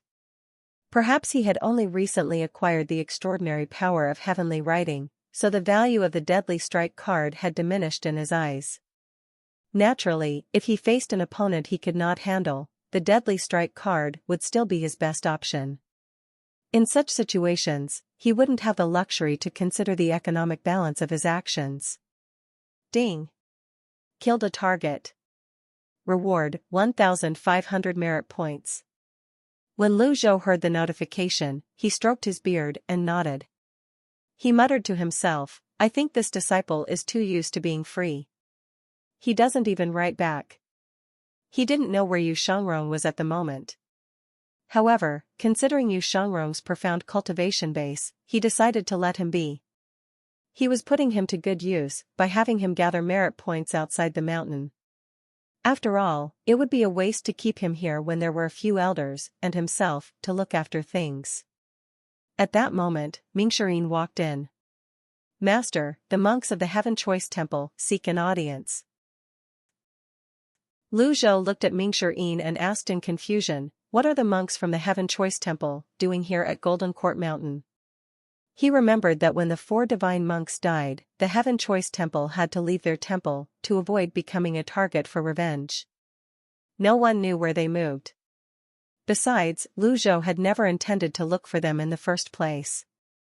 After the incident with the Temple of Great Emptiness, the Heaven Choice Temple had lost much of its former glory. The only elite remaining was Buddhist Master Su Jing, who had no choice but to lead his disciples into seclusion. Mingxirin shook his head and said, I don't know, Master. At that moment, Zhu Honggong, Old 8th, appeared at the entrance to the Great Hall, waving his boxing gloves. He was about to kneel and greet Lu Zhou when Mingxirin frowned and said, Old 8th, enough of your antics. Come in right now. Zhu Honggong chuckled sheepishly before running in. Greetings, Master. What's the matter? Lu Zhou asked. Zhu Honggong bowed and said, Zhou Jifeng told me that some people from the Heaven Choice Temple are here. I just came to have a look. Lu Zhou said, what does the arrival of the people from the Heaven Choice Temple have to do with you? Zhu Honggong instinctively pressed a hand to his chest. Seeing this, Mingxirin smiled knowingly. You're worried that they're here for your Zen tunic? Zhu Honggong was slightly embarrassed at being seen through. Mingxirin added, do you even know where you are? Even if you gave them the courage of 10 lions, they wouldn't dare to touch you. You have a point, 4th senior brother. At that moment, Pan Zhong led Buddhist Master Su Jing and the other monks into the Great Hall. Su Jing straightened his palm, and the dozens of monks behind him joined their palms and bowed. Ba. Greetings, dear benefactors. Lu Zhou looked at the other monks and said, one doesn't visit a temple without a cause. What brings you to the Evil Sky Pavilion today? Su Jing replied, to return a favor. His answer was short and to the point. Zhu Honggong scratched his head. Return a favor? Abbot Su Jing spoke slowly, Ba. I pray that I may share my good fortunes with everyone, keep them from harm, and repent for our sins in this life and in past lives. Hold on. Mingxirin waved his hand irritably. Spare us the sermon. I assume you're really here to return the favor. Buddhist Master Su Jing stopped chanting the sutra. Lu Zhou stroked his beard and nodded. I don't understand it either. Su Jing did not find this awkward at all. He said, I heard that Golden Court Mountain's barrier has been gone for a long time now.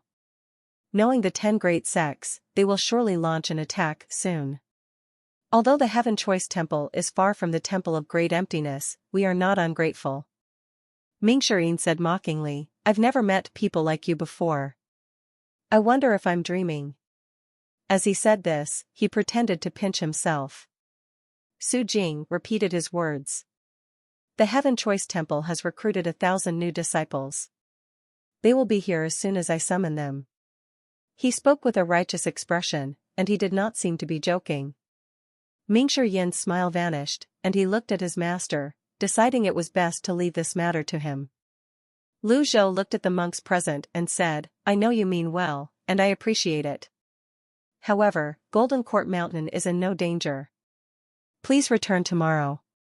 Su Jing was taken aback, he did not expect to be completely rejected. At that moment, Jiang Lijian walked into the hall with a smile. Old senior, please wait. When Lu Zhou saw Jiang Lijian, he stroked his beard and asked, do you have any brilliant ideas? Jiang Lijian smiled and said, I wouldn't call it brilliant, but I do have a simple one. Let's hear it. The Heaven Choice Temple excels in Buddhist cultivation methods, including sound techniques and healing skills. Jiang Lijian looked at the monks. These might come in handy, given the recent strange occurrences. What strange occurrences? Since returning from the 3 sects, Lu Zhou had been focused on the 9-leaf stage and reviewing Yun Tianluo's attempt to attain it. He rarely inquired about world events. Jiang Lijian explained, while you were at the 3 sects, I wandered around the area in my free time. I noticed signs of withering in several places. Curious, I went to investigate. As I expected, the area near the divine capital, Ruby Eye, Anyang, Upper Prime, and even the Mausoleum of Swords shows signs of withering. He paused before continuing, only a grand shaman is capable of such a feat. Mingshi could not help but feel slightly shocked as he said, Grand Shaman? The Grand Shaman that was lying in wait outside the obedient villa back then? Jiang Lijian nodded. The Confucian sect's expansive heavenly energy and the Buddhist sect's cultivation methods have a much stronger suppressing effect on witchcraft. Hence, I suggest they remain here. Upon hearing this, Mingshi rolled his eyes and said, I thought it would be some legitimate reason. Do you think the evil sky pavilion needs reinforcements from them? What a joke. You, Abbot Su Jing, how long do you plan to remain on Golden Court Mountain? Abbot Su Jing turned around and said, naturally, until the day of Benefactor Ji's great limit. When Zhu Honggong heard this, he was about to show his loyalty by hurling abuses at Su Jing. However, to his surprise, his master waved his hand and said, Su Jing. Buddhist Master Su Jing faced Lu Zhou reverently. Lu Zhou said, I appreciate your intention to repay me. When Ba Ma is dealt with, you may leave. He thought to himself, I'm just worried that you won't live to see the day of my great limit. When Su Jing heard this, he wondered in his mind, who's Ba Ma? However, he did not hesitate and responded with a straightened palm, Ba. Bring them to the northern pavilion. I know Buddhist Master Su Jing. Allow me to escort them. Zhu Honggong pulled Su Jing out of the great hall. The moment they were out, Zhu Honggong grabbed Su Jing's hand anxiously and said, I'm so happy to meet you here. Help me remove the suppressing formation veins from the Zen tunic. Su Jing smiled sincerely. He straightened his palm and said, Ba. Quit your Ba and Ji. There aren't that many rules in the evil sky pavilion. Let's go, go, go. Of course, of course. The two of them put an arm around each other's shoulders and walked toward the northern pavilion. The monks who saw this were shocked and flustered. The great hall was silent at this moment. Lu Zhou sat down and addressed Mingshi, summon Elder Pan and Elder Ling here. Yes, master. Shortly after, Lin Luo and Pan Lidian followed Mingshi into the great hall. The two of them cupped their fists slightly at Lu Zhou and sat down at the sides. Why did you summon us here, Pavilion Master? Pan Lidian asked. Lu Zhou stroked his beard and said, the others may leave. Mingshi and Jiang Lijian were stunned. They wondered what matter was so serious that they had to leave. Ming-Sher-In waved his hand. The female disciples left the great hall. Master. I want to listen as well, Ming-Sher-In said, mustering up his courage. He had a feeling that what his master was about to discuss was important. In terms of closeness and trustworthiness, he felt that he was comparable to Lung Luo and Pan Lydian. Jiang Aijian bowed and said, Senior, you can just treat me as a pillar. I'll stay here quietly. I won't say anything to anyone, no matter what I hear. Lu Zhou looked at the two of them and said. Since the two of you want to stay, you'll do well to listen carefully. Yes, Master. Thank you, old senior. Lung Luo and Pan Lydian's faces were filled with anticipation. It must be something extraordinary if the pavilion master was taking it so seriously. Lu Zhou's gaze fell on Lung Luo and Pan Lydian. When I was playing chess at the Luo Sect's Holy Land, I discovered a way to attain the nine-leaf stage. Although Pan Lydian and Lung Luo had seen and experienced many things, they were still shocked when they heard this. Jiang Aijian lost his footing and sat limply on the chair. Ming-Sher-In looked at his master, a mixture of shock and awe in his eyes. Lung Luo said in a trembling, hoarse voice, You saw the answer during the chess match, Pavilion Master? Lu Zhou stroked his beard and nodded. Yun Tianluo sealed his method of attaining the nine-leaf stage inside the chessboard. Although he had limited examples to refer to, Lu Zhou could form his own conclusions based on his past knowledge and experience. The golden lotus under the 100 tribulations inside Avatar is what's preventing cultivators from attaining the nine-leaf stage. The four of them were stunned, for a time not knowing what to say. This was because Lu Zhou's statement challenged the fundamental knowledge of the cultivation world. It was common knowledge that everyone in the cultivation world strived to condense the golden lotus of the 100 tribulations inside Avatar. With a golden lotus, they would become an elite. Lu Zhou spoke slowly. When a cultivator attempts to reach the nine-leaf stage from the eight-leaf stage, the golden lotus absorbs the cultivator's power and life. This is the truth behind the great limit. Countless cultivators have tried to attain the nine-leaf stage throughout the years. The numerous failures led to the discovery of the truth of the great limit. This limit deterred other cultivators from attempting to attain the nine-leaf stage. Gradually, it became a fact among cultivators that attaining the nine-leaf stage was impossible. The golden lotus is absorbing life. When I met Gong Yu and Du back then, I had the same thought, but I wasn't sure. If that's the case, how much life will the golden lotus take away? Pan Lydian looked outside the great hall and said, if a genius were to cultivate and attain the eight-leaf stage in his youth, could he supply the nine-leaf stage with his life? Take Little Yuaner, for example. In such situations, Jiang Aijian and Ming-Sher-In listened quietly without interrupting. Lung Luo shook his head. It's not feasible. Cultivation has been around for many years. There have been no shortage of shocking talents throughout history. Yet, I don't remember any of them reaching the nine-leaf stage. Lu Zhou said, so, the golden lotus will take at least 1,000 years of life. The great hall fell silent. Even a falling needle could be heard. 1,000 years. That is the longevity only top cultivators could achieve. Most cultivators cannot even make it to the eight-leaf stage, let alone have 1,000 years to live. For them, how could they ever attain the nine-leaf stage? Lung Luo and Pan Lydian shook their heads helplessly. At this moment, Jiang Aijian could not hold it in any longer. He bowed and said, May I offer my 2 cents? Let's hear it.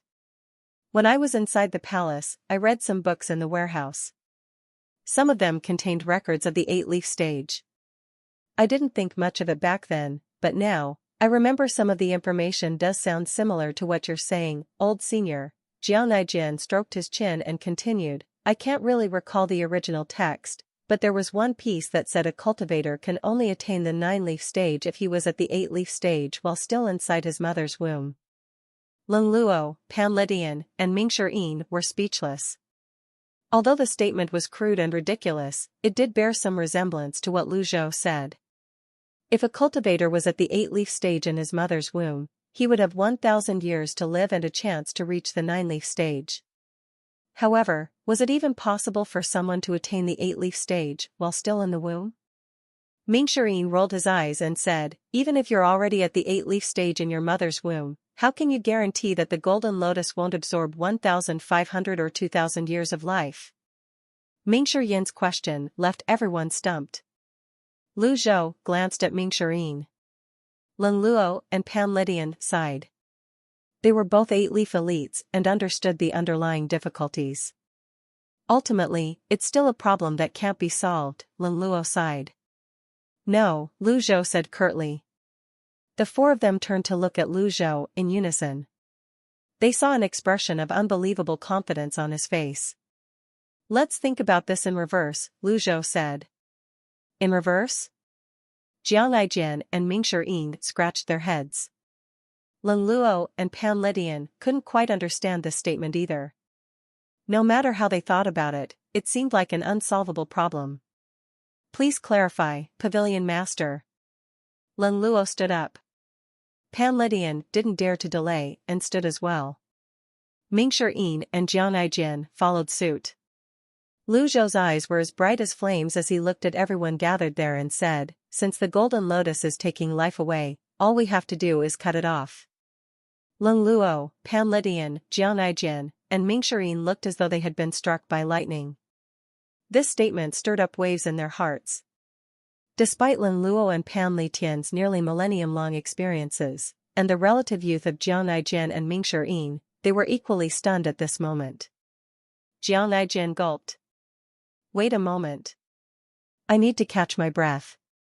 He raised a hand and rubbed his chest before adding, Senior, if the golden lotus is severed, we will suffer great damage. We won't be in peak condition. How are we supposed to attain the 9-leaf stage? The four of them had forgotten about their age differences. This was a question the other three also wanted an answer to. Lu Zhou smiled warmly and said, isn't there a way to sever the golden lotus without being affected? The four were stunned. From the current situation, Lu Zhou believed there were two ways to enter the 9-leaf stage. The first way was to meet the requirement of the 8-leaf golden lotus and enter the 9-leaf stage conventionally. This method was very difficult because no one knew how many years of life the golden lotus would absorb. It was possible for it to absorb 1,000 or even 2,000 years.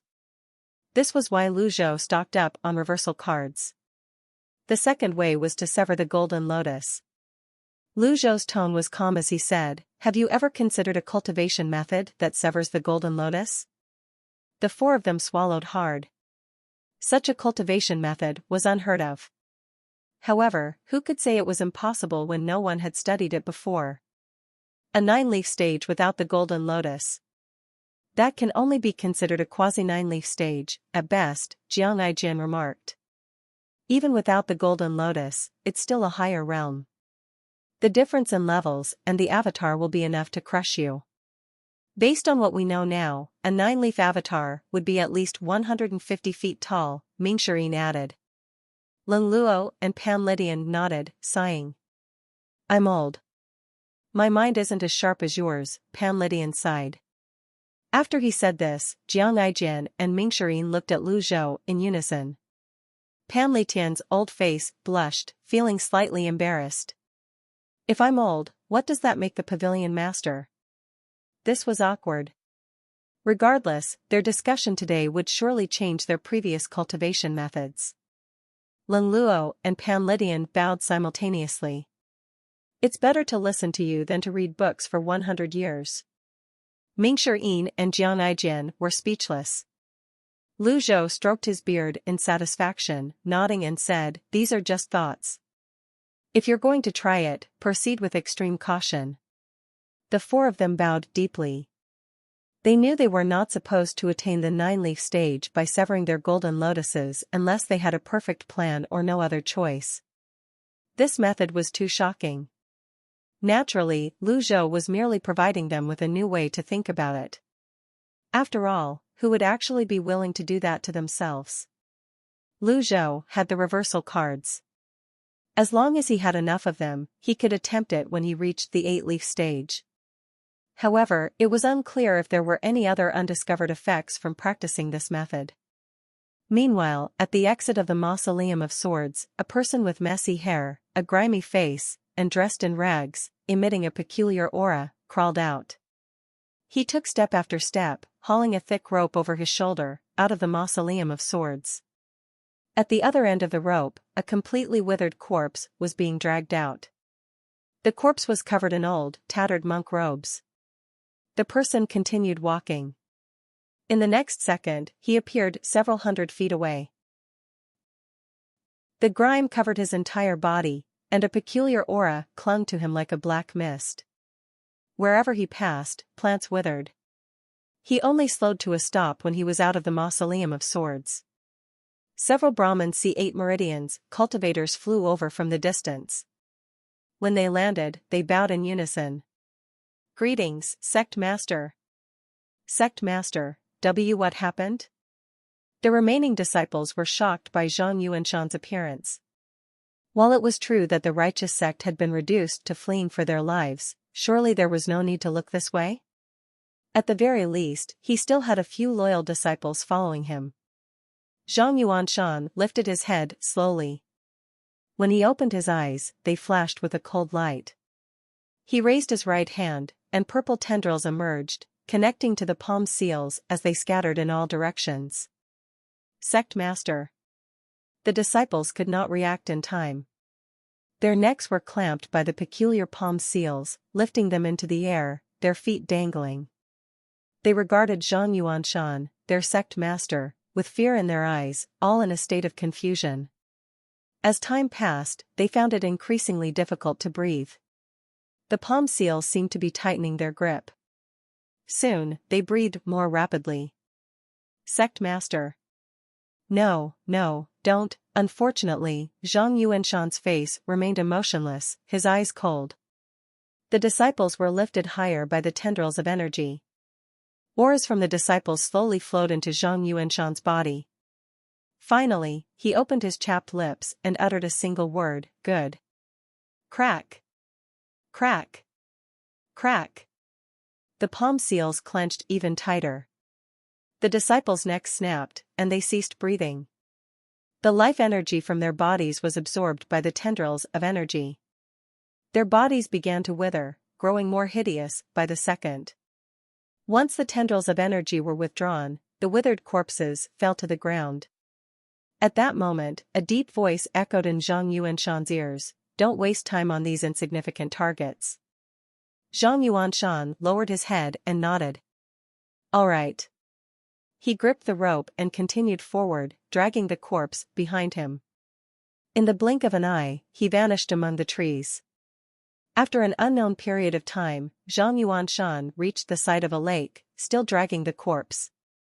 He stopped and gazed into the distance, muttering, "Golden Court Mountain." The commanding voice echoed in Zhang Yuanshan's ears again. "Continue on your journey. Golden Court Mountain isn't your target, all right." Zhang Yuanshan pulled the corpse and resumed his journey. Strangely, the path he walked was filled with withered areas. It seemed these were not random but connected in a line. Eventually, he vanished at the end of the lake. Meanwhile, high above the forest surrounding the lake, a figure in white gazed in the direction where Zhang Yuanshan had disappeared. "A puppet?" Yi Tianxin murmured. She looked at the surface of the lake, then shifted her gaze toward the direction of Golden Court Mountain. A hint of hesitation was visible on her face. The next day, gray clouds gathered in the sky, casting a somber mood over the day. The green jade altar was serene and tranquil. At its center stood a figure with closed eyes, his hands resting on the hilt of the sword before him. "Mr. Second, you shouldn't wait any longer. The righteous sect's territories have belonged to the Nether sect for a long time now. Zhang Yuanshan is known for his cowardice. There's no way he'll show up," a Nether sect disciple said with a bow. Yu Shangrong did not open his eyes. He smiled faintly and said, "There's no rush." Thank you for the kind suggestion," Yu Shangrong said politely. At this moment, black patches began to appear among the huge trees several miles from the green jade altar. Mr. Second, it looks like it's going to rain. The sect master has asked me to make sure you have a comfortable stay here. The disciple suddenly felt that the legendary sword devil was rather approachable. He decided he should try to get on Yu Shangrong's good side. Who knew? They might even become friends. How proud would he feel being friends with the sword devil? The cultivation world would envy him. Suddenly, Yu Shangrong said, "Stand back." He did not look at the disciple. A sudden blast of energy shot out. Huh? Bam!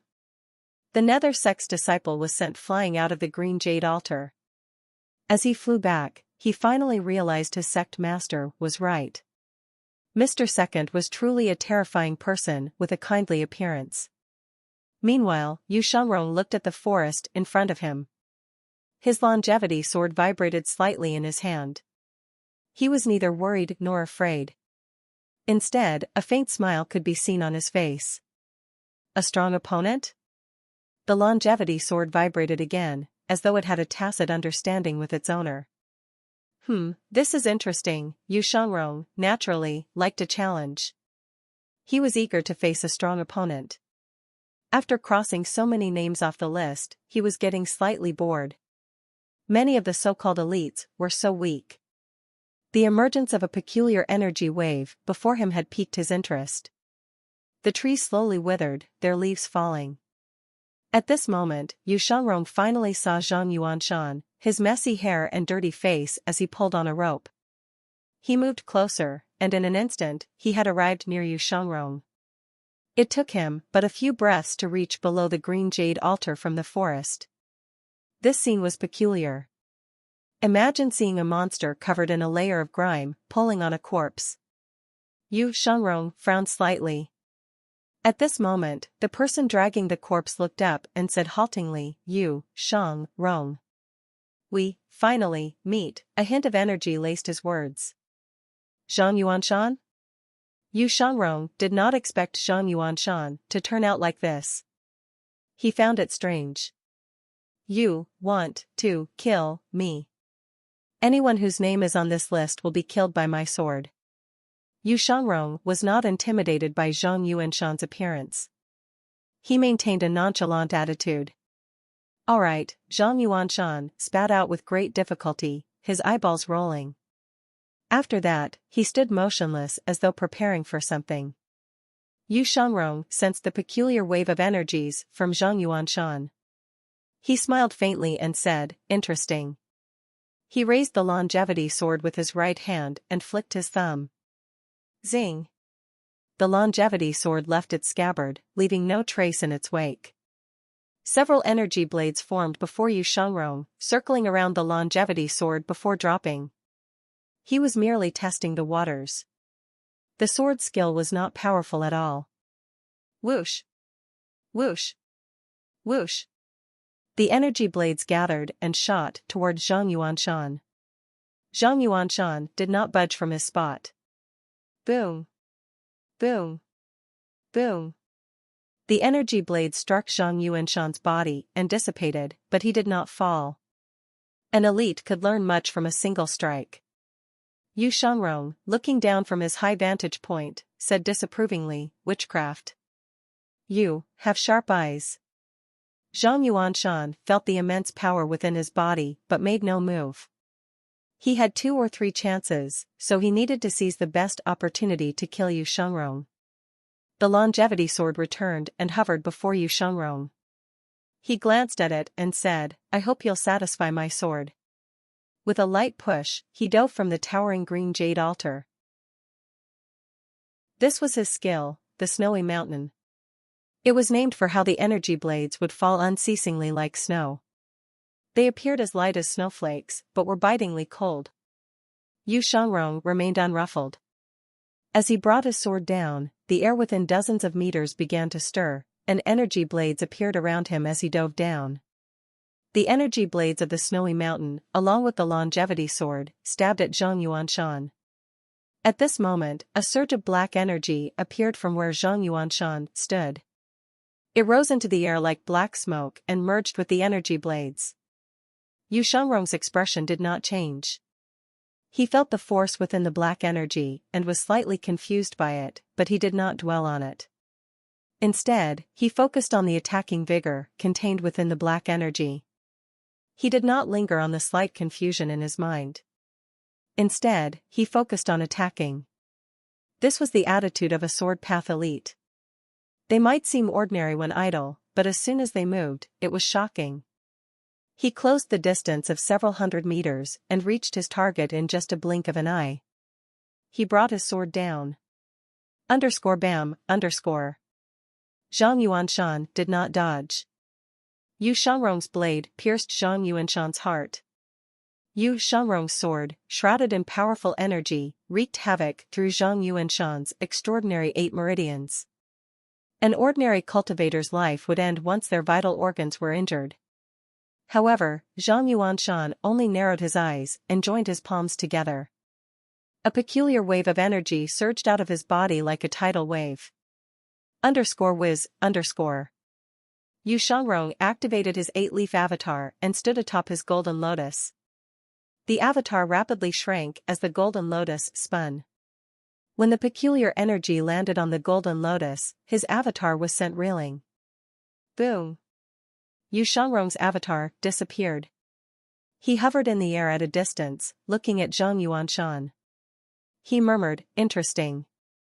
Zhang Yuanshan's palms trembled slightly, and he calmed himself. He seemed unsatisfied with this attack, realizing he had underestimated the sword devil's strength. He said in a croaky voice, resting? I've challenged many elites from the 9 provinces to the 4 seas. Naturally, a few were quite a challenge. You seem to be one of them now, Yu Shangrong said, recalling the recent events. If he had not been experienced in combat and underestimated his opponent, the peculiar energy would have landed squarely on his chest. Everyone knew that 100 Tribulation's insight avatars had high defensive abilities. However, very few knew that the greatest defense of the 100 Tribulation's avatar didn't lie in its body, but in the golden lotus. Yu Shangrong's golden lotus had blocked Zhang Yuanshan's attack. Zhang Yuanshan smacked his chest, dislodging the longevity sword. He then held the sword in his hand and tried to break it with his right hand. Bam! A loud noise reverberated in the air as the longevity sword flew out of Zhang Yuanshan's grip toward Yu Shangrong. Yu Shangrong raised his right hand, and the longevity sword, as though sentient, flew right into his grasp. Trying to break my sword with your bare hands? You're dreaming. The longevity sword was one of the best heaven-grade weapons, after all, and it had long reached perfect harmony with Yu Shangrong. It had never been inferior to any weapon it had encountered. It was impossible to break with one's bare hands. Whoosh! Black energy rose again from Zhang Yuanshan. If one looked closely, the black energy was actually a dark purple, so dark it seemed black.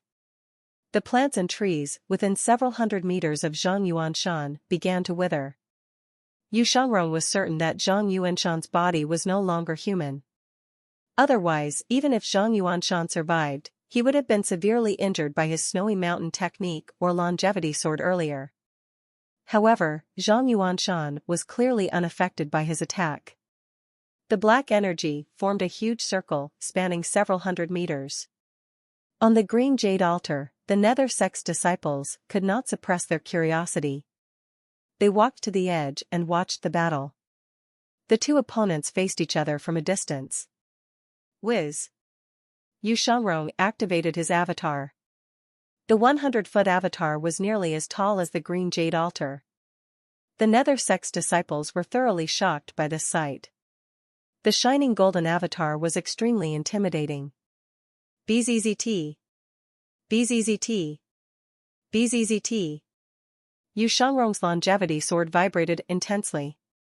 With a calm expression, he shot toward the horizon, appearing before his avatar. An awe-inspiring scene unfolded before everyone's eyes. The avatar's arms seemed to be moving. The Nether Sect's disciples were bewildered, they had never seen or heard of avatars with moving body parts. The longevity sword was enveloped by a powerful energy, and a massive energy blade appeared. The avatar held the energy blade between its hands.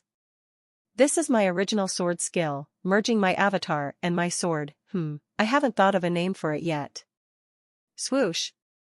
The avatar brought its arms down, and the huge energy blade slashed at Zhang Yuanshan. At this critical moment, Zhang Yuanshan swung the rope in his hand, lifting the corpse to block the energy blade. He had used the corpse as a shield against the energy blade. Suddenly, the withered corpse's eyes opened, and powerful energy surged out from it. Meanwhile, a black avatar in an inverted position clashed with the energy blade. Boom! One of the Nether Sect's disciples on the green jade altar exclaimed, Tianxin. However, this was clearly more than just Tianxin. Shangrong frowned as he retreated with his avatar. He knows how to defend using his golden lotus? It seemed he had been too careless. Zhang Yuanshan had copied his move. As he retreated, he saw the corpse's eyes were still open, and it had joined its palms together. Die! Zhang Yuanshan cried out. This was his second chance. The black avatar flew swiftly with the lotus in tow. No one had ever witnessed such a technique before. Who could have seen someone battling by tying a corpse to the end of a rope and using it as a weapon? Don't. Ignore. Me, Zhang Yuanshan said stiltedly as he stomped his feet and shot up into the air like a fired arrow. The corpse flew with him. Along with the avatar, they formed a vertical formation. Mr. Second, the Nether Sect's disciples cried out in worry. Shangrong was sent flying back at an extremely fast speed. In just an instant, his figure could no longer be seen from the green jade altar. Zhang Yuanshan's arms turned black, and the black energy, along with Kong Yuan's corpse, launched wave after wave of attacks. Zhang Yuanshan's throat emitted a gurgling noise. It seemed like he was laughing. 3 beams of energy were enough to shatter Shangrong's avatar. At that moment, a voice rang out. Second senior brother. Then, a body of water, like a waterfall, fell from the sky and rained down on Shangrong's 100 tribulations inside avatar. The beams of energy struck the incredible body of water. Above the cascading water, a female avatar could be seen. She was like an ice goddess, radiating with energy. The amorous hoop danced within the water. Within 1,000 meters, all the buildings were completely destroyed in an instant. Blue Wave's technique? 6th junior sister? Shangrong looked up. He glanced at her before saying forcefully, stand back. He had regained his footing and shot in the opposite direction. His avatar disappeared. Zhang Yuanshan had a murderous expression on his face as he said in a creepy voice, curse you. The newcomer was none other than Tianxin. She did everything she could to block the attack from Kong Yuan's corpse. However, she still had to contend with Zhang Yuanshan. Zhang Yuanshan's arms grew bigger, and his muscles bulged. The third chance. Everyone must die. Tianxin recalled her amorous hoop. Taking Shangrong's advice, she swiftly retreated with her avatar. Second senior brother, he has a grand shaman supporting him. The enter and return 3 souls should be able to handle it. As Tianxin projected her voice to Shangrong, she felt an energy closing in on her. Suddenly, she discovered that not only had Zhang Yuanshan's arms grown bigger, but it seemed like he had also grown tentacles. Some of the tentacles were already upon her. The sudden appearance of the tentacles took Tianxin by surprise.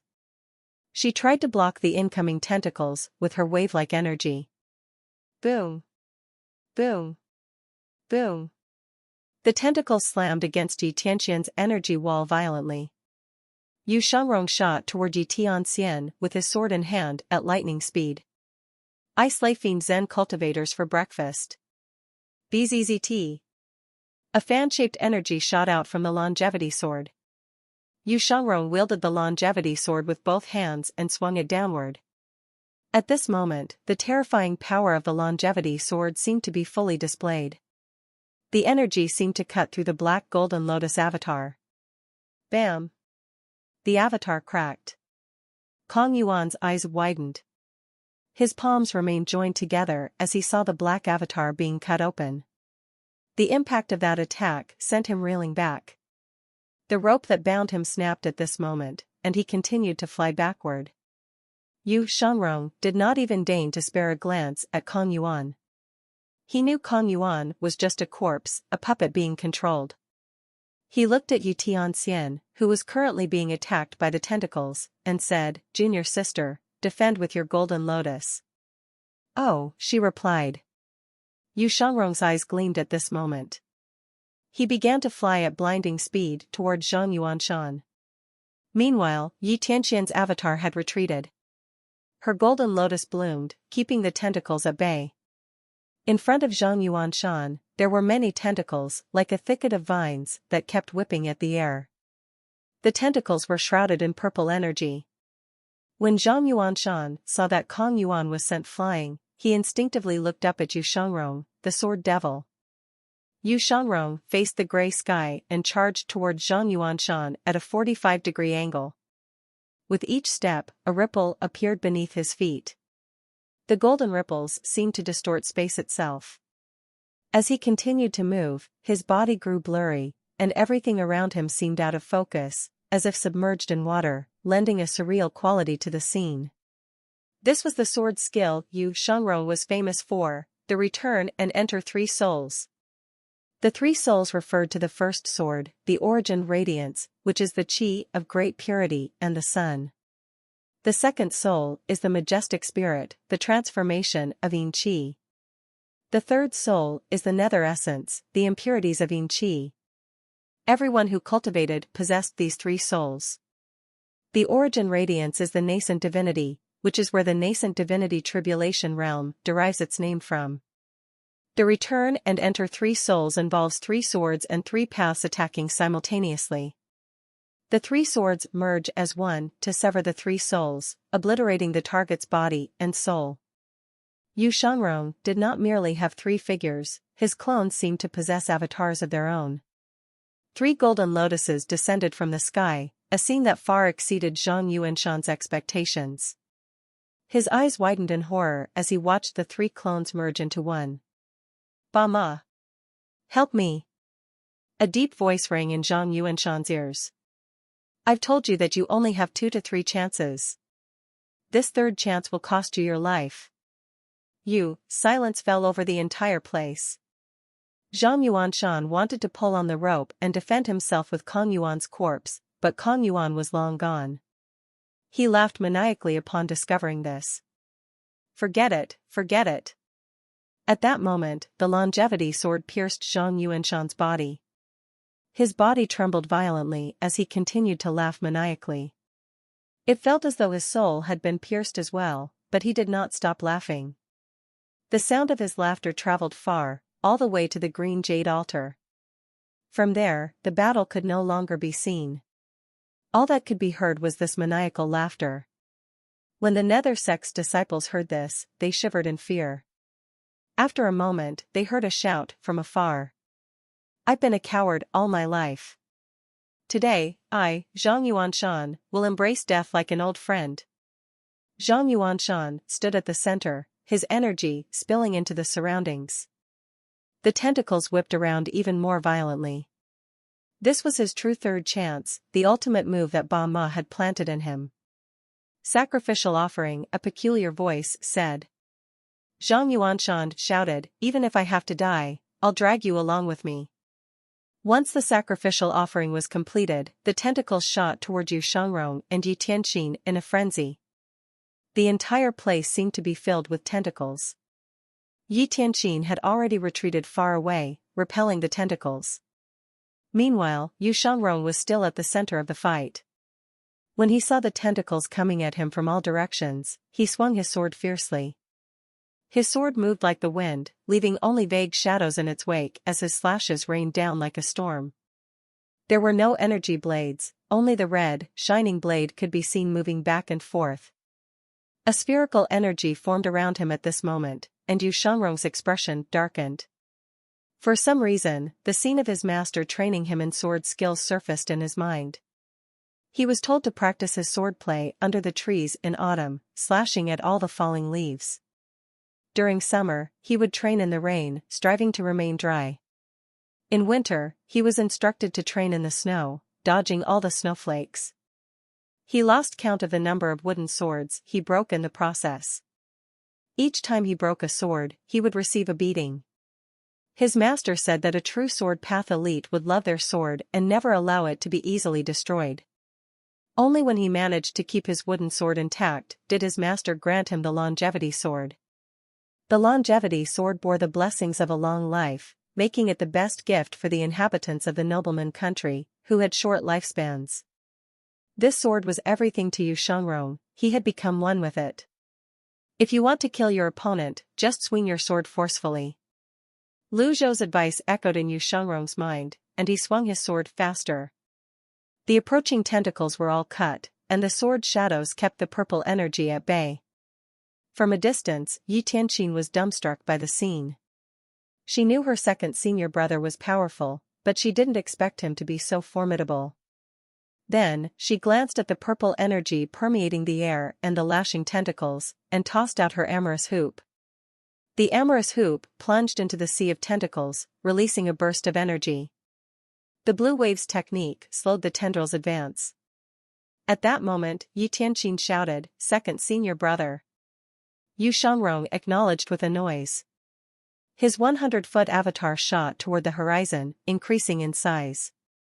Energy blades spread out like the petals of a lotus in the air. Boom! The tentacles were severed by the countless energy blades.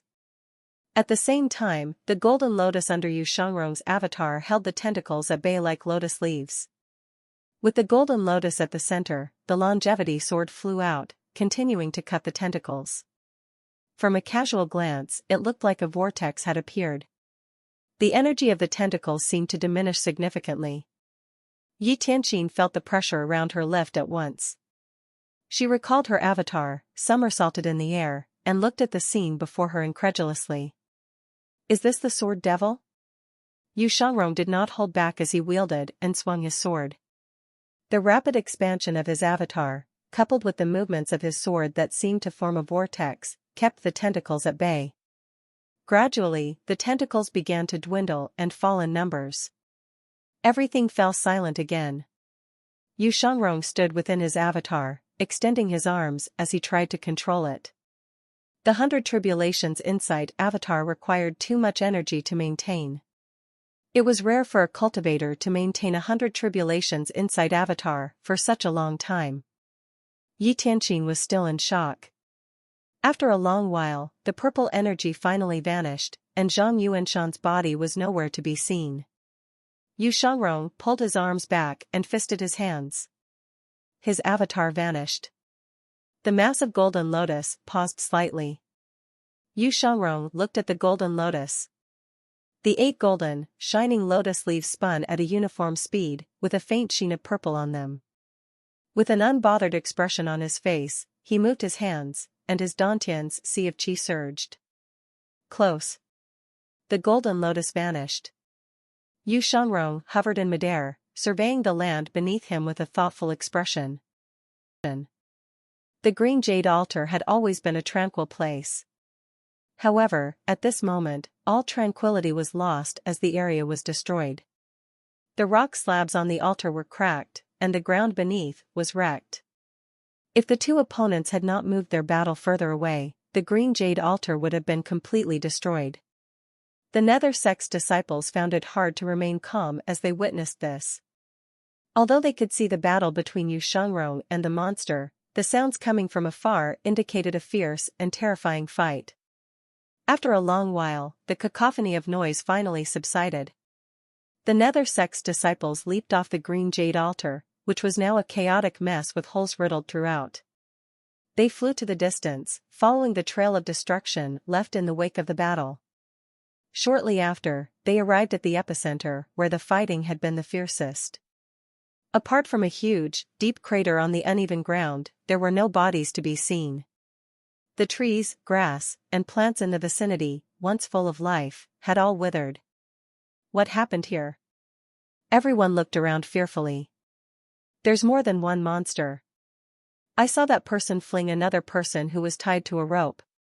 It looked like a dried corpse, someone said, followed by a retching sound. It seems like a puppeteering and witchcraft technique. This bodes ill for Mr. Second, I'm afraid. No way. Mr. Second's cultivation base is profound. There's no way he'd be defeated so easily. In this world, there's bound to be someone stronger. Nothing is certain. The sect master once said that the power of an individual will always be inferior to the power of a group. When the disciples recalled the black avatar and the purple and black tentacles they saw on the green jade altar, they shuddered despite the warm temperature. The disciples were still busy speculating among themselves when a small purple circle rose into the sky nearby. It seemed like a cloud of purple smoke that resembled the shape of Ba Wu, the mount, which looked like a fox. Upon seeing this, the disciples immediately retreated in shock. The seemingly energy-formed Ba Wu said with a deep voice, "You Shangrong must die."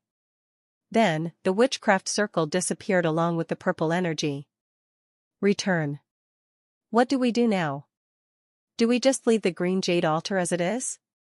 We should report this to the sect master first. Ding. Killed a target. Reward, 2,000 merit points. Lu Zhou was in the midst of contemplating something when the notification sounded, causing him to frown slightly. Based on his previous experience, he knew that killing a 1 to 5 leaf target was worth 1,000 merit points, and killing a 6 or 8 leaf target was worth 1,500 merit points. Why was he suddenly rewarded with 2,000 merit points? Lu Zhou slowly rose to his feet, remembering Yu Shangrong. Yu Jinghai and Si Wuya had not been captured yet. It was far too early to consider their return to the pavilion, so their actions would not give him any rewards. Moreover, his current disciples were not capable of this. The only person capable of killing such an elite target could only be Yu Shangrong. A frown appeared on Lu Zhou's face as he continued to think. 9 leaf? Then, he shook his head, dismissing his thoughts. Although Yu Shangrong was strong and profound, it was impossible for him to kill a 9-leaf target. Moreover, where could Yu Shangrong find such a target? Is it possible that someone else came to the same conclusion as I did? Did someone else also think about severing the golden lotus to defeat an 8-leaf cultivator? Lu Zhou recalled Jiang Aijin's words about his experience in reading about this matter during their discussion on the 9-leaf stage with Lin Luo and Pan Lydian the other day. He knew he was not the only one in the world trying to understand the 9-leaf state. Whether it was Yin Tian Luo, Gong Yuandu, or the Great Yan's imperial family, they were all trying to figure out the 9-leaf stage. Additionally, apart from Great Yan, there were other nations like Lulan, Roli, and Qigong. With so many cultivators in the world, it was impossible that no one had thought about or tried to figure out the 9-leaf stage. Suddenly, Lu Zhou said, "Is anyone here?" A female disciple appeared in the great hall. Pavilion Master. Summon Jiang Aijin over. Understood. Recently, Jiang Aijin had been hiding in the Evil Sky Pavilion. News of his death had spread far and wide. Naturally, many in the palace were skeptical of this news, but it didn't matter. Jiang Aijin had an extensive information network.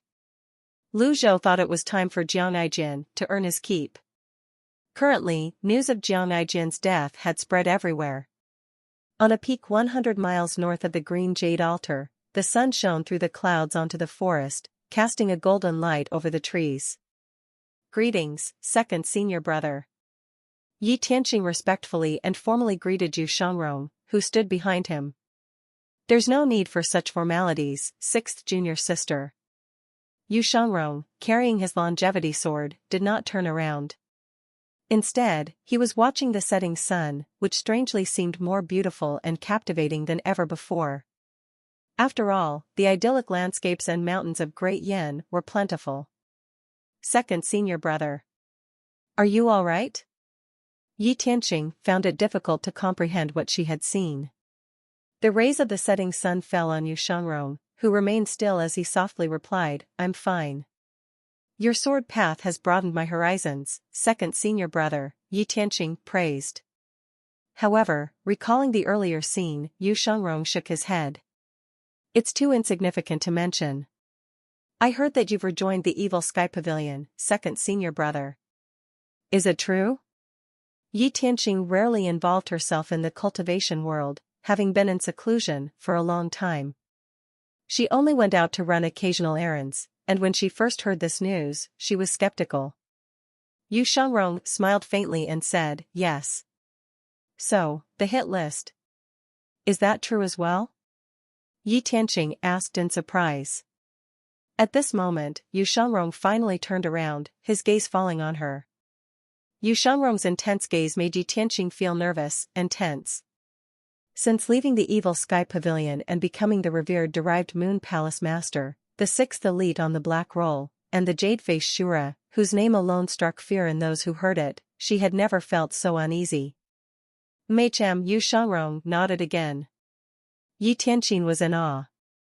The hit list circulating in the cultivation world was filled with elites.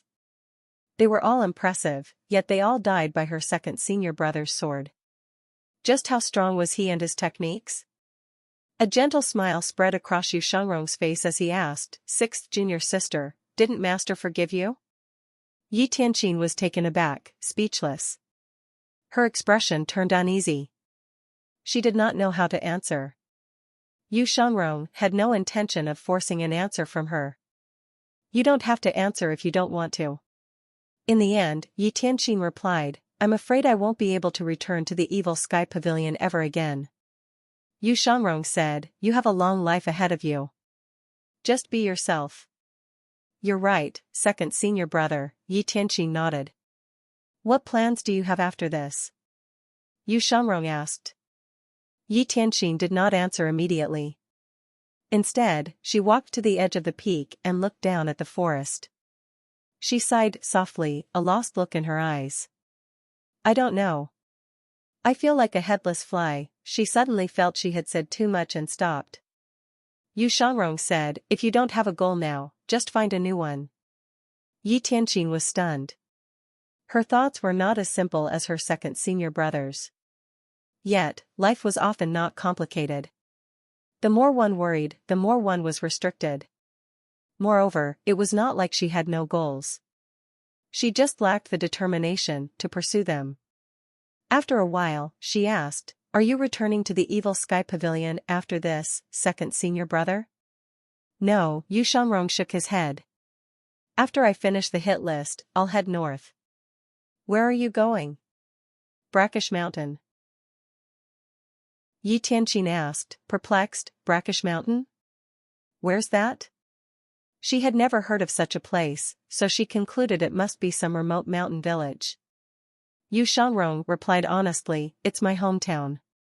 It's a place that's only a shadow of its former self. There's nothing but coldness and darkness there. Tianxin was even more confused. She wondered why Shangrong would describe his hometown as cold and dark. At the very least, he had a hometown to return to. The fair folk had nowhere to return to. Upon thinking about this, she asked with a sigh, second senior brother, do you blame me? I've heard about what happened, Shangrong said. Tianxin was happy with his answer. It seemed like her senior brother did not blame her. She suddenly remembered her conversation with her seventh junior brother, Si Wuya, and asked, second senior brother, do you believe that someone in this world can live for 2,000 years? Shangrong was slightly taken aback. This question had an edge to it when directed to a nobleman. After all, for noblemen, it was already a luxury to live to 1,000, let alone 2,000. Why? Do you believe it? Second senior brother. I've been looking for an item all this time. It's called Qinghuang. Many say that anyone who rides on Qinghuang will live for 2,000 years. Despite searching for so long, my search has borne no fruit, Tianxin replied. If Tianxin had told anyone else about this, they would have persuaded her to stop her futile search. However, Shangrong was different. He firmly believed one needed to have goals to achieve before one's death. He smiled faintly and replied, "Don't lose your determination, and keep searching." What? What if the chances are slim? It's better than none. Tianxin was speechless. It was true, a slim chance was better than none. She bowed. "Thank you for your counsel, second senior brother." Shangrong nodded. "The sun is setting. You should head back, junior sister." "Mm. Take care, senior brother." Tianxin bowed again, before turning around and leaving. Gradually, darkness descended. Shangrong did not move. He watched silently as the sun set behind the mountain. He gripped his longevity sword tightly, standing rooted to the spot. Bam! A crack appeared in the rock, and the longevity sword was wedged between it. Shangrong sat down cross-legged, joining his palms together. Whiz! His 100 Tribulations Insight avatar appeared, but it was not large. In fact, it was only half his height. He had intentionally made his avatar as small as possible. He raised one palm, facing upward, and his avatar hovered above it, resembling a golden statue on a golden lotus. However, the golden lotus was no longer purely gold, it was mottled with purple spots that seemed to be spreading, as though the purple spots were an infestation on the lotus leaf. Shangrong circulated his primal qi. The golden lotus spun rapidly and shone brightly. Whiz!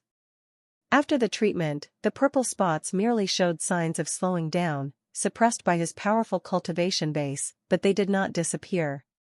Shangrong frowned slightly. This victory was not easily achieved. In fact, it was somewhat more challenging compared to his other battles. Even when he sparred with his eldest senior brother in Radiant Cloud Forest back then, he did not have to use all of his might. In his opinion, Zhang Yuanshan was merely the sect master of a second-rate sect, a coward who stubbornly clung to life. He should have been able to deal with Zhang Yuanshan with a single sword strike. Who knew Zhang Yuanshan would give him so much trouble? A grand shaman from Lulan? Shangrong muttered to himself and scoffed, "You're lucky you encountered me, and not." He did not finish his sentence. He recalled his avatar and, with a push of his feet, flew northward. After the battle on the green jade altar ended, the Nether Sect's disciples wrote to their sect master, Xinghai, who was in Yi province. Inform the other branches that things do not bode well for Mr. Second after his fight with Zhang Yuanshan. At the very least, this was what they thought based on their observations. Their words could be interpreted in many different ways, all suggesting the same thing. Shangrong could be hurt, gravely injured, missing, or dead. There were many ways to interpret their words. This is how a new rumor began to spread in the cultivation world. The major sects of the cultivation world sighed in relief. Public opinion was powerful enough to melt metal. With enough people spreading the rumor, there was no longer any need to verify its authenticity. As time passed, the rumor became more and more exaggerated. Every storyteller would add their own twist to it. In the battle on the green jade altar, the sword devil, Shangrong, could not defeat Zhang Yuanshan and was grievously wounded. Why did the cowardly rat, Zhang Yuanshan, suddenly attack? The sword devil had been too full of himself. In the end, he met his demise. The era of the evil sky pavilion is about to come to an end. Since Shangrong did not appear afterward, it added to the credibility of the rumor. Under the cover of night, in a graveyard, a black figure hovered in the air, its feet only half a foot above the ground. It flew around the graveyard at this low altitude, emitting a dense purple fume. The sound of soil loosening echoed in the air.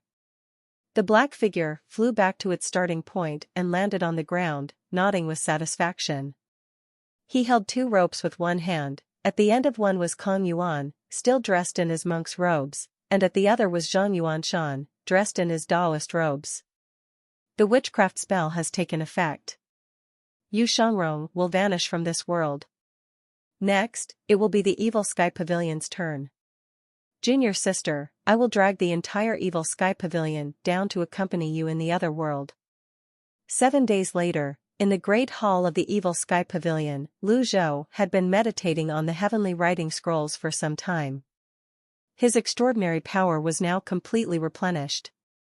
He was pondering the nine-leaf stage when Mingshi entered the hall with a letter in hand. Meanwhile, little Yuaner was practicing her control over the Nirvana sash inside the great hall. Fourth senior brother, look at this.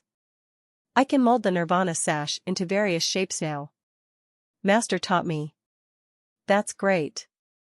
Mingshi gave a perfunctory reply and walked swiftly into the great hall. Master, a letter from Jiang Aijian. As he spoke, he opened the letter. Jiang Aijian was indeed efficient, unlike the old men from the Old Age Pavilion, who were skilled only in bragging and flattery. He had only been gone for 7 days, but there was already a result. Mingshi read, Old Senior, there's no need to investigate the matter you've entrusted me with. The entire cultivation world is saying that things don't look well for the Sword Devil after losing to Zhang Yuanshan. However, the veracity of the rumor has yet to be confirmed. I'll try to verify the rumor as quickly as I can. The other thing I want to report is that the Nether Sect has conquered Yi Province. Wei Zhuyan is an impostor, after all. He doesn't have the power to quell the disturbance in Yi Province. There's more to say, but I'm running out of space. Please turn to the back of the letter. Upon reading the last sentence, Mingshi frowned. What's he playing at? There's more on the back of the letter? I didn't notice anything when I opened it.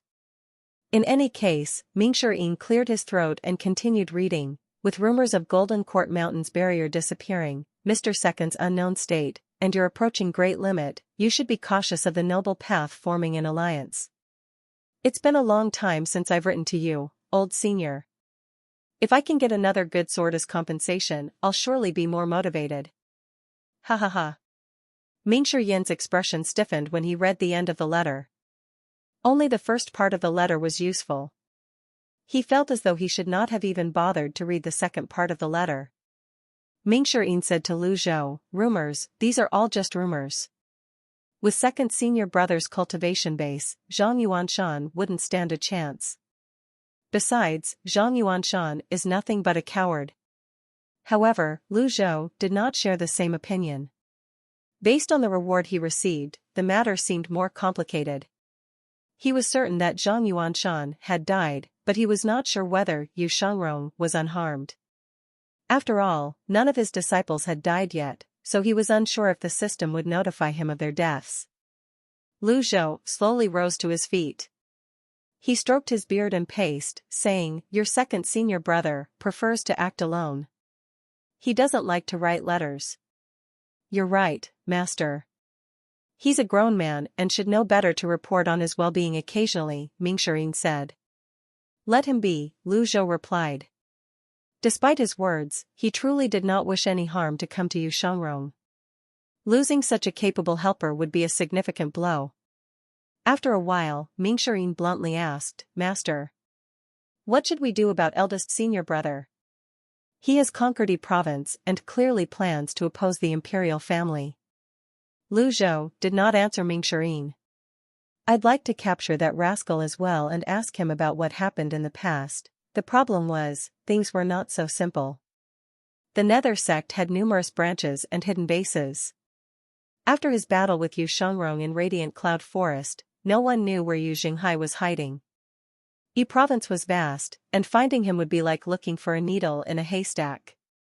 Moreover, the Nether Sect had rapidly expanded its forces from tens of thousands to hundreds of thousands of members.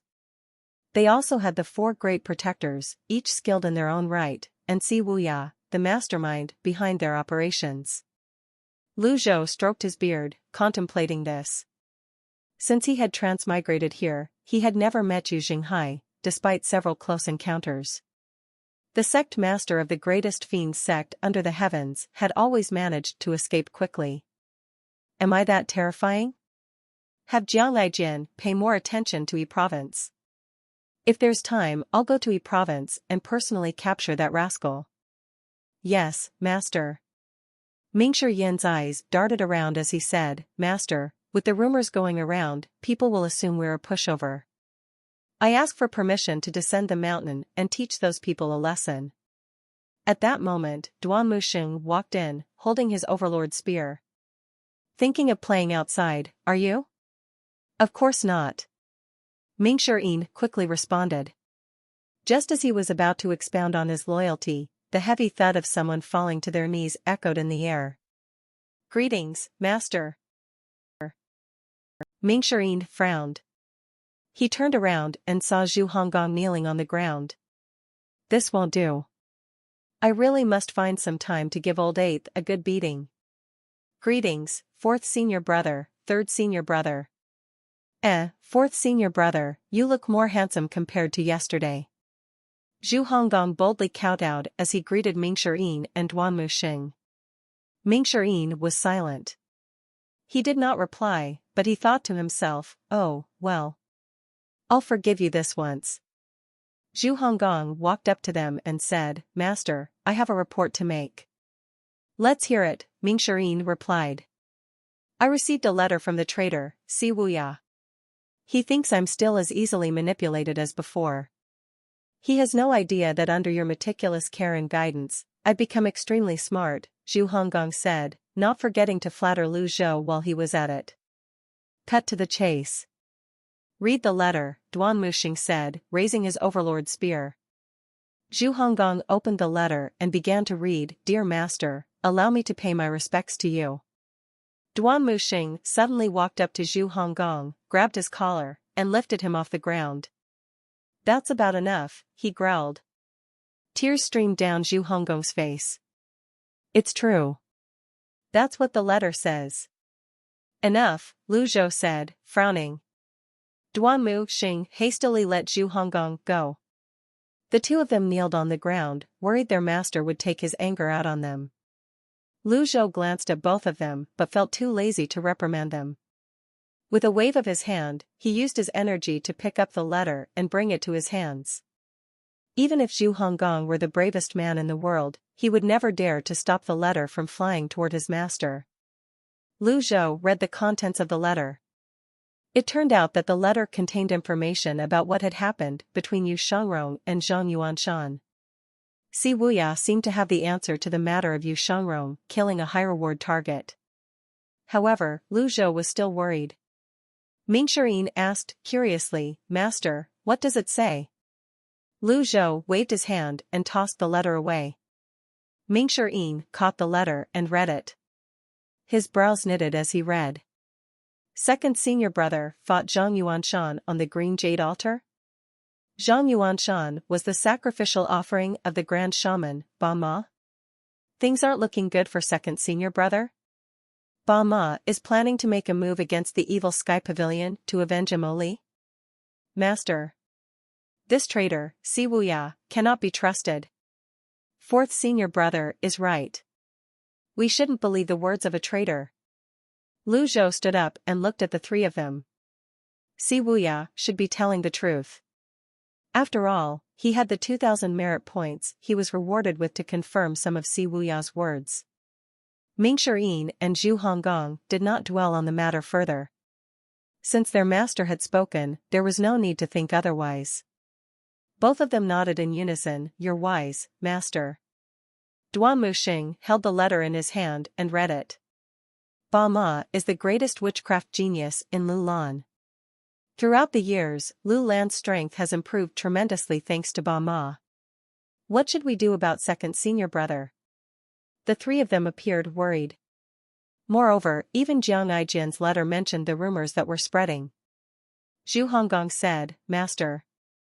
I have another report to make. Let's hear it. Many low-rank cultivators appeared at the foot of Golden Court Mountain yesterday. I saw that they were trying to cause trouble, so I chased them away, Zhu Honggong said with a smile, clearly waiting to be praised. Cause trouble? This dimwit is spouting nonsense again. Who would dare to cause trouble near Golden Court Mountain? Ming Shirin frowned and said, Dimwit, didn't you ask them what they were doing? Zhu Honggong scratched his head.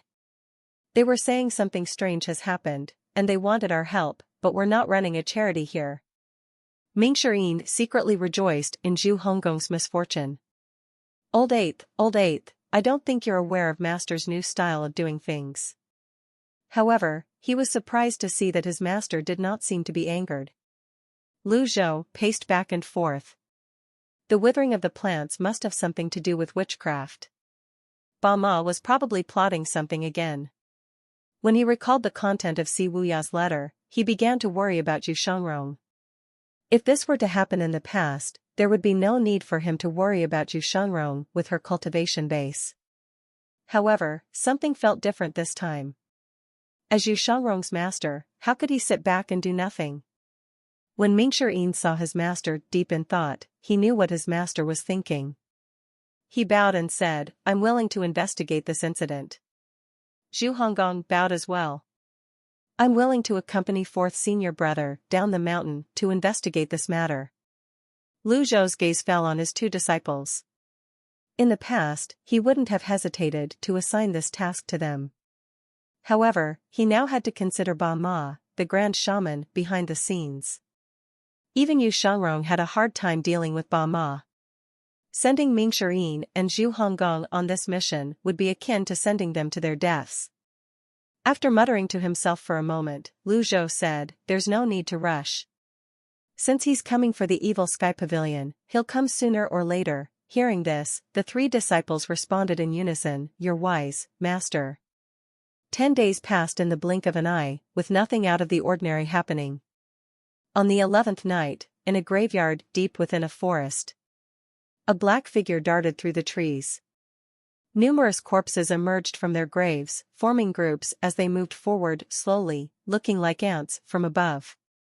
Behind the mass of black bodies, a small black carriage flew swiftly at a low altitude. 2 men pulled the carriage, and a stocky figure stood atop it. His eyes glowed with a green light, and he looked at his troops with satisfaction. These were the forces he had spent several days and nights gathering. In a deep voice, he said, Evil Sky Pavilion, I hope you'll be satisfied this time. Swoosh! The black carriage shot past the line of black figures, leading the army of corpses. Meanwhile, in the sky nearly 10,000 miles northwest of the divine capital of Great Yen, a green-robed figure hovered above a snow-capped mountain. He surveyed his surroundings, where trees and snow stretched as far as the eye could see, with no signs of human presence. Snowflakes fell on Yu Shangrong, and the wind ruffled his hair. He made no effort to repel the snowflakes, which left flecks of white on his brows and hair. Yu Shangrong stood with his arms crossed, the longevity sword on his back gently vibrating as if it sensed something. Despite the wind and snow, he smiled faintly and said, I'm home. He took a step forward in the air, and with lightning speed, appeared several hundred feet away. In the next instant, he was atop the tallest tree.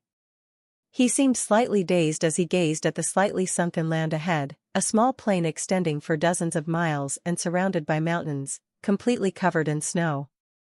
Beneath the snow, vines, trees, and parts of collapsed walls were faintly visible. Things remained the same, but the people had changed.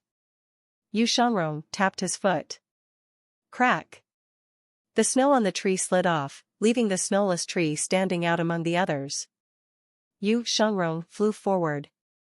Midway to his destination, he gave a muffled grunt and swayed. He paused in the air, lowered his arms, and joined his palms together. Whiz! A miniature 100 Tribulations Insight avatar appeared. He moved the golden statue-like avatar to the top of his palm and examined the golden lotus beneath it. The number of purple spots had increased, and roughly 1/3 of the lotus was now tinged with purple. Witchcraft spell? Yu Shangrong looked at the golden lotus with a frown, but the frown quickly disappeared. He was neither afraid, nervous, nor worried. He sighed and shook his head. I've been careless. The scenes of his battle with Zhang Yuanshan surfaced in his mind once more. The only time his golden lotus was exposed to a spell was during his final attack, when he used his sword, avatar, and golden lotus to crush the tentacles. He tried to determine the time.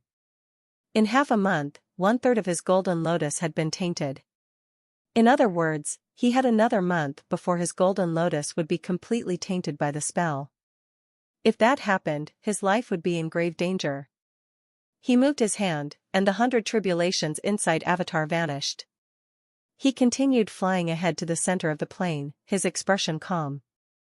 He swung his arm and shot into the sky. Whiz. His avatar reappeared. His 100-foot-tall avatar released a blast of hot air. Although 1/3 of his golden lotus was tainted purple, he was still able to release this terrifying burst of power. With this surge, the snow around him melted rapidly, and the moisture evaporated. In just a short time, the snow within several thousand meters of him was melted by his primal chi. With the snow gone, the original appearance of the land was exposed. Stalks of Melilot could be seen, growing resilient despite the wind and snow. 2 fallen stone statues, seemingly of tigers, could be seen at the entrance where Shangrong passed by. Due to the damage, only half of their bodies remained. Trees and grass covered the ground, and apart from the Melilot, there were almost no buildings in sight. Everything from the past seemed to be deeply buried. A pack of wolves howled nearby. The birds seemed to be affected by the avatar and fled. The low-rank beasts felt Shangrong's presence and dared not approach him. Shangrong shook his head. With the passage of time, things might remain, but people change. At this moment, Shangrong saw a pack of wild wolves standing at the top of a mountain, staring at him. They aren't afraid? Interesting. Shangrong smiled and dove toward the wolves. Although they were average wild wolves in the cultivation world, they were no beasts near human settlements could compare to. These wild wolves seemed to emit a faint primal chi and were much faster than ordinary wolves. When the wild wolves saw Shangrong diving toward them, they turned and sprinted into the distance. Shangrong's body was almost parallel to the ground as he flew, his energy forming a barrier around himself. He passed a valley and a patch of forest. Finally, the pack of wolves came to a halt at the base of a mountain peak. It was a 90-degree cliff covered with snow. The wolves howled as they sat on their hindquarters in the snow, looking at Shangrong, who hovered in the air. Shangrong chuckled. "Is this where you wanted to bring me?" The wolves howled as if responding to Shangrong. "All right. I'll take that as a yes." The wolves howled again. Thank you for showing the way. We'll meet again in the future." The wolf pack turned around and left, led by the alpha wolf. Shangrong looked at the cliff wall and slammed one hand against it. Boom! His energy struck the cliff face, causing the snow to slide off. The original appearance of the cliff face was revealed in an instant. A stone door? Shangrong was slightly surprised. He walked closer and saw 3 huge words on the rock face, the Melilot Graveyard. The Melilot Graveyard? Although Shangrong was strong mentally and spiritually, he could not help but feel shaken when he saw these words. He naturally knew what they meant. Guided by fuzzy memories, he raised his right hand and flicked 2 fingers. A drop of blood shot from the tip of his index finger toward the cliff face. Splat! The veins engraved on the cliff face glowed. The light spread from where the drop of blood landed into the surroundings. With this, Shangrong was certain this was indeed a graveyard left behind by the nobleman. Whoosh! The rock door slid open. Shangrong walked into the graveyard without hesitation. The moment he entered the Melilot Graveyard, whoosh! The rock door shut swiftly. He found himself in a dimly lit environment. However, he seemed unafraid and kept his eyes trained ahead. The scene that greeted his eyes slightly shocked him. Piles of white bones lay on the floor in neat formations. The Melilot bloomed in the day and withered at night. The inhabitants preferred to stay and hide in this utopia until they died. Shangrong walked further into the graveyard. When he reached the innermost section, there were finally no bones to be seen. At the center of the graveyard was a round dais. He looked up but saw nothing except a script carved on the rock wall, the word longevity. Shangrong shook his head. The short-lived noblemen never gave up in their pursuit of a long life. However, reality was often harsh. On average, noblemen who did not cultivate could only live 30 to 40 years, at most. If they cultivated, they could slightly prolong their lifespans. Even an 8-leaf expert like Yu Shangrong could only extend his life by 500 years with the help of the longevity sword. In the cultivation world, it was a survival of the fittest. Without sufficient time to cultivate, how could they even dream of becoming powerful? This vicious cycle meant each generation was weaker than the last. The fall of the nobleman country was inevitable. Yu Shangrong, a member of the new generation, refused to give in or submit to his fate. At the Evil Sky Pavilion, on Golden Court Mountain, night was beginning to fall. A black carriage, pulled by 2 figures, flew just above the treetops, approaching Golden Court Mountain. "Stop," a deep voice commanded from atop the black carriage, echoing into the surroundings. The figures immediately halted. He glanced at the crowd below and spoke casually, "Henku Branch's Grand Elder, Zhang Jin." Thud. Thud. One of the figures on the ground slowly turned to face the black carriage. His eyes were lifeless, his face expressionless, with a scar visible on his neck. Ba Ma produced a talisman, drew a few strokes on it with his hand, and tossed it out. The talisman stuck to Zhang Jin's body. "Go," he ordered. Zhang Jin replied mechanically, "Understood." Then, like a rabid dog, he sprinted toward Golden Court Mountain. The current Golden Court Mountain was no longer protected by a barrier, so these newcomers were not hindered. Zhang Jin, while still alive, had been the Grand Elder of Henku Branch with a 6-leaf cultivation base. In no time, he arrived at the foot of Golden Court Mountain. He looked up indifferently before continuing to sprint up the mountain, stirring up a gust of wind as he moved. "Who dares to trespass on Golden Court Mountain?" Zhou Jifeng flew by on his sword. He glanced at the intruder and was frightened, he had never seen such a peculiar person. Zhang Jin did not reply, continuing his sprint up the mountain. Zhou Jifeng attacked from the sky, several energy blades shooting toward Zhang Jin. Bang! Bang! Bang! The energy blades could not pierce Zhang Jin's tough body.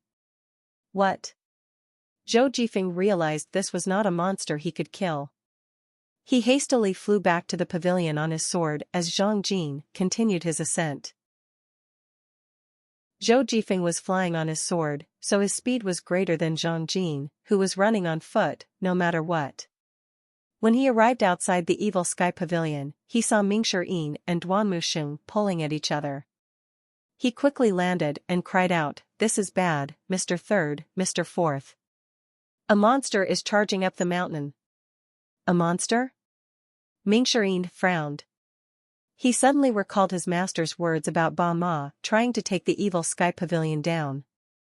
He had expected some elaborate and intricate plan but did not anticipate that Ba Ma would recklessly launch a frontal assault. "I'll report this to Master.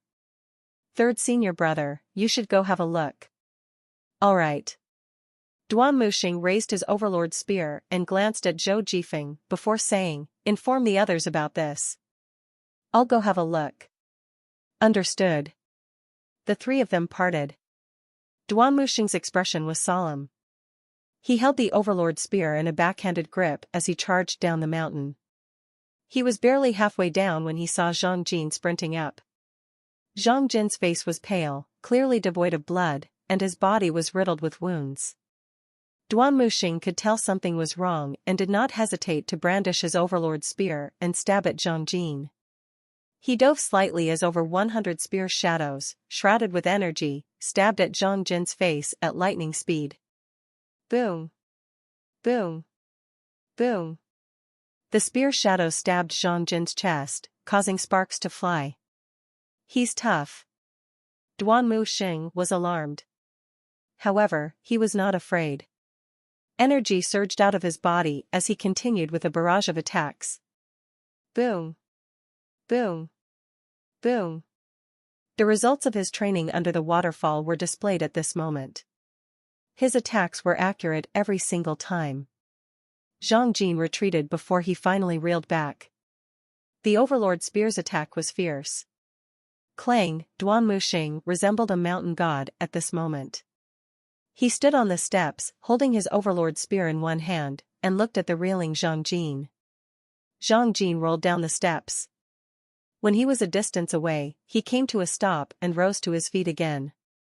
"Stand down," a commanding voice said at this moment. Duan Muxing looked behind him. He saw his master riding on Wizard's back. Little Yuaner, Mingxirin, Zhao Yu, and the Old Age Pavilion's Leng Luo, Pan Lidian, and Hua Wudao appeared in the air as well. All of them were looking at the scene.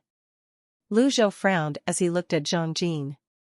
Hanku Branch's grand elder, Zhang Jin.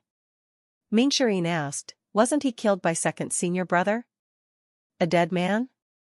Many female disciples at the back grew fearful at this. "That's a dead man?" The young female disciples had limited knowledge about the matters of the world. It was only natural for them to be frightened by this scene.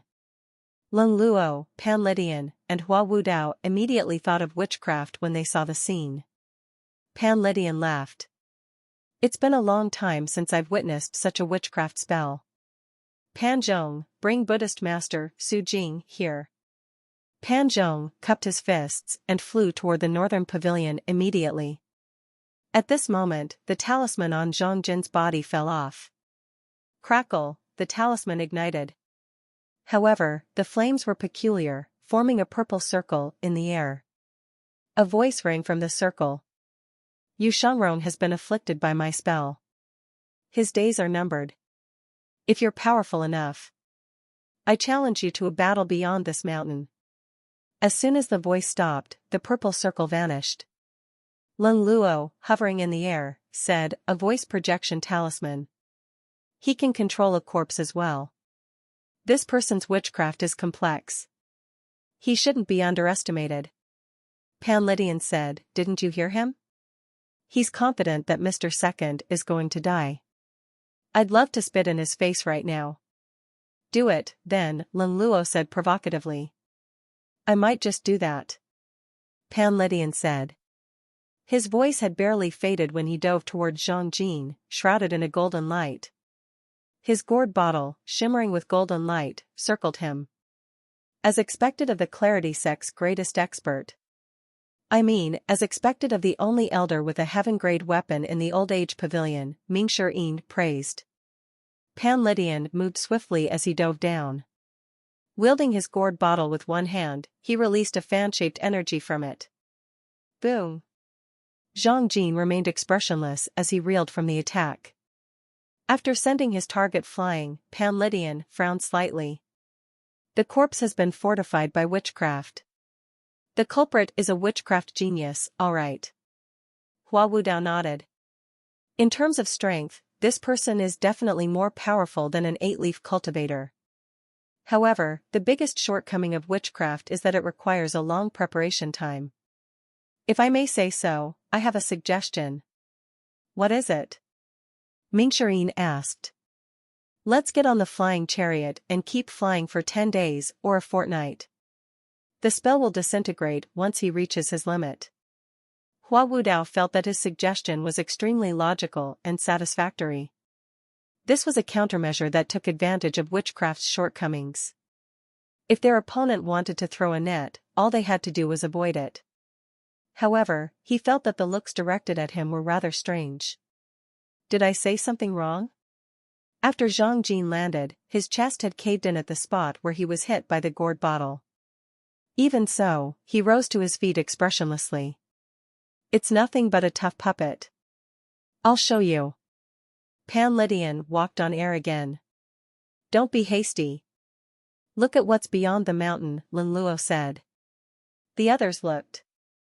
Under the cover of night, a huge crowd was slowly making its way toward them, emitting a strange aura.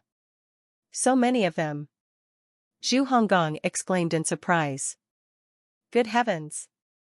Master, I think we should consider Elder Hua's suggestion. You wimp. Grow a backbone, will you? Mingxirin pushed Zhu Honggong aside. At this moment, Buddhist Master Su Jing led dozens of his disciples in the air toward them. They formed a neat square formation. Ba. Finally, I have the opportunity to repay you, Benefactor Ji. Su Jing looked at the horde of puppets at the foot of the mountain. I've told my other disciples to hurry over. Nice one, old monk. Zhu Honggong said with a smile. All in a day's work. Lu Zhou looked at the puppets below, which seemed to be as numerous as ants, and said, Hua Yueshing.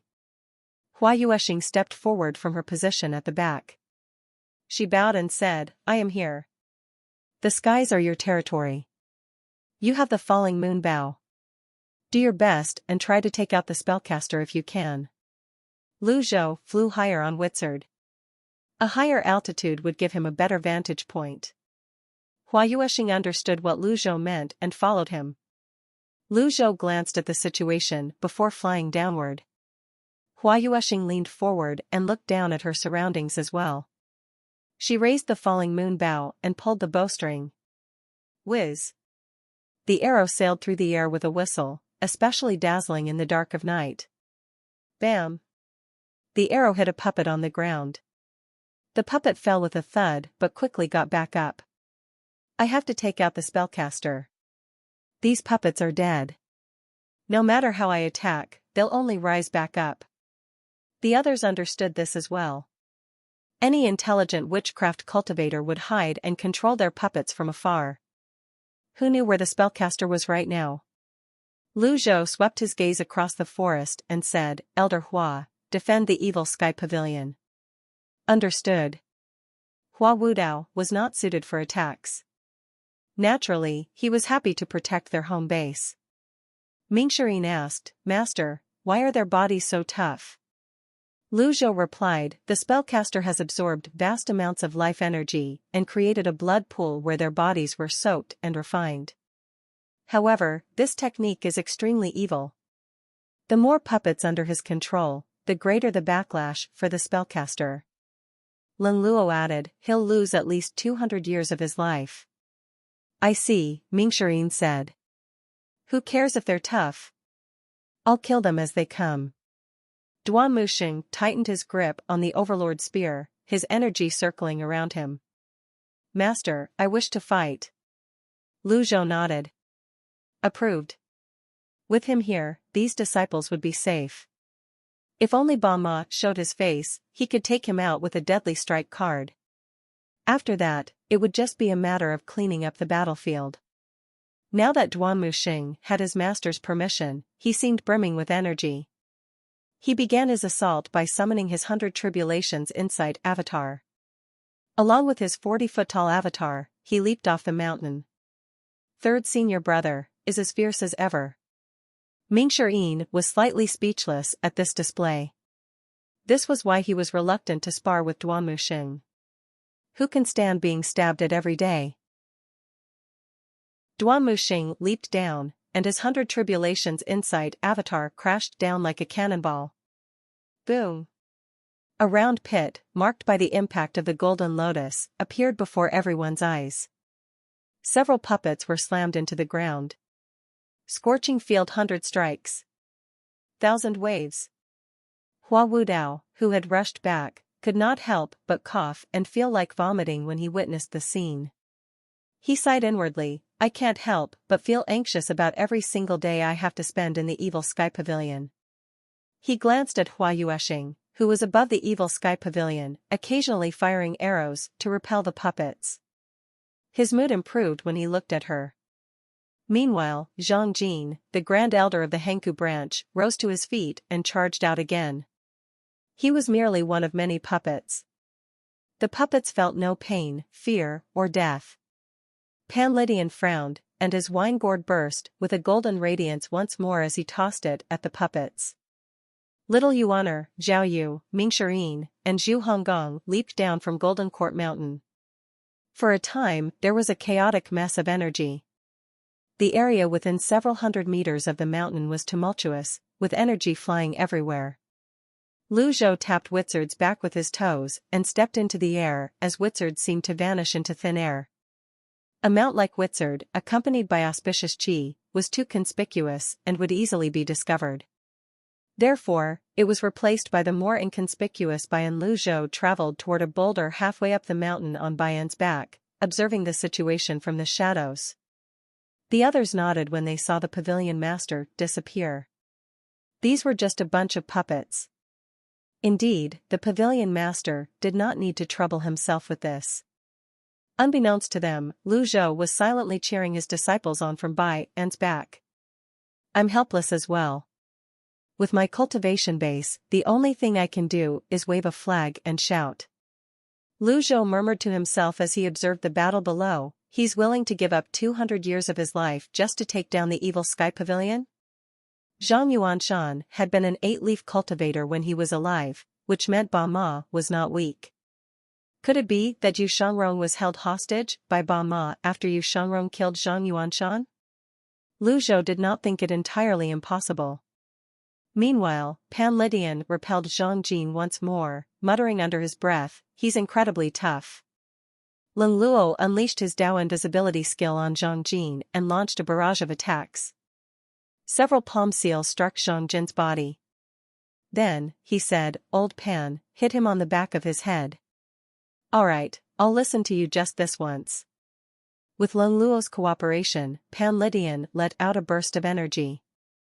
His wine gourd spun as it shot out, grew in size, and shone with a golden radiance. He cried out, sleeping on the mountains. Bam! Pan Lydian's wine gourd hit Zhang Jin on the back of his head. Crack! The crisp sound of something cracking echoed in the air. The puppet Zhang Jin flailed his arms and seemed to be in a frenzy. However, soon after, he fell backward, seemingly at his last breath. What do you think about my sleeping on the mountains? Pan Lydian asked. Leng Luo asked skeptically, is there such a technique in the Clarity Sect? I improvised, Pan Lydian replied shamelessly. Leng Luo moved swiftly. He vanished from sight and shot down the mountain like a specter. Isn't that a cool name? Pan Lydian leaped down and ran after him. Leng Luo moved to Duan Muxing and the others and said, aim for the back of their heads. As expected of Elder Leng. You're so knowledgeable, Ming Shirin said politely before he moved at lightning speed. He gripped the separation hook tightly and charged into the horde of puppets. Bam! Bam! Bam! Finally, the puppets began to fall. From her position above the evil sky pavilion, Hua Yueshing aimed for the backs of the puppets' heads with her energy arrows. However, it was rather difficult for her to land a shot since she had to wait for the puppets' backs to face her before she could take aim. Even then, she managed to take down a few puppets. Meanwhile, on the boulder, Lu Zhou sighed. The puppets were dead people. As expected, he was not rewarded with any merit points from killing them. He was beginning to dislike witchcraft. At this moment, Lu Zhou saw Buddhist master Su Jing walking in the air above the horde of puppets. A few dozen disciples stood behind him. Ba. The Bodhi tree isn't a tree, the clear mirror isn't a mirror. Su Jing and his disciples opened their mouths and chanted in unison. In just an instant, the chants buzzed in the air. The grand enhancing Buddhist technique, the bright mirror. With Su Jing leading the other monks in their chanting, a huge circle spread out and shone brightly as it spun. Then, it dropped down slowly. Lu Zhou had seen Wu Nian use this skill on the Lotus dais before. He did not expect its power and range to increase so dramatically when so many monks worked together. When the circle of light descended, the light would flash as the monks chanted. Lu Zhou stroked his beard and nodded. Although Jiang Aijin was lazy and carefree, he could still offer good suggestions from time to time. With this battle, Su Jing and his monks' value had risen. After all, it would have been more difficult without Su Jing and his disciples. The people battling below were all elites of Evil Sky Pavilion. Leng Luo, Pan Lydian, Little Yuaner, Duan Muxing, Ming Shirin, Zhao Yu, and Zhu Honggong surged with energy after being boosted by the bright mirror.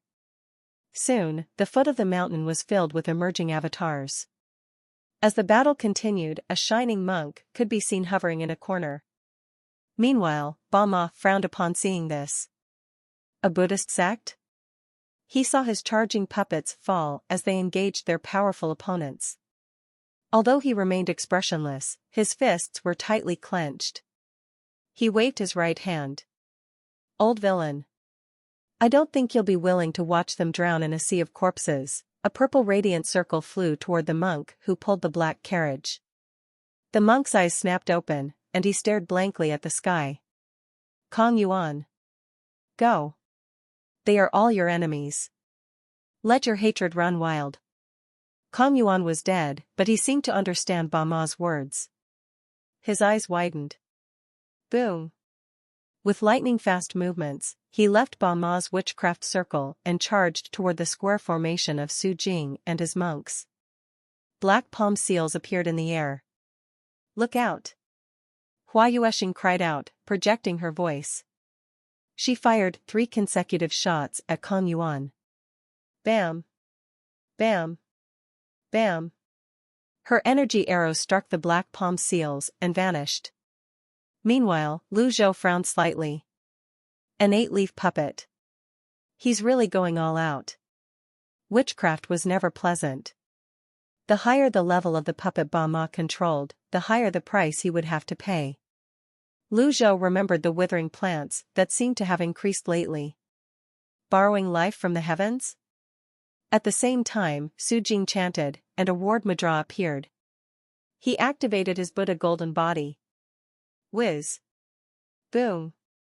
Kong Yuan's black palm seals collided with the golden body and the ward mudra, causing turbulence in the air. Su Jing's disciples retreated. Hold your positions.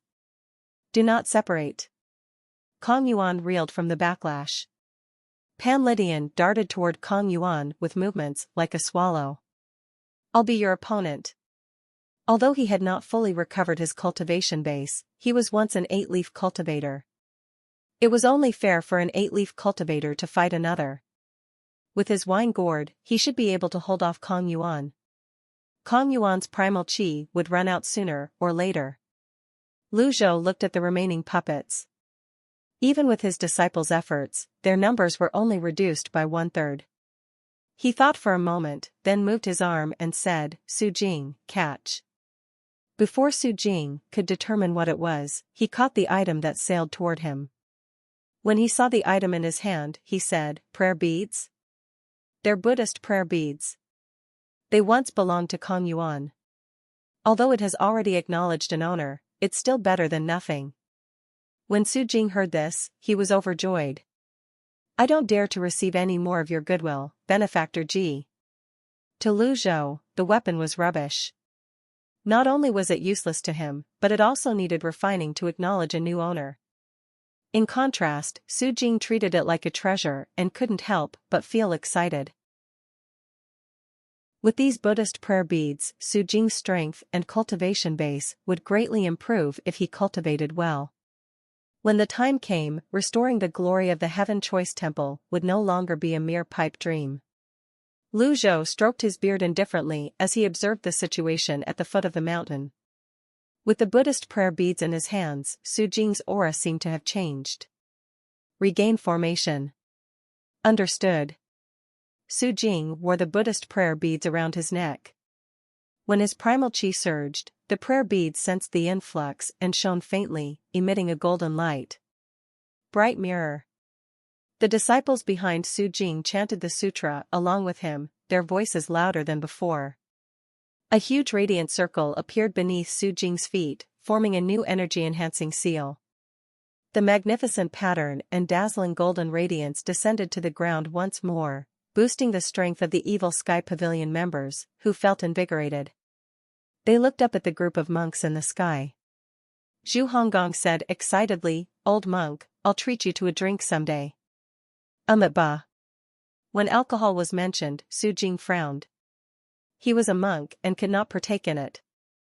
Meanwhile, Pan Lydian struck Kong Yuan with his wine gourd, aiming for the back of Kong Yuan's head. However, Kong Yuan was not like the other puppets, he was far superior in strength, cultivation base, and reflexes. Occasionally, he would summon his fiend Zen avatar, which made his opponents wary. Kong Yuan glared at Su Jing, who was hovering midair. Seeing the prayer beads around Su Jing's neck, he seemed furious.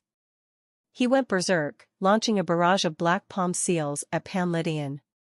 Pan Litian's cultivation base had not yet recovered. He had barely managed to hold Kong Yuan down with his wine gourd and could not fight directly against him. In this situation, he could only dodge. Boom. Boom. Boom.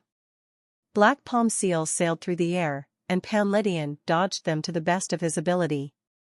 Old Pan, are you all right? Lin Luo maneuvered his way through the horde of puppets with his Dao invisibility technique. Just as a dozen puppets charged at Pan Litian. Whiz. A 100-foot avatar pushed them away. Pan Litian replied, I can manage. The bright mirror extended toward them, immediately bolstering Pan Litian's spirits. His Dantian sea of qi felt much more comfortable as well. For a time, the ground was strewn with corpses.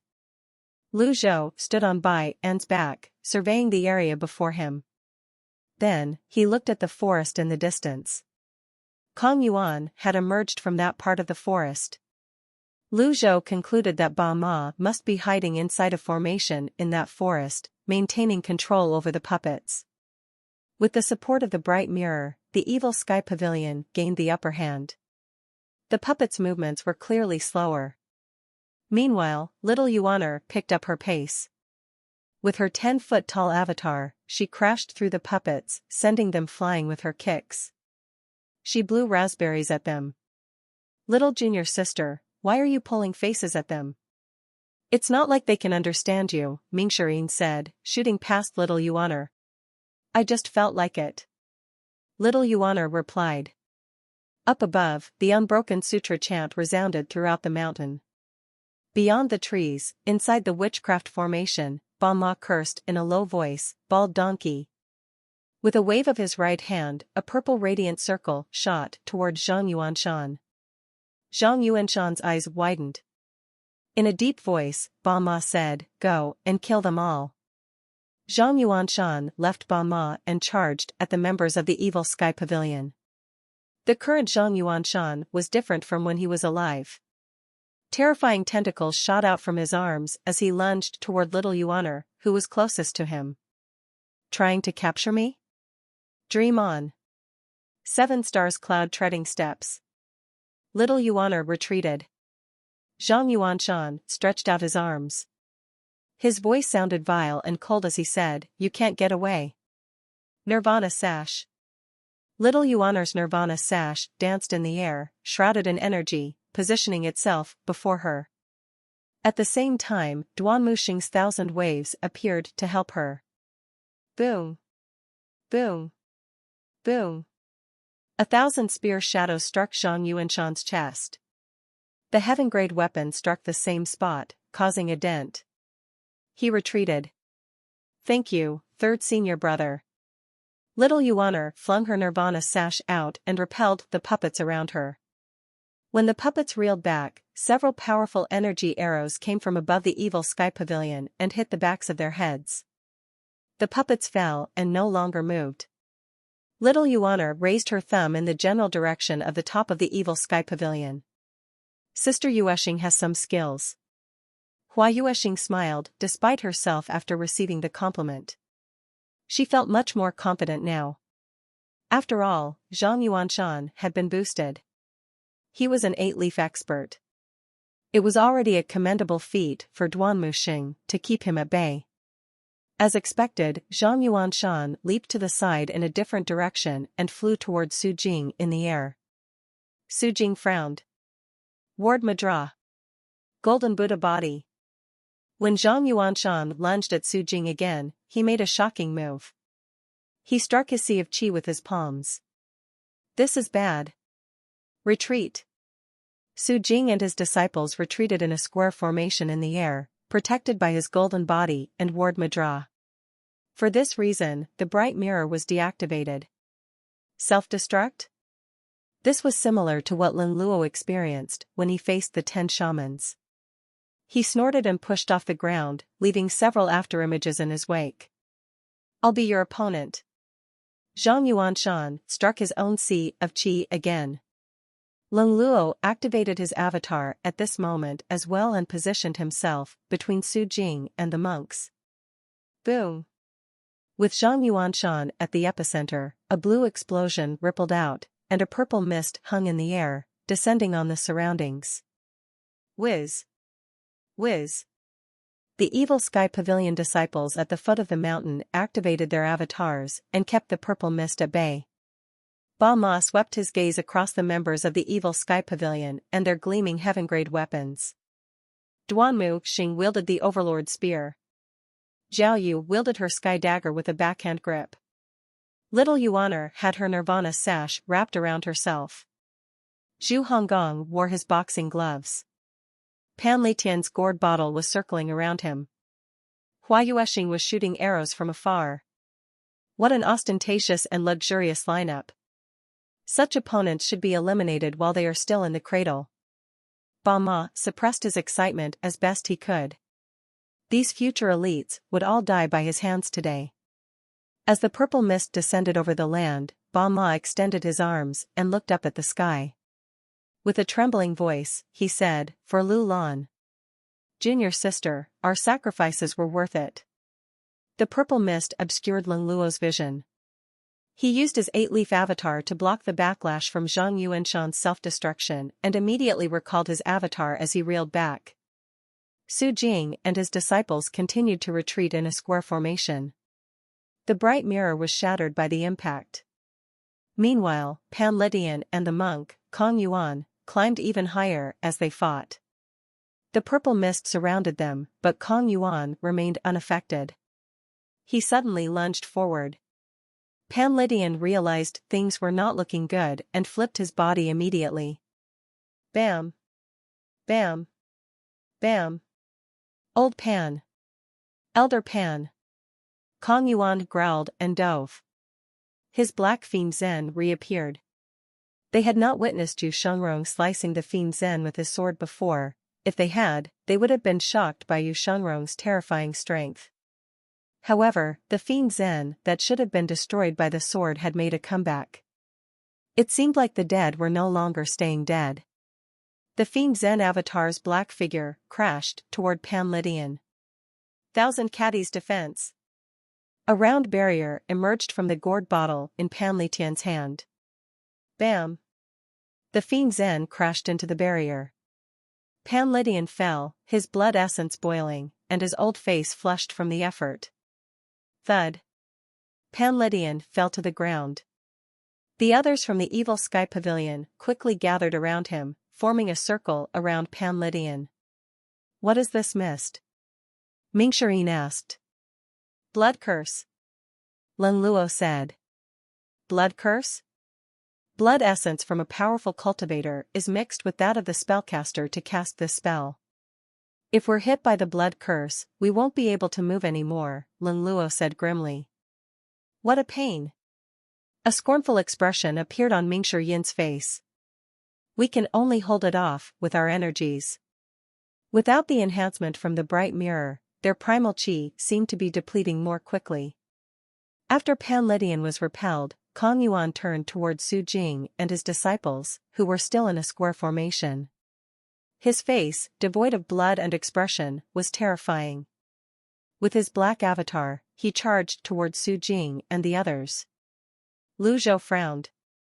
He did not think it was worth using a deadly strike card on a target who was already dead. Finally, he said, "Stand back."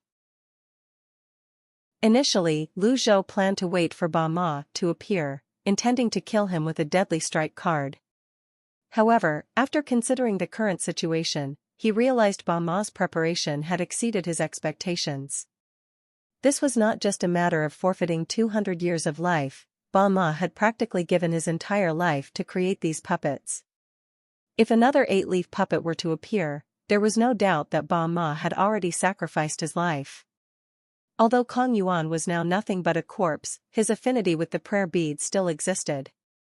He seemed to sense the prayer bead's location as he charged at Su Jing and the others, his huge black avatar resembling a meteor in the air.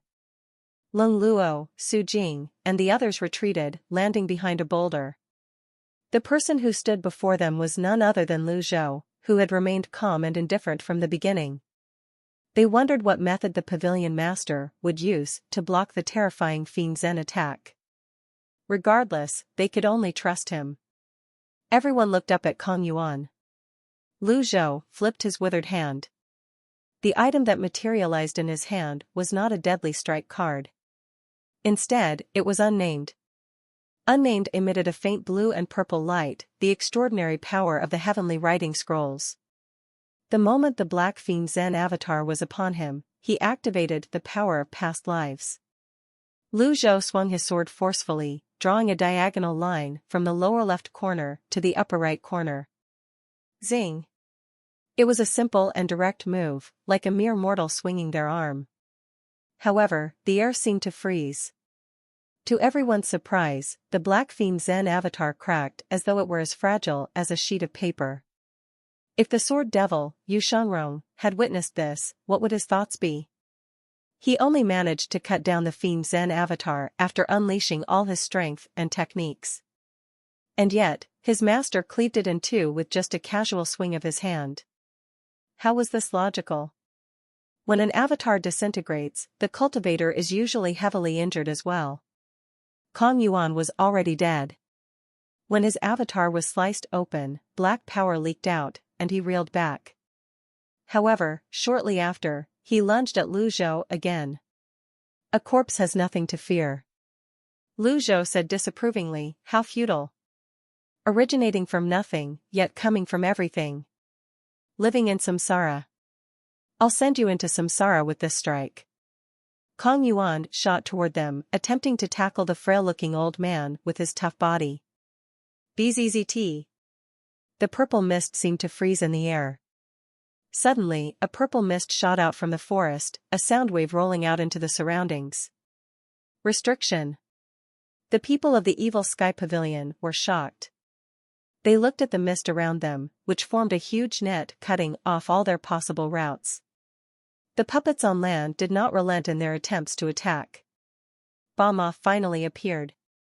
I'll exchange my life for a shackle from which no being will escape. Die. Kong Yuan was upon Lu Zhou. Pavilion Master, look out. Hua Wudao wanted to rush over and activate his 6 compatible seal, but he was too late. Lu Zhou glanced at Ba Ma, who was hovering above the scene, and nodded in satisfaction. Finally, he shows himself. At this moment, Lu Zhou chose to use an impeccable card. This time, the Buddha golden body did not appear. Instead, a 10 scripture 6 compatible seal emerged. He stood on the 8 trigrams, and the 10 scripts on his body shot out swiftly, expanding. Heaven, earth, life, death, water, fire, being, non-being, and separation. Bam! The purple mist that initially shrouded the evil sky pavilion was instantly scattered by the terrifying 10 script 6 compatible seal. Hua Wudao looked up, speechless. Was this still his 6 compatible seal? Was this the Taoist seal he studied and created? Each script was an individual attack. Apart from the round shield, energy seals formed by the 10 scripts struck Kong Yuan precisely. The 10 scripts spun and landed 10 consecutive strikes. Boom. Boom. Boom. Kong Yuan managed to hold his own when the first 3 scripts struck him. However, when the 4th to 6th scripts hit him, he fell backward. When the 9th script struck, his body was blown into pieces. By the 10th strike, his ashes had already scattered in the air. Perhaps Lu Zhou was lucky. Usually, the impeccable cards were more defensive. Kong Yuan, who had been on a collision course with the 10 scripts, finally died. If I can kill you once, I can kill you twice. A shocked expression appeared on Ba Ma's face. You're not affected by the restriction? Lu Zhou glanced at the purple mist. He didn't waste words with Ba Ma. He brought his left hand up, and a deadly strike card appeared in his palm. A miniature vortex spun counterclockwise. I've been waiting for you. Lu Zhou had never loathed witchcraft as much as he did today. He was filled with so much loathing that he didn't even want to waste another word. Ba Ma widened his eyes, sensing the alarming and terrifying power in Lu Zhou's palm. He said hoarsely, in that case, let's die together, instead of retreating, he advanced, charging toward Lu Zhou with the purple mist. Lu Zhou did not fear Ba Ma. Up until this point, he had not activated his critical block card. Even without using the powers of the heavenly writing, Ba Ma could not do anything against him. However, Ba Ma had no way of knowing that his enemy was a terrifying individual armed with various trump cards. 10 seconds passed in the blink of an eye. The 10 script 6 compatible seal vanished, replaced by the deadly strike card, which launched forward. The Soul Diamond Seal, the Great Blitz Treasure Seal, the Magic Gourd Seal, and the Sun Moon Seal corresponded to the powers of force, energy, harmony, healing, intuition, awareness, dimension, creation, and absoluteness. The packed scripts surrounded the Great Seal. The others held their breaths at the sight. Although this was the second time they had seen Lu Zhou use this skill, they were still in awe and disbelief. One of the great palm seals of the Taoist sect collided with Ba Ma like a normal attack. Boom. Boom. Boom. Similar to Kong Yuan, Ba Ma resisted obstinately. When the 8th palm seal struck his body, something different happened. The mist around him scattered, and the radiance of the 9 cuts hand seal illuminated his face. At this moment, everyone saw Ba Ma's appearance. From his forehead to his chin, every inch of his face was covered in cuts. The edges of his eyes had been sliced, and blood trickled from his 7 orifices.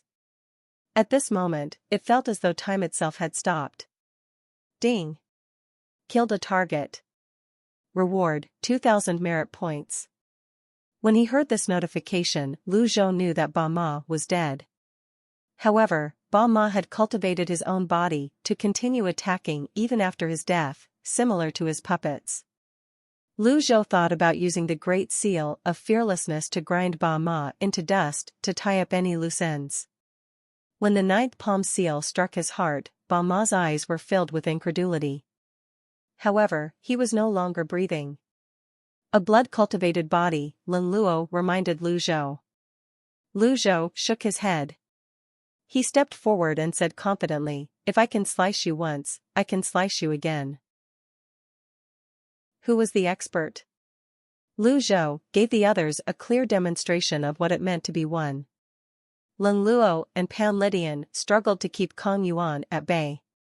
However, before Lu Zhou, Kong Yuan seemed utterly defenseless. They suddenly remembered a question that had been on their minds. Everyone had been discussing the impending great limit of the Patriarch of the Evil Sky Pavilion. Each year, they speculated and probed, but they were never correct. Each time, they found an excuse to attack. The reason they believed in was the 1,000-year limit. Normally, a cultivator's cultivation base would rapidly deteriorate in the final 100 years of their life. How had the pavilion master managed to maintain his cultivation base? Another possibility was that the Patriarch of the Evil Sky Pavilion had truly found a way to reach the 9-leaf stage. If they hadn't seen it with their own eyes, they would never have believed that the master of the Evil Sky Pavilion could display such terrifying power. The 3 men from the Old Age Pavilion thought of the same phrase at the same time: the villain had returned to his peak. Perhaps, at the pavilion master's level, his control over his powers had returned to a natural state. There was no grand execution or flashy display of energy bursts. Just like before, when Ba Ma charged toward Lu Zhou, he drew Unnamed across Ba Ma's body. Just as he told Zhu Shangrong, if he wanted to kill his opponent, all he needed to do was swing his sword with force alone. Unnamed sharpness surpassed the understanding of those present. Crack! A sound like bamboo being hacked off rang in the air, crisp and satisfying. The satisfaction they felt was almost indescribable. The people of the Evil Sky Pavilion felt, for the first time, just how wonderful this cracking sound was.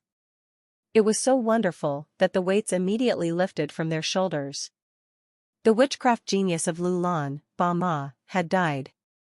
The surroundings of the Evil Sky Pavilion fell silent. Lu Zhou looked at the blood-cultivated body on the boulder and felt no sympathy.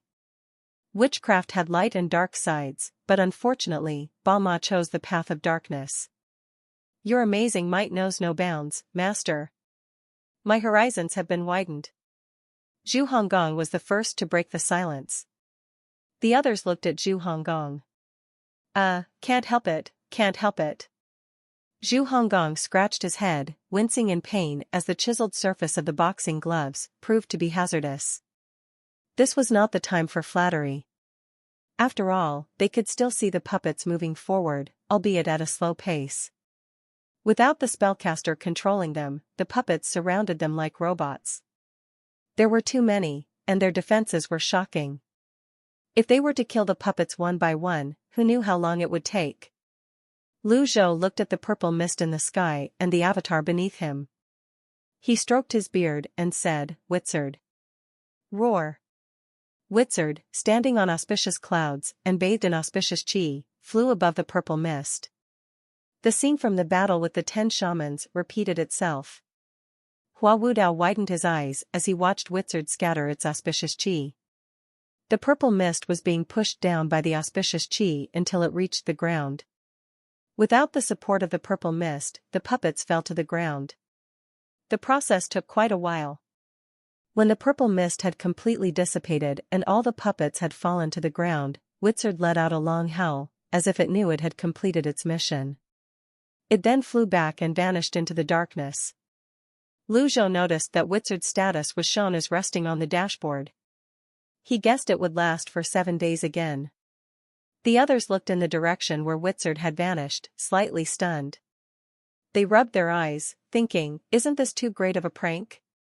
Why wasn't this done sooner? Naturally, Lu Zhou had his own intentions. If he had unleashed Wizard, Ba Ma would likely have fled.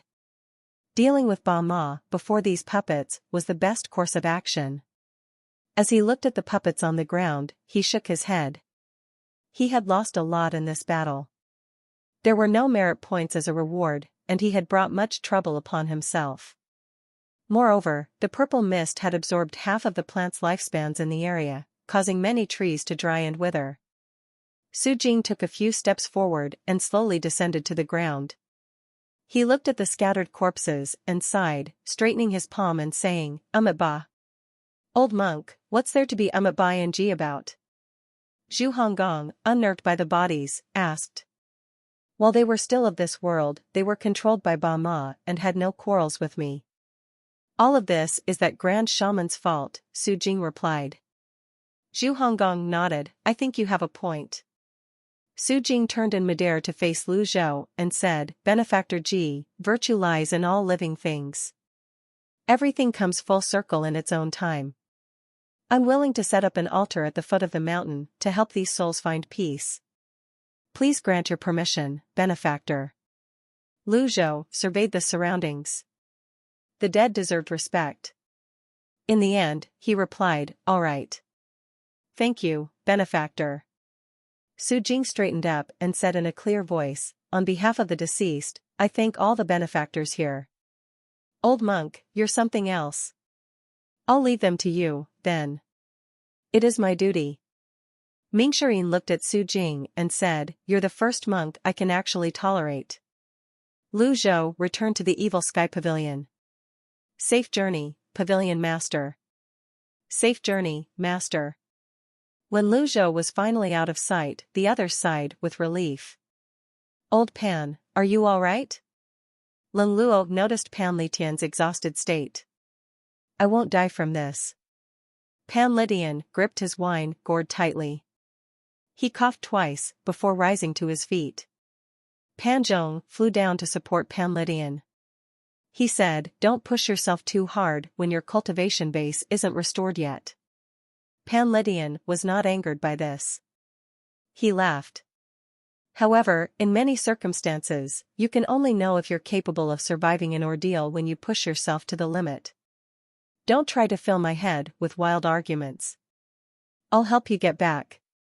The other disciples watched as Pan Litian and Pan Zhong flew back to the Evil Sky Pavilion. At this moment, Hua Yuexing descended from the sky above the Evil Sky Pavilion. She recalled her falling moon bow and shook her head. She had much work to do. Throughout that battle, she had only killed a limited number of puppets. Hua Wudao walked up to her and said, don't give up. Those were the pavilion master's direct disciples. They can't be compared to the conventional standard of talent. Oh. Meanwhile, Lu Zhou returned to the Eastern Pavilion. The two swings of his sword did not seem to contain great power, but they did deplete 2/3 of his extraordinary power. After all, that power was capable of besting an 8-leaf opponent. Moreover, this was on top of wielding Unnamed. He flipped his palm, and Unnamed hovered above his hand. The Black Rune? Lu Zhou remembered the scene in the Mausoleum of Swords. Unnamed had absorbed all of the demon sword's black runes and converted them into its own energy. Was it sharpened because of this? With a thought, Unnamed turned into a hammer. When it took the shape of other weapons, it was not covered in runes. He put Unnamed away. Lu Zhou cleared his mind of distracting thoughts. He sat with his legs crossed and entered his heavenly writings meditation state. This time, he used a deadly strike card and an impeccable card. The number of item cards he had was decreasing. Judging by the current prices, he would run out of cards sooner or later. All he could rely on was his extraordinary power. He needed to think of a way to improve his cultivation base. The next morning, Lu Zhou had just opened his eyes when a voice reached him from the other side of the door. "Master, Su Jing requests an audience." "All right." Lu Zhou stood up and gauged his extraordinary power. It had increased only slightly after a night's meditation. He was slightly worried about the pace of his meditation. Could this have something to do with the fourth open heavenly writing scroll? Would the pace improve with every open scroll? However, he did not dwell on this. Instead, he left the Eastern Pavilion. He stood outside the Great Hall and saw a lively scene. A crowd had gathered between the two majestic stone pillars outside the Great Hall. They wore monks' robes. Golden Court Mountain was no small mountain, with several thousand square meters of space before the Great Hall. However, this area was completely occupied by the monks. What is this about? The Great Hall faced east, so the morning sun shone on the evil sky pavilion. Lu Zhou walked slowly toward them. Su Jing emerged from the crowd, straightened his palm, and said, "Ba." Lu Zhou was puzzled. What are all these monks doing here? Apart from Zhou Jifeng and Pan Zhong, his disciples and the other elders were not present. "Greetings, Benefactor Ji," the monks bowed in unison. Lu Zhou remained silent, waiting for Su Jing's explanation. Su Jing said, "The Heaven Choice Temple has recruited 2,000 new disciples. I called them over as reinforcements, but the battle had already ended when they arrived. However, they arrived just in time to help with clearing the corpses. We are fortunate to have accomplished what was entrusted to us. The foot of the mountain is now cleared." Lu Zhou nodded, pleased. It was not a bad thing to have them help out in the area. He replied curtly, "I see." Su Jing seemed embarrassed as he said, "However, many trees and plants near the foot of the mountain are half withered. I've tried the merciful ark of salvation, but it did not help." The withering of the plants was within Lu Zhou's expectations. Fortunately, the purple mist had been quickly dispersed. Otherwise, all the plants on Golden Court Mountain would have withered, leaving the mountain barren. He was deep in thought. Finally, he decided to restore the barrier if the opportunity presented itself. Without the barrier, the defenses of Golden Court Mountain were too weak. Su Jing said, "Benefactor Ji, the Buddhist prayer beads are too precious a gift. I cannot accept them without earning them. Please take them back, Benefactor Ji." He removed the prayer beads from around his neck and respectfully presented them to Lu Zhou with both hands. Lu Zhou glanced at the Buddhist prayer beads. Was one of his disciples thinking of becoming a monk? Who should I give this to if not a monk? Finally, he said, "I've never liked monks, but your performance is worthy of praise. Since I've given you the prayer beads, I won't take them back." Su Jing was slightly taken aback. When he received the prayer beads yesterday, he thought it was a ploy by the evil sky pavilion to temporarily bribe them for their help. He did not expect to keep them. When he heard Lu Zhou's words, a guilty expression appeared on his face. His benefactor had sincerely offered him a gift, and yet, he had questioned the benefactor's motives. I'm ashamed of myself. Was this the conduct and mindset worthy of an erudite monk? Su Jing was so ashamed he wished the ground would open up and swallow him. Lu Zhou, who did not dwell on the matter, was rather speechless when he looked at Su Jing. He finally understood why his disciples greatly disliked those on the noble path. The people on the noble path assumed too much and thought too highly of themselves. I'm just giving you the prayer beads because you've been helpful to me. Moreover, the prayer beads aren't worth much. To each his own. Su Jing wore the prayer beads around his neck. He lifted his monk's robes and kowtowed piously. On behalf of the Heaven Choice Temple, I thank you, Benefactor Ji. Su Jing's disciples, of course, could not stand by idly when their master was kowtowing. They kowtowed to Lu Zhou as well. Ding. Received a genuine kowtow from 1,020 individuals. Reward, 10,200 merit points. HM? Lu Zhou was surprised to hear this notification. He suddenly remembered that Su Jing had mentioned something about the Heaven Choice Temple having many new disciples. A repeated kowtow would not earn him any points. The arrival of 1,020 new disciples was a pleasant surprise. Lu Zhou suddenly felt it was a good decision to give the Buddhist prayer beads to Su Jing. However, the Heaven Choice Temple, reborn with the Evil Sky Pavilion's help, was different from the other sections.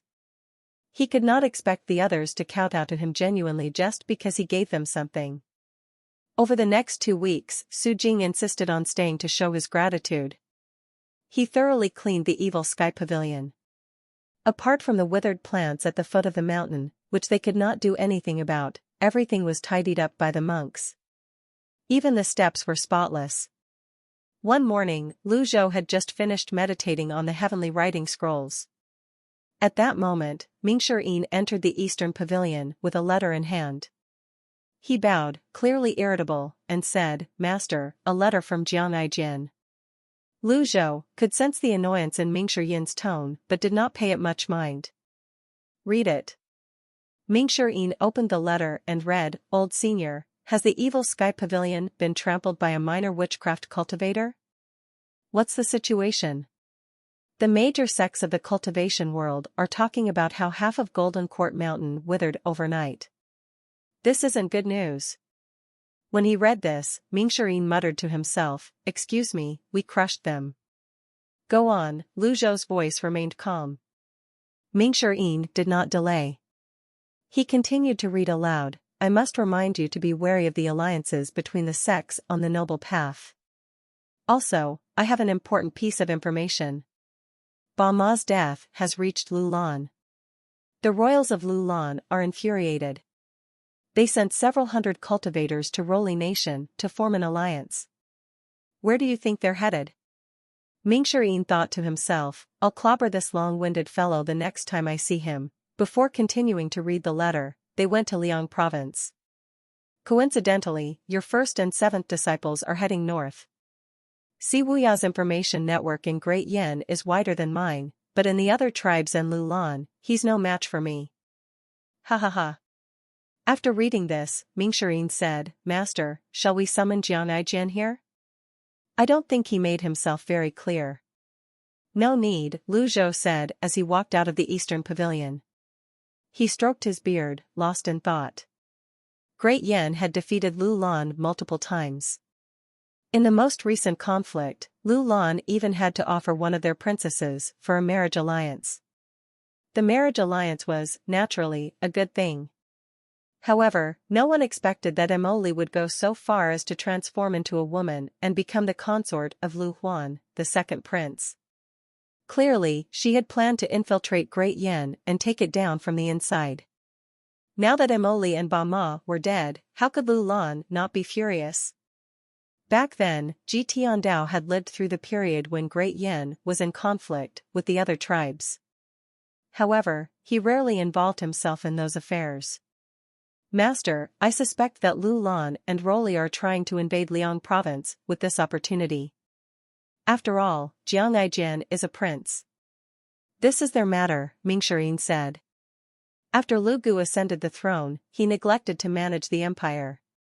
Even when the second prince died, he didn't take any action, Lu Zhou replied. I don't think things are as simple as you think they are, Lu Zhou replied. If that's the case, isn't eldest senior brother just exposing his back to his enemies? Mingxirin asked. Lu Zhou glanced at him. Upon hearing this, Mingxirin realized he had said the wrong thing. He hastily added, oh, right, he deserves it. If they're defeated, it'll be the perfect opportunity to capture and interrogate them. Are you trying to decide my matters for me? Lu Zhou asked. I dare not. Lu Zhou no longer spoke. He decided to go with the flow. Clearly, there was something amiss with how Lu Gu seemed unbothered by the affairs of the world. In that case, what was the imperial family waiting for? Send word to Jiang Aijin. Tell him to investigate the imperial family's research on the nine-leaf stage. Yes, master. Tell him that I'll take back Dragon Song and the Demon Sword if he refuses to cooperate. That's great. Yes, master. Mingxirin bowed. Lu Zhou nodded and said, I'll check on Pan Lydian and Lung Luo. I'll leave the rest to you. If there's nothing urgent, there's no need to report to me. Yes, master. Mingxirin bowed again. On Brackish Mountain in the snow-covered northern borders. The cold spring wind blew, yet everything was quiet in the Melilot graveyard, unaffected by the roaring of the wind. Whiz. Yu Shangrong summoned a miniature 100 Tribulations Insight avatar on his palm. He shook his head as he looked at it. 2/3 of the golden lotus was now covered in purple spots. He could easily feel that his avatar had lost more than half of its strength. Moreover, the purple spots were still spreading. Yu Shangrong sighed softly. This is my fate. I started with the Melilot, and I'll end with the Melilot. Brackish Mountain was usually shrouded in darkness, and it seemed the snow never stopped falling. In this icy land, devoid of sunlight and warmth, the scenery held little allure for its observers. The biting cold wind entered the graveyard through the only opening in the ceiling, howling like a war horn. It seemed as if the bones in the Melilot graveyard were lamenting their fates, filled with regrets. In the nobleman nation, everyone sought longevity, striving to defy the heavens, change their destinies, and break free from their shackles. Now, however, all their efforts lay in ruins. Yu Shangrong sometimes wondered why the heavens treated them differently, even though they were all human. In his youth, he left this place to change his fate, traversing vast lands, venturing through perilous forests, and cultivating his skills. He eventually reached the pinnacle of human cultivation. To say he felt no injustice would be a lie. The wind's howling grew stronger, pulling Yu Shangrong back to the present. He stood up and surveyed the ingenious design of the graveyard, shaking his head. His gaze fell on the wall, inscribed with the word longevity, and he felt a pang of emotion. Clack. With a crisp sound, the characters on the wall began to move. A contraption?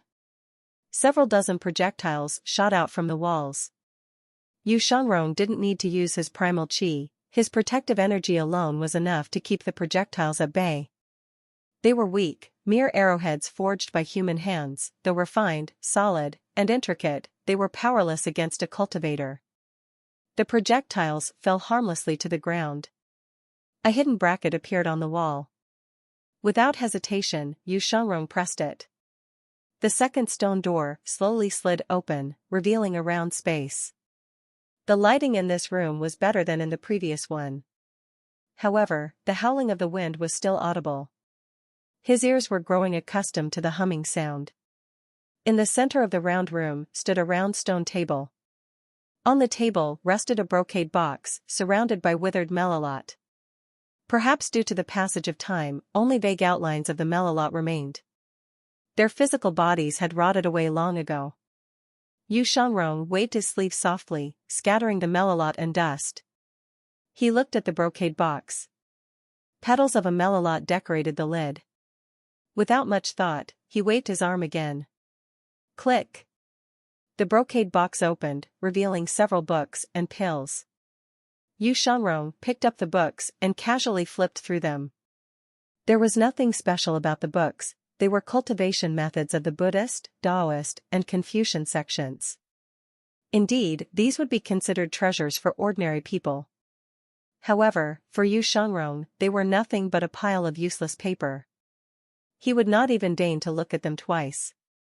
Some primal qi surged in his palm, reducing the books to ashes.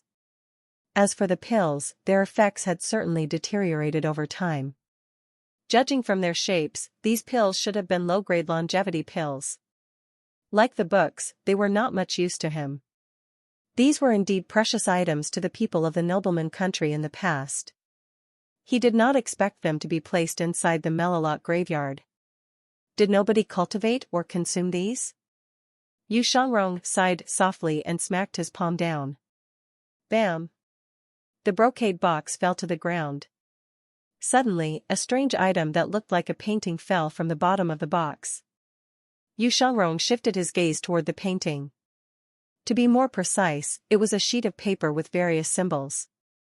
He suddenly recalled the paper and mission his master had entrusted to him. The symbols on the paper he was given seemed to match those on this sheet. He took out the paper his master had given him and laid it next to the sheet to compare them. Many of the symbols were similar, with a few being exact matches. There were more symbols on the sheet he found. Clearly, the contents on the two sheets were different, but they had been written in the same style. Does this belong to master? Yu Shangrong wondered. Why was his master's possession here? He did not think that the other items were precious, but he guessed this sheet must be very valuable. Yu Shangrong studied the symbols on the paper, but he could not understand any of them. In the end, he gave up trying to decipher them. Then, he folded the paper carefully and placed it inside his pocket. The fact that it had survived for years inside this box, untouched by the elements, proved that the material of the sheet was extraordinary. After that, Yu Shangrong turned to look at the stone door. Should I head back? Then, he walked out of the second stone door. The howling of the wind intensified. Yu Shangrong felt that something was wrong. He raised a hand, and his 100 Tribulations Insight avatar appeared. His golden lotus was still tainted by the purple curse. Will it not go away? Yu Shangrong frowned. If his avatar was fine, he could return to the evil sky pavilion in 7 days if he flew at full speed. However, at the moment, he was sure that his avatar would fall apart halfway through his journey. There were many beasts in the wilderness, and he would become their prey if he was not careful. Without his avatar, his cultivation base was only equivalent to a 9-fold body tempering cultivator. He could handle manual labor, but he could not hasten his journey or pass through dangerous forests. He did not think that he could count on the same luck he had in his youth. When he thought about this, Yu Shangrong stopped. He did not intend to break the door.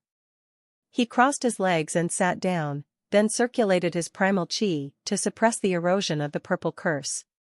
He adjusted his breathing as he entered a meditative state. The entire day passed in the blink of an eye. If it were not for the light from the Melilot graveyard ceiling, it would be difficult to tell that it was already bright outside. Yu Shangrong summoned his 100 Tribulations Insight avatar again. Indeed, the spread of the purple spots had slowed. However, this suppression was merely delaying the spread of the poison, it was not a cure. He could not allow this to drag on. Yu Shangrong had been searching for a way to overcome this throughout the night, yet he could not stop the erosion of the curse. As the sword devil who had remained undefeated in the cultivation world for years, this was his first time feeling powerless and helpless. Yu Shangrong stood up and passed through the second stone door. He sat down with his legs crossed again to adjust his breathing and try to come up with a solution. On the 5th day, Yu Shangrong summoned his avatar once more. The golden lotus of his 100 Tribulations Insight avatar was almost completely tainted. Perhaps it was due to the pressure of his golden lotus's imminent destruction by the curse that a sudden and terrifying thought came to Yu Shangrong's mind unbidden: sever the golden lotus. He knew the consequences of that act, having done the same to countless other avatars with his longevity sword. Fiend Zen avatars, Taoist avatars, Confucian heavenly energy avatars, and Buddha golden bodies, no matter the avatar, when cut by a heaven-grade weapon, the cultivator would be gravely injured. Cutting off his golden lotus was akin to committing suicide. Shangrong was surprised to find his fingers trembling. He tightened his grip on the scabbard of the longevity sword. The sword devil of his generation was clearly nervous. Shangrong maintained this posture, motionless. If this had happened to anyone, they would carefully consider their options. Aside from the possibility of death, if one were told to sever a leg to continue living, would they have the courage to do it? At this moment, Shangrong faced such a choice. Although it was not as brutal as severing his legs, severing the golden lotus was just as difficult to accept. For cultivators, their cultivation base was their life. Without it, they would be good-for-nothings, no different from the dead. Night fell, and the Melilot graveyard was completely dark. Shangrong held his scabbard, occasionally lifting the longevity sword with his thumb. The sound of the sword sliding against the scabbard was exceptionally clear and piercing, like a butcher sharpening a knife. This continued for nearly the entire night. When the dim light from above shone into the graveyard, Shangrong's thumb was still. Everything had a predetermined end. Perhaps, this ending had been set in stone since the day he left Brackish Mountain in his youth. Was death terrifying? Without his cultivation base, he would die sooner or later, anyway. Zing!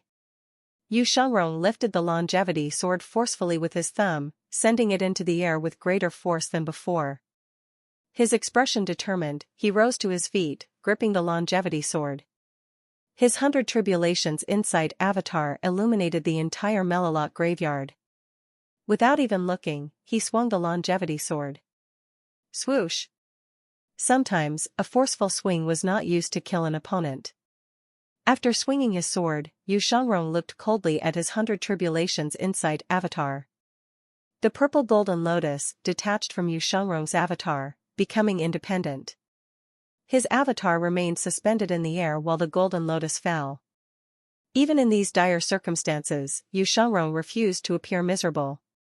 He quickly tapped several meridian points on his body and then sat cross-legged. The moment he sat, his face turned ghastly pale, and sweat broke out on his forehead. The lower half of his avatar fell to the ground and vanished, while the upper half merged with his body. Shortly after, his Dantian sea of qi underwent a sudden change. He felt as though a tsunami had erupted within him. How powerful could a person be? Even on the brink of death, he maintained a calm demeanor. His expression remained unchanged, determined and indomitable. He felt as though he were being roasted inside a volcano. His primal qi seemed to be trying to escape, ricocheting inside his body. Yet, he remained as still as a mountain, enduring the pain. Time passed.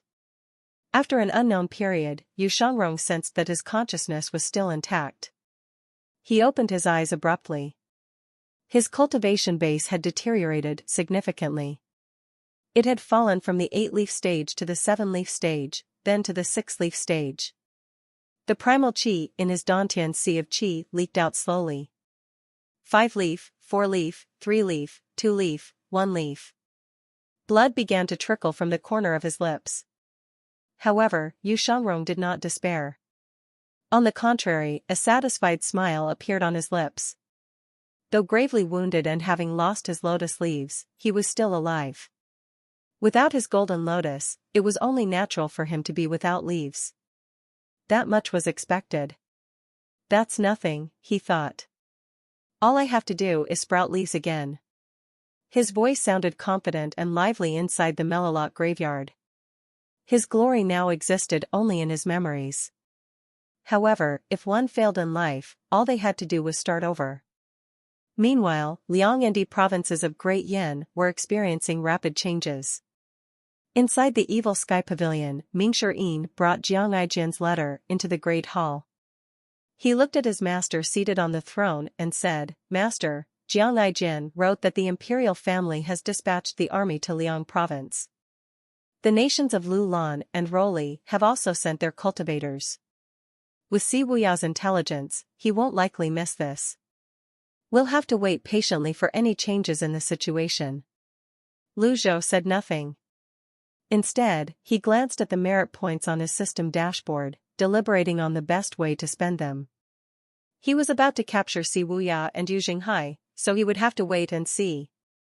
Merit points, 17,900. Perhaps he was already used to the system's tricks. Lu Zhou found that he no longer had a temper. He was quite calm. It's only 100,000 merit points. I'll have to take it slow. Seeing that his master did not respond, Mingshi left the Great Hall respectfully. The next day, Mingshi entered the Great Hall again with Jiang Aijian's letter in hand. He saw his master painting, which suggested he was in a good mood. Encouraged by this, he approached Lu Zhou and said directly, "Master, Jiang Aijian wrote that the imperial family has intentionally given up on Yi province. They sent the fourth prince, Liu Bing, to quell the disturbance in Liang province." However, Si Wuya seemed to have predicted this. The Nether Sect's branches in the 9 provinces of Great Yin are deliberately causing chaos. Currently, the empire is in turmoil. Lu Zhou stopped moving his hand. As expected, these two rascals wanted to cause a great disturbance and challenge the divine capital. Could they do it? Nobody knew. If Yu Xinghai had acted alone, it might have been impossible. However, with Si Wuya's help, the outcome became uncertain. Si Wuya's darknet was an incredibly vast force. Even Jiang Aijian was wary of it, let alone everyone else. After muttering to himself for a while, Lu Zhou said, "Did Jiang Aijian mention anything about the imperial family's research on the 9-leaf stage?" "He didn't." "Remind him." "Yes, master." Lu Zhou wasn't concerned about the disturbances in Yi and Liang provinces. Even if the whole world was in chaos, it was all due to the Nether Sect's machinations. Without clear information, he wouldn't make a move. What Lu Zhou needed was patience, something his host, Ji Tiandao, lacked the most. Before taking any action, it was better to find out more about the 9-leaf stage. On the third day, Mingshi was clearly more anxious than before. Apart from him, Little Yuaner and Duan Muxing also entered the Great Hall. "Master, a letter from Jiang Aijian," Mingshi said. "Get to the point," Lu Zhou said. "Jiang Aijian says that Princess Yongning will head to Liang province with the fourth prince. The Nether Sect is pincered by enemies on both sides. It seems they weren't able to escape." A hint of incredulity could be heard in Mingshi Yin's tone as he read the letter. Lu Zhou was slightly taken aback. He stopped writing and, with a wave of his hand, the letter in Mingshi Yin's hand flew into his own. Lu Zhou scanned its contents, before frowning. With Si Wuya's skills, they shouldn't have been surrounded so easily. Princess Yongning? Princess Yongning is just a woman. Why would she go to Liang province with Liu Bing? Mingshi was puzzled. At that moment, Zhu Honggong's loud voice rang from outside. "Greetings, master."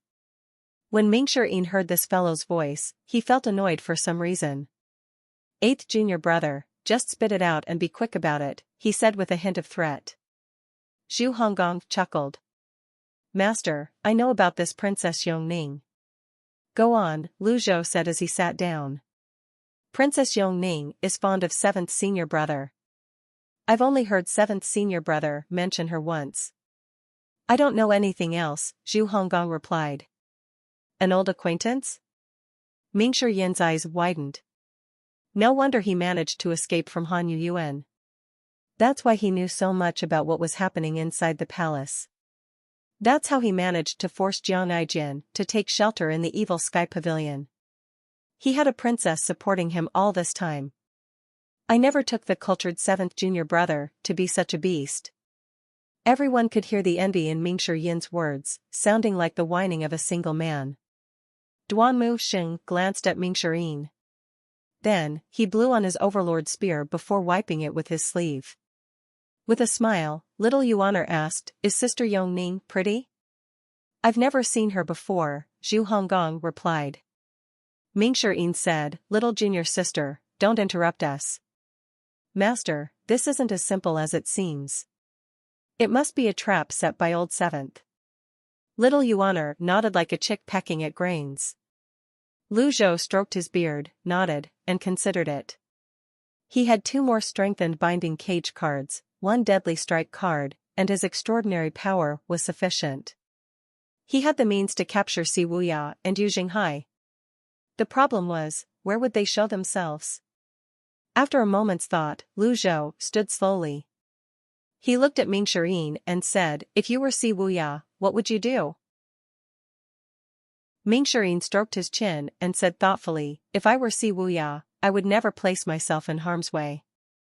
However, I might just act contrary to convention."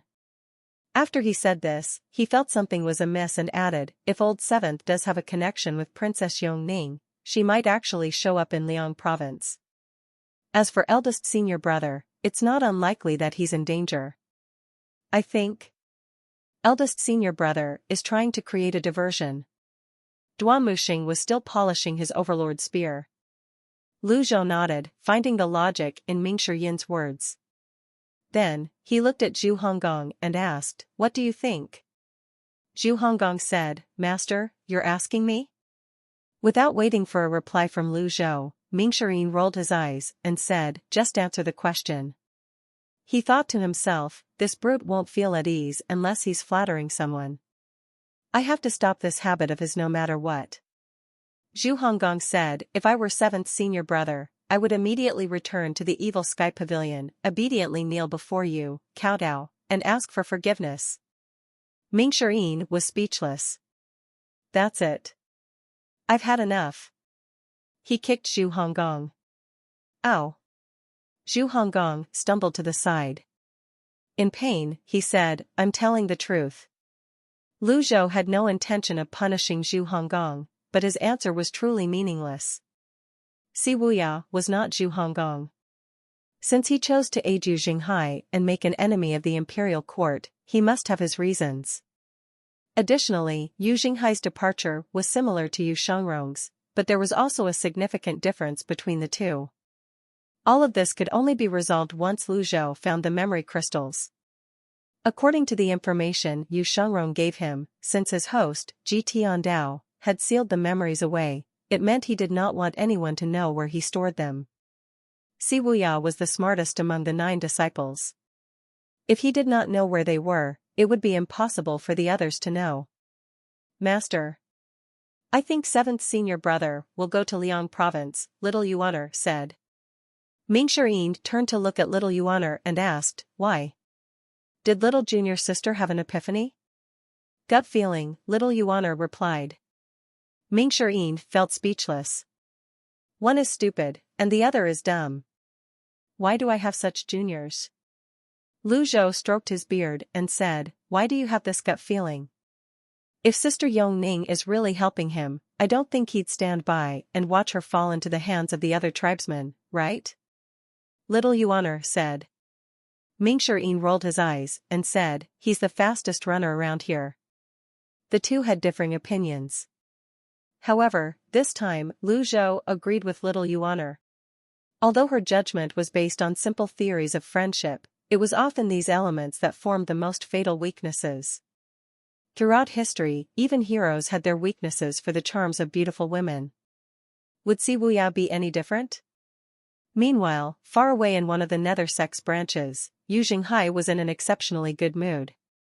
He stood by the window, hands folded behind his back, and said, "With 7th junior brother in charge of the Nether Sect, the world will be mine sooner or later. Now that the 9 provinces are in chaos, I'd like to see what the imperial family will do. Eldest senior brother, this is just the beginning. We shouldn't underestimate our foes," Si Wuya replied. "That dog of an emperor is nothing without the divine capital's imperial guards and the 10 terminal formation," Si Wuya said. "In terms of cultivation base, it's only natural for you to be the best under the heavens, eldest senior brother."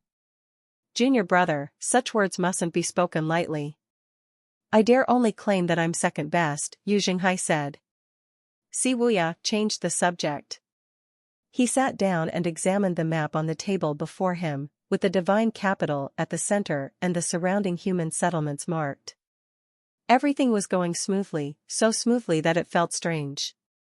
Yu Jinghai, noticing Si Wuya's deep thoughts, asked, "Are you worried about the other tribes, junior brother?" Eldest senior brother, Lu Gu, is an extremely patient man. He didn't even meet the emperor when the second prince, Lu Huan, and Emoli died.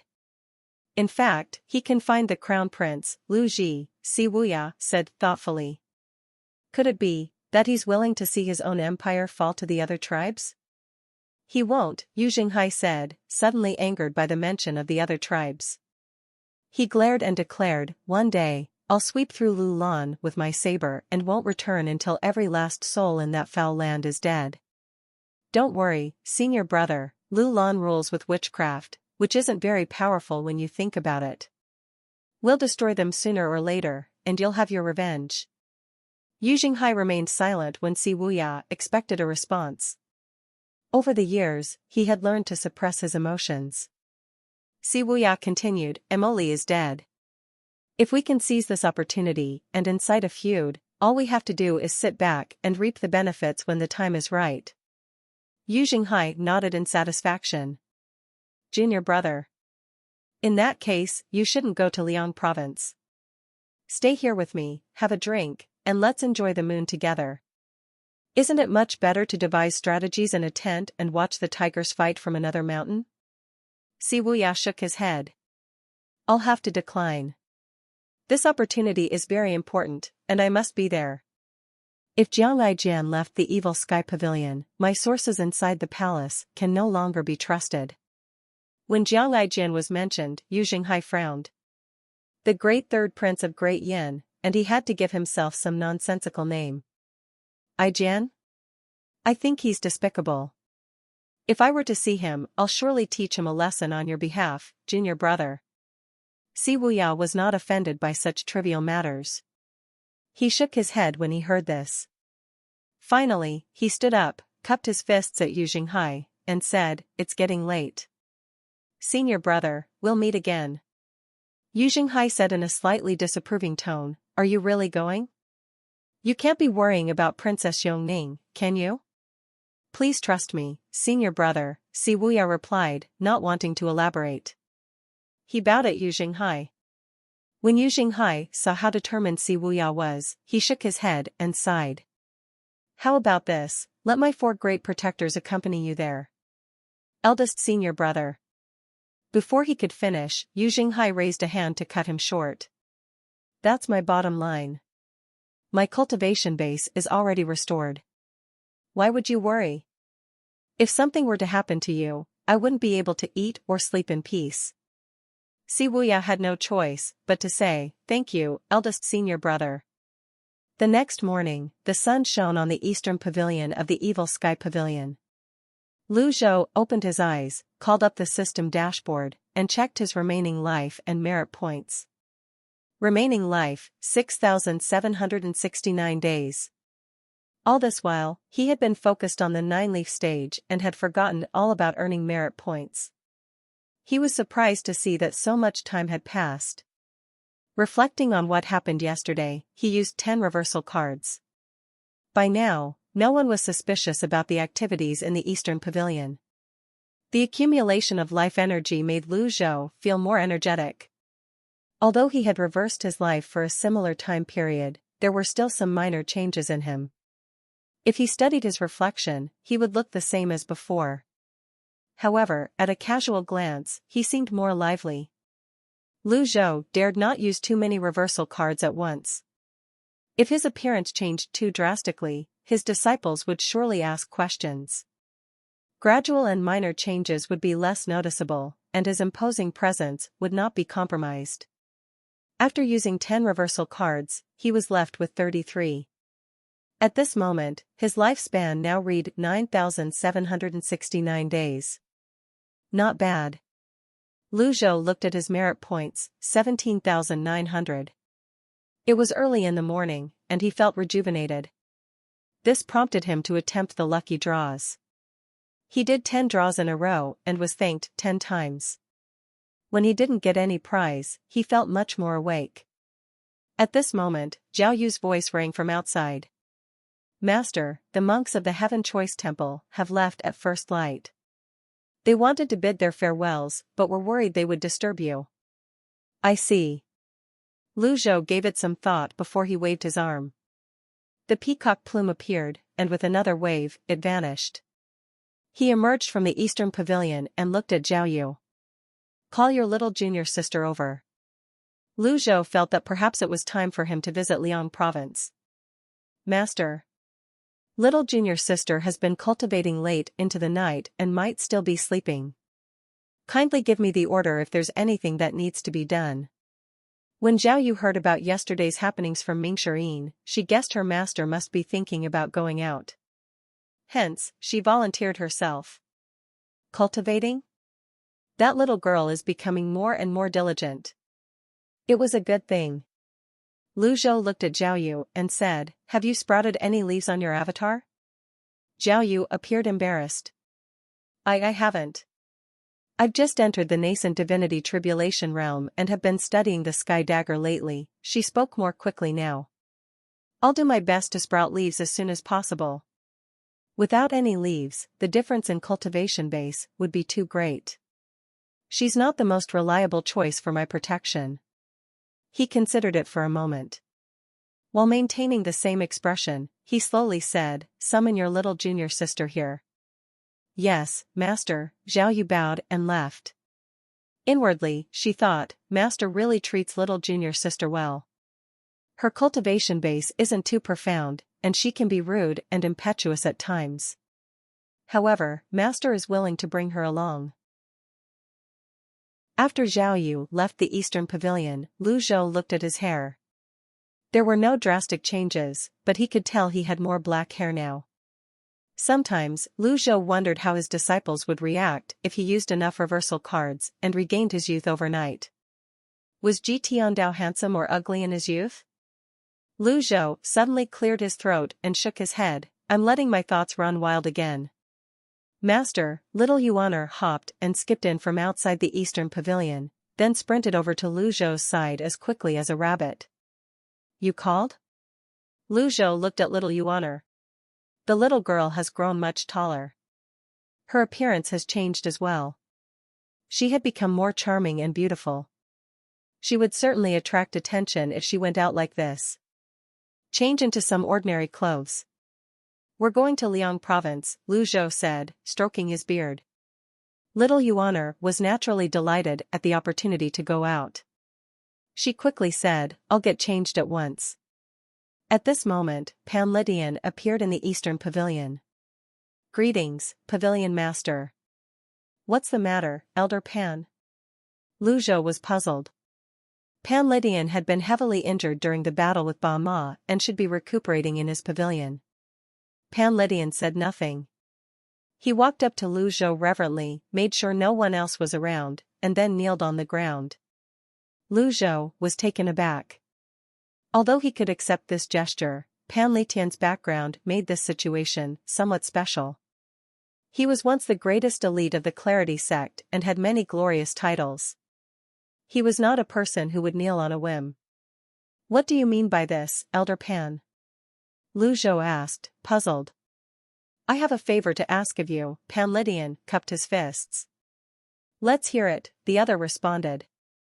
Pan Lydian nodded and said, I wish to plead for His Highness, the Fourth Prince.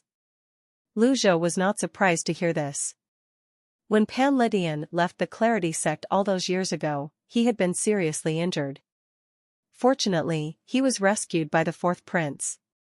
However, after serving in the military for many years, the debt of kindness should have been repaid. The Fourth Prince, Lu Bing, spent most of his time at the borders. He guarded his post well and is a respectable person. However, Lu Zhou asked in a deep voice, why should I repay the kindness you received? Pan Lydian was slightly taken aback. Lu Zhou continued, moreover, I have no quarrel with him. Why do you have to plead for him? This seemed to clear Pan Lydian's mind right away. That made sense. Lu Bing had no quarrel with the evil Sky Pavilion. The evil Sky Pavilion would not raise its hand against him. However, he had come here needlessly to plead for Lu Bing. Awkward. Lu Zhou walked out of the Eastern Pavilion with his hands behind his back. Pan Lydian patted the dust off his clothes. Wait, you're the great villain. Do you even need a reason to attack someone? However, when he looked up, Lu Zhou was no longer there. A day later, in the city of Liang Province. Unlike before, Lu Zhou now wore coarse fabric clothes like those worn by commoners, blending in perfectly. This could not be helped. Si Wuya was too cunning and had too many eyes working for him. He had to travel undercover. Even having the Old Age Pavilion's members with him could alert the rascal. Traveling on the flying chariot was out of the question, it would send the rascal running. He needed to disguise himself perfectly. When they arrived in Liang Province's city, Lu Zhou and little Yuaner were slightly surprised. There were no garrisons or ballistae, but there were bloodstains on the city walls, clearly indicating a recent fight. The city felt lonely and desolate, with small groups of cultivators occasionally appearing in the skies. Thud. Thud. Thud. Thud. Thud. A group of men charged through the city at this moment, looking fierce and brutish. Lu Zhou pulled little Yuaner to the side of the street as the group ran to the top of the city walls, likely the city's garrison. Master, they seem fierce, little Yuaner said. Don't mind them, Lu Zhou replied. The two continued walking through the city. In its battle-ready state, Liang Province's city seemed desolate, and finding an inn to lodge in seemed unlikely. As they searched for a place to stay, a middle-aged man appeared at the end of the street. He looked left and right before whistling at Lu Zhou and little Yuaner. Old mister, the middle-aged man called out. Are you talking to me? Lu Zhou asked. The middle-aged man walked up carefully, gauging them, and said, You're not from around here, are you? Little Yuaner urged him, Just say what you need to say. The middle-aged man replied, Liang Province is currently in chaos. I've been observing you, too. I think you need a place to stay for the night. Come with me, I have a place ready for you. Naturally, Lu Zhou felt suspicious. They had just arrived in Liang Province City. How did this man know they were looking for a place to stay? Additionally, Liang Province might soon become the Second Province, which was currently in an emergency state. This middle-aged man seemed quite bold. Since it seemed fishy, something must be amiss. You can arrange lodging for us? Lu Zhou asked. The middle-aged man said mysteriously, It's a mess outside. You'll see what I mean when we get there. Lu Zhou's expression didn't change. He nodded. Please lead the way. They had to stay here for a while since he was waiting for Yu Xinghai and Si Wuya. Shortly after, under the middle-aged man's guidance, the three of them passed through several streets and arrived outside a villa. The middle-aged man moved furtively and whistled to someone in the villa. Soon, two men ran out to meet them. The middle-aged man said, There are two more. I'll leave them to you. Aight. Two more. Two more? Lu Zhou had some questions, but his expression remained neutral. He stroked his beard and said, Is this the lodging you found for me? One of the two young men said, This way, please. Lu Zhou suddenly felt that this villa resembled a black brick kiln. Lu Zhou looked at the middle-aged man and said, Does your master go by the surname Shen? That's right. Do you remember now, old mister? The middle-aged man seemed excited. Shen Lianshao? Lu Zhou suddenly had a vague idea about this place. Heh. Old mister, since you know my master's taboo name, you should watch your manners. If this were any other house, you would have been kicked out, said one of the men. Indeed, Shen Lianshou had quite a reputation. Since the cultivation world had a blacklist, it was only natural that it also had a whitelist. The top position on the blacklist was indisputably held by Ji Tiandao, the Patriarch of the evil Sky Pavilion. If there was black, there would be white. At the top of the whitelist was Shen Lianshou, who performed good deeds whenever and wherever he could. He was the only one who could carry out such silly, motiveless, and uncalled-for good deeds. He was the only one who remained established in Liang Province's city, respected by both the underworld and the officials. This way, please. The man made an inviting gesture again. Lu Zhou stroked his beard, nodded, and walked in. As he stepped into the villa, a faintly discernible and largely transparent barrier, resembling a huge bubble, shrouded the entire villa. Lu Zhou and little Yuan were quickly settled in. The man who led them here glanced at them, then bowed and said, "The master has said that anyone who enters the villa must have their cultivation bases examined to prevent any disturbances. I ask for your kind cooperation." Lu Zhou glanced at the middle-aged man, surprised by Shen Liangshuo's caution. While it was one thing for him to do good deeds, why did he need to examine the cultivation bases of others? The man produced a gemstone from his pocket. Upon seeing the grade of the gemstone, Lu Zhou knew that Shen Liangshuo was no stranger to this process. This gemstone was typically used by major sects or the imperial family when recruiting disciples or personnel. No one else would have any use for it. "Master, let them test mine. I'm worried they'll be scared out of their wits by your cultivation base." Little Yuan hopped forward. When the man holding the gemstone heard little Yuan address Lu Zhou as her master, he said with a smile, "Scare us?" Judging by the man's mannerisms, he seemed to have experienced many things. Lu Zhou stroked his beard and looked at the man. The man added, "Many elites of the Nether Sect have appeared in Liang Province City. I've never been afraid of them. Why would I be afraid of you? Little girl, your master should proceed with the test." He passed her the gemstone. Little Yuan looked at the gemstone, found it interesting, and said, "I want to get tested, too. I have a profound cultivation base." This gemstone was quite precious. A mid-grade gemstone's energy would be depleted after it was used 8 to 10 times. Moreover, cultivators could rarely fake the results of the tests done by these gemstones. The man said, "The old gentleman first." Lu Zhou waved his arm, and the gemstone flew into his hand. The gemstone hummed and shone. A look of shock flashed across the man's eyes as he said, "Oh, it's the divine court realm. Forgive me for being blind to this." He was polite in appearance, but his expression remained neutral. It could be mistaken for sarcasm. "Oh, what a profound cultivation base. I'm truly scared." In any case, a divine court realm cultivator was still not someone others could easily cross. He retrieved the gemstone, looked at little Yuan on the side, and said, "This way, please." Little Yuan was puzzled and asked, "What about me? I haven't been tested yet." However, the man ignored her and turned around, leaving. When he turned the corner, a grin spread across his lips. "If your master is in the divine court realm, how profound can your cultivation base be, little girl? You unruly and headstrong girl, you want me to test you, but I won't give in to your request. Tonight, I'll show the two of you just how evil men can be. Besides, there's no need to waste the gemstone's energy." Little Yuan stomped her foot angrily and said, "Master, they're looking down on us." Lu Zhou said, "It doesn't matter whether we're tested or not." Oh. Shen Liangshu was at the top of the whitelist. He did every good deed imaginable. However, Lu Zhou was still surprised to see him boldly staying in Liang Province. It seemed like Shen Liangshu wasn't even afraid of the Nether Sect. At dusk, little Yuan supported her chin with her hands and leaned on the table. She stared at a mosquito flying before her eyes.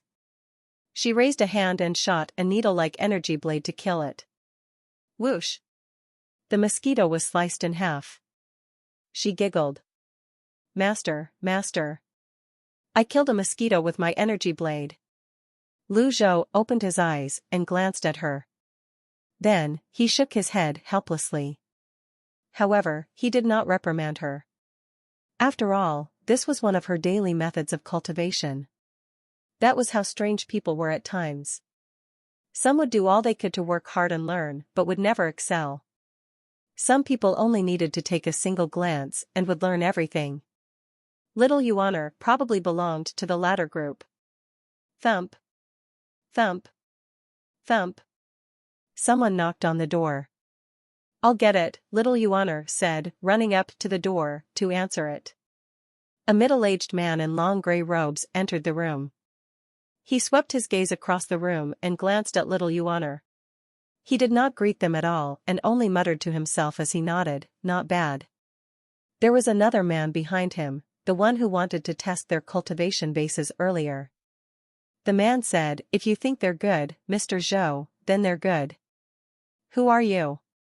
Little Yuaner asked. "This is Steward Zhou. He oversees the operations of the villa. I'll be taking my leave now. Have a good chat." The man turned around and left. Steward Zhou cupped his fists at Lu Zhou. "Old sir." Lu Zhou looked at Steward Zhou and asked, "Where's Shenliangshou?"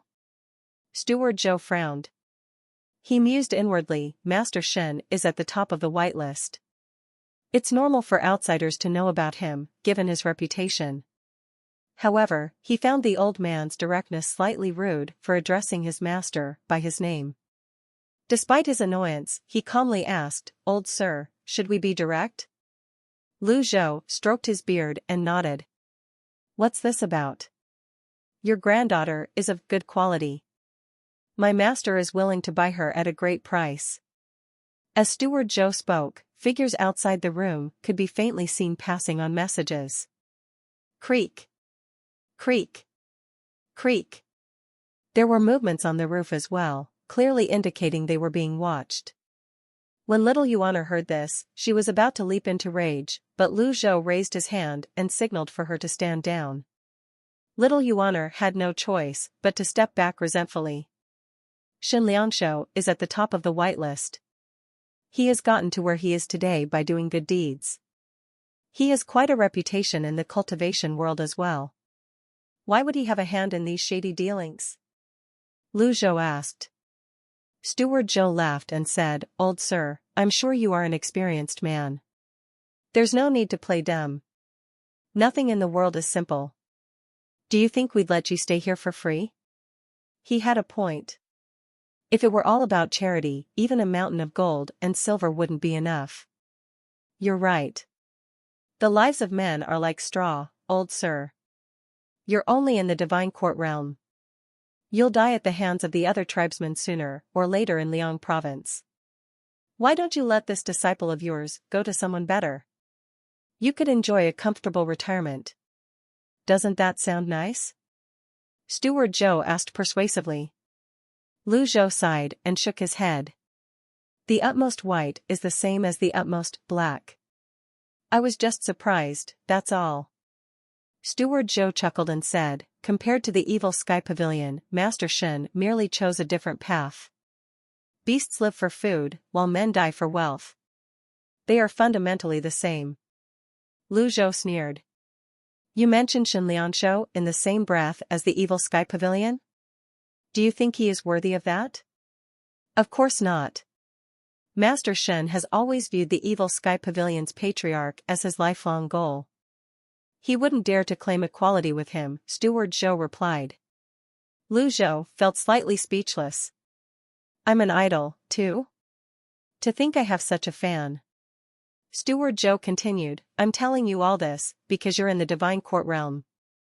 Liang province is now going through an upheaval.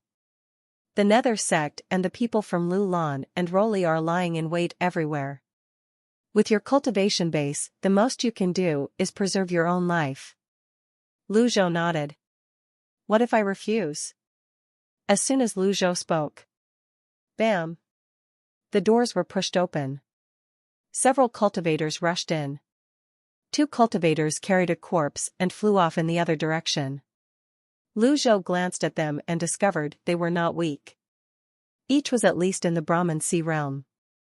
Steward Zhou, who stood before him, was in the divine court realm, his aura complete. Lu Zhou estimated he was at the peak of the divine court realm. Besides these, there must be nascent divinity tribulation realm elites, considering the vast villa remained standing amidst the chaos. Steward Zhou smiled at them. If you refuse, old sir, I'm afraid I'll have to take her by force. Lu Zhou shook his head and helplessly waved his hand at little Yuan. I commend you for your bravery. Steward Zhou, a peaked divine court realm expert, suddenly sensed an aura from the old man before him. It was a majestic aura surpassing even his master's. He moved backward at once, circulating his primal qi. Just as he was about to act, little Yuan was already upon him, smiling. It seemed she didn't even use her energy. We're wrong. She's a nascent divinity tribulation elite. Steward Zhou exclaimed in surprise. With this, the cultivators outside rushed in. Bam! Before Steward Zhou could get a good look, little Yuan landed a kick on his chest. Her leg shot up, and like a cannonball, Steward Zhou was launched into the air, ramming into the two cultivators on the roof. A hole appeared in the ceiling, and he fell back down through it. Bam! He landed in front of little Yuan, sprawled on the floor and unable to move. Little Yuan yawned. So weak, she muttered. It was getting darker as the sun set. Little Yuan's sudden strike stunned the cultivators outside the room. They stood rooted to the ground, staring at the young lady before them in disbelief. This was especially true for the man who had wanted to test their cultivation bases earlier. He stood near the door, eyes wide, like a wooden chicken. He knew Steward Zhou's strength well. Steward Zhou was at the peak of the divine court realm, and yet, he was sent flying with just a kick from the young lady? What was this? Everyone inside and outside the room fell silent for a moment. They stared at the young lady with wide eyes. Steward Zhou, sprawled on the ground, launched into a coughing fit, spitting out a mouthful of fresh blood. Master, he's not dead yet. Can I give him another kick? Little Yuan asked. Her request made Steward Zhou cough up another mouthful of blood. A book should not be judged by its cover, nor a person by their looks. This little girl seemed innocent and pure, yet she was terrifying.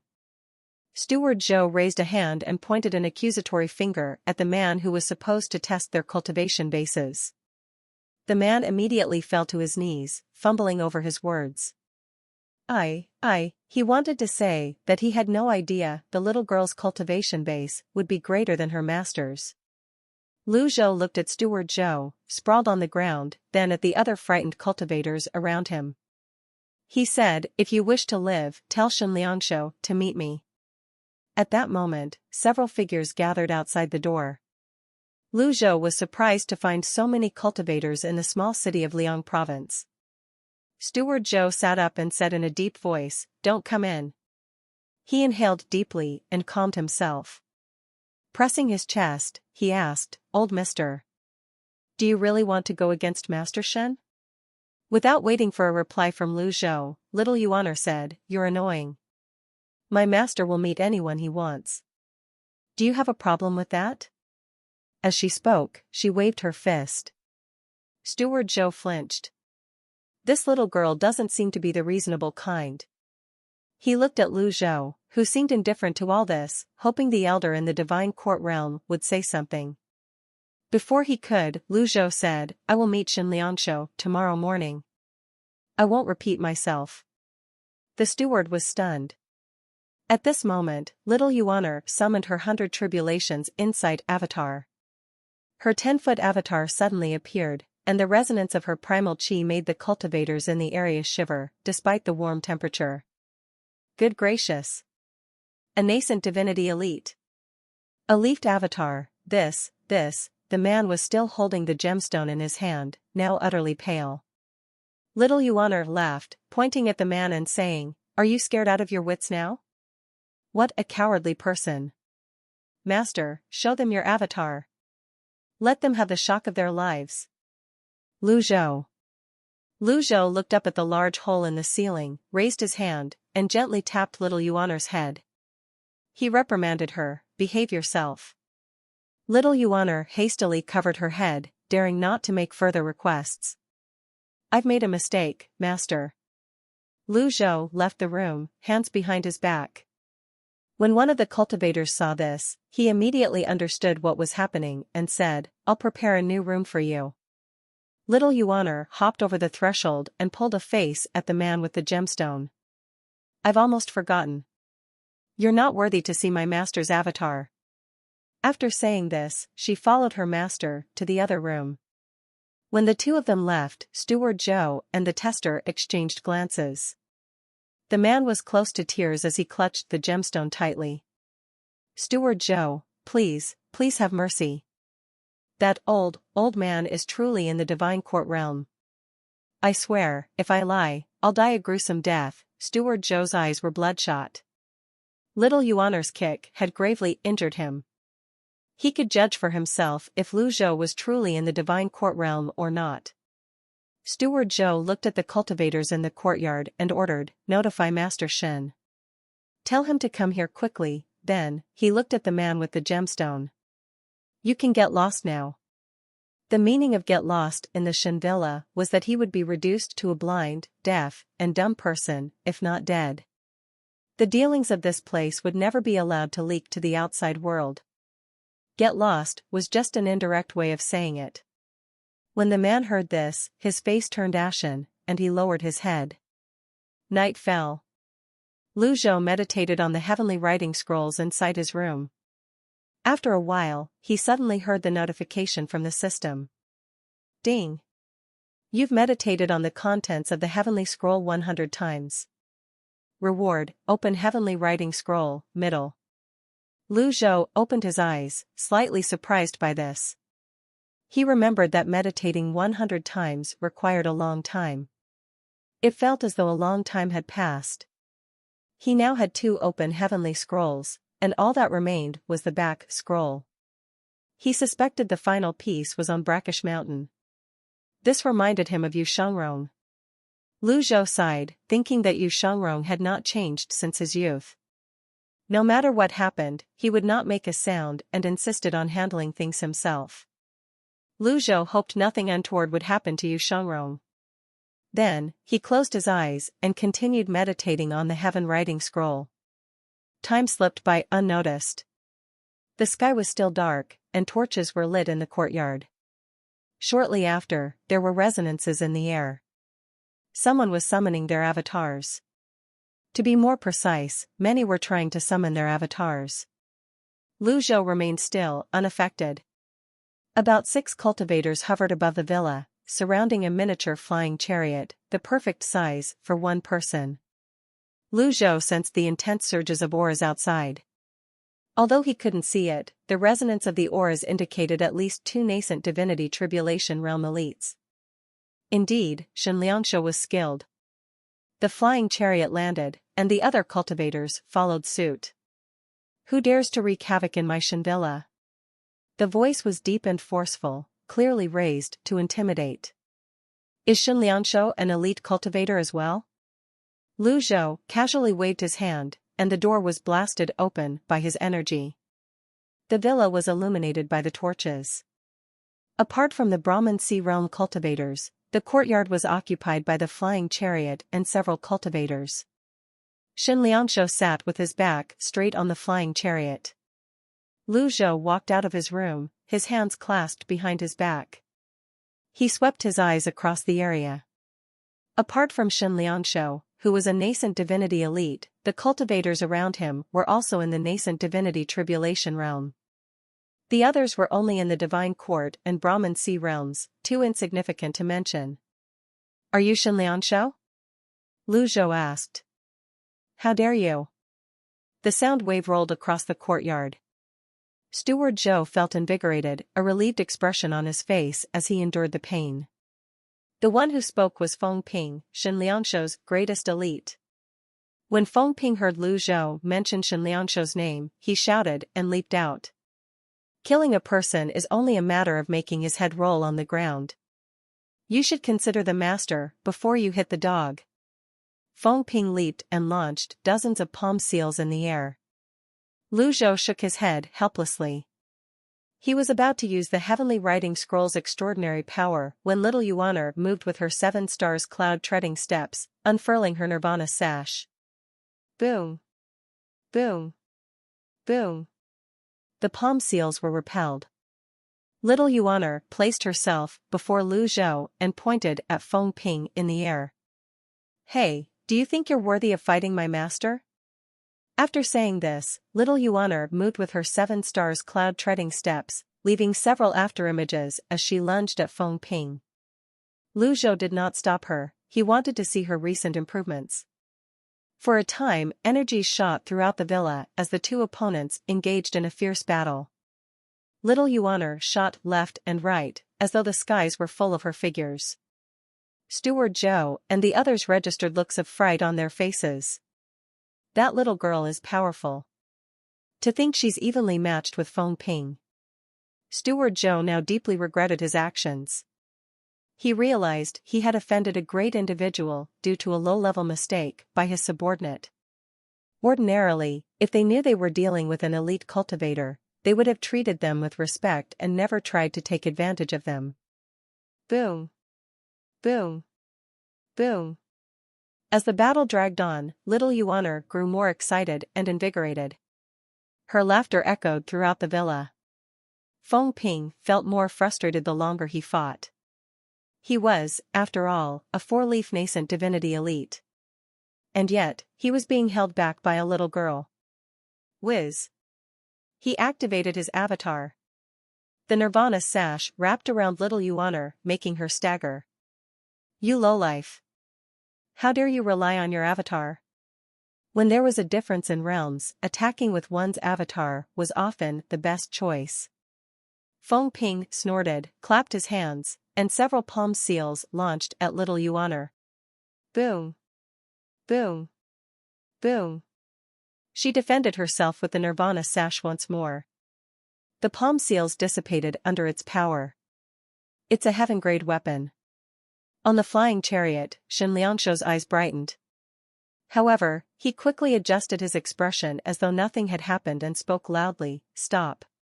Feng Ping had no choice but to recall his avatar and landed beside the flying chariot. Shen Liangshou looked at the calm Lu Zhou, standing by the door, and said, "Old mister. Cutting off a person's avenue to earn money is as grievous a crime as killing their parents. Why don't we sit down and talk things through?" As he spoke, his eyes were fixed on the scarlet Nirvana sash on little Yuan's body. Lu Zhou stroked his beard and said, "I'll give you a chance to atone for your sins." His tone deepened as he continued, "First, destroy your cultivation base. Second, answer my questions honestly. Third, as long as I'm here, all of you will do my bidding." Lu Zhou had already considered these words while meditating on the heavenly writing scrolls. Since Shen Liangshou was at the top of the whitelist, the nature of his activities had nothing to do with him. However, he could not let this incident pass. The 3 punishments were reasonable enough. When Shen Liangshou and the others heard this, they frowned. The other cultivators in the villa exchanged glances. This man had spoken so boldly before their master. Where did he get his confidence from? An ominous feeling rose in Steward Zhou's heart. He took 2 steps back, slightly worried. Already injured, he would be at a disadvantage if they were to fight. Instead of being offended, Shen Liangshou laughed and applauded, saying, "Old man. That joke isn't funny at all." "I never joke," Lu Zhou said with a straight face. Shen Liangshou frowned slightly. "There are only a few individuals in the world who can impress me. In all the years I've lived, I've only been impressed by 2 people." "Oh?" "The first is the current emperor, Yongqing." When he said this, he made no movements. He then cupped his fists and said, "The second person is the evil Sky Pavilion's Patriarch. That's who I admire." Steward Zhou wasn't lying. He really does consider me as his idol. It was quite ironic for the first person on the whitelist to admire the one at the top of the blacklist. Little Yuan burst out laughing and said, "In that case, you should kneel and grovel before my master." She said this earnestly and seriously, but it sounded extremely mocking to Shen Liangshou. "Feng Ping." Shen Liangshou waved his hand. Feng Ping's eyes sharpened, and with swift movements, he left an afterimage behind. Dao invisibility and expansive heavenly energy? Everyone stared at Feng Ping, who had unleashed his full strength. Little Yuan was about to move when she saw her master raise his palm. Since master is making his move, everything is settled now. A purple electric light gleamed in Lu Zhou's hand. He curved his arm and pushed forward.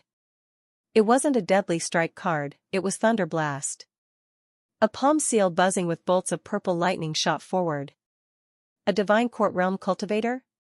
Feng Ping thought nothing of it. His eyes stayed locked on Lu Zhou.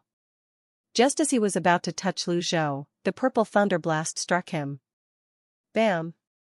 It hit him squarely in the chest.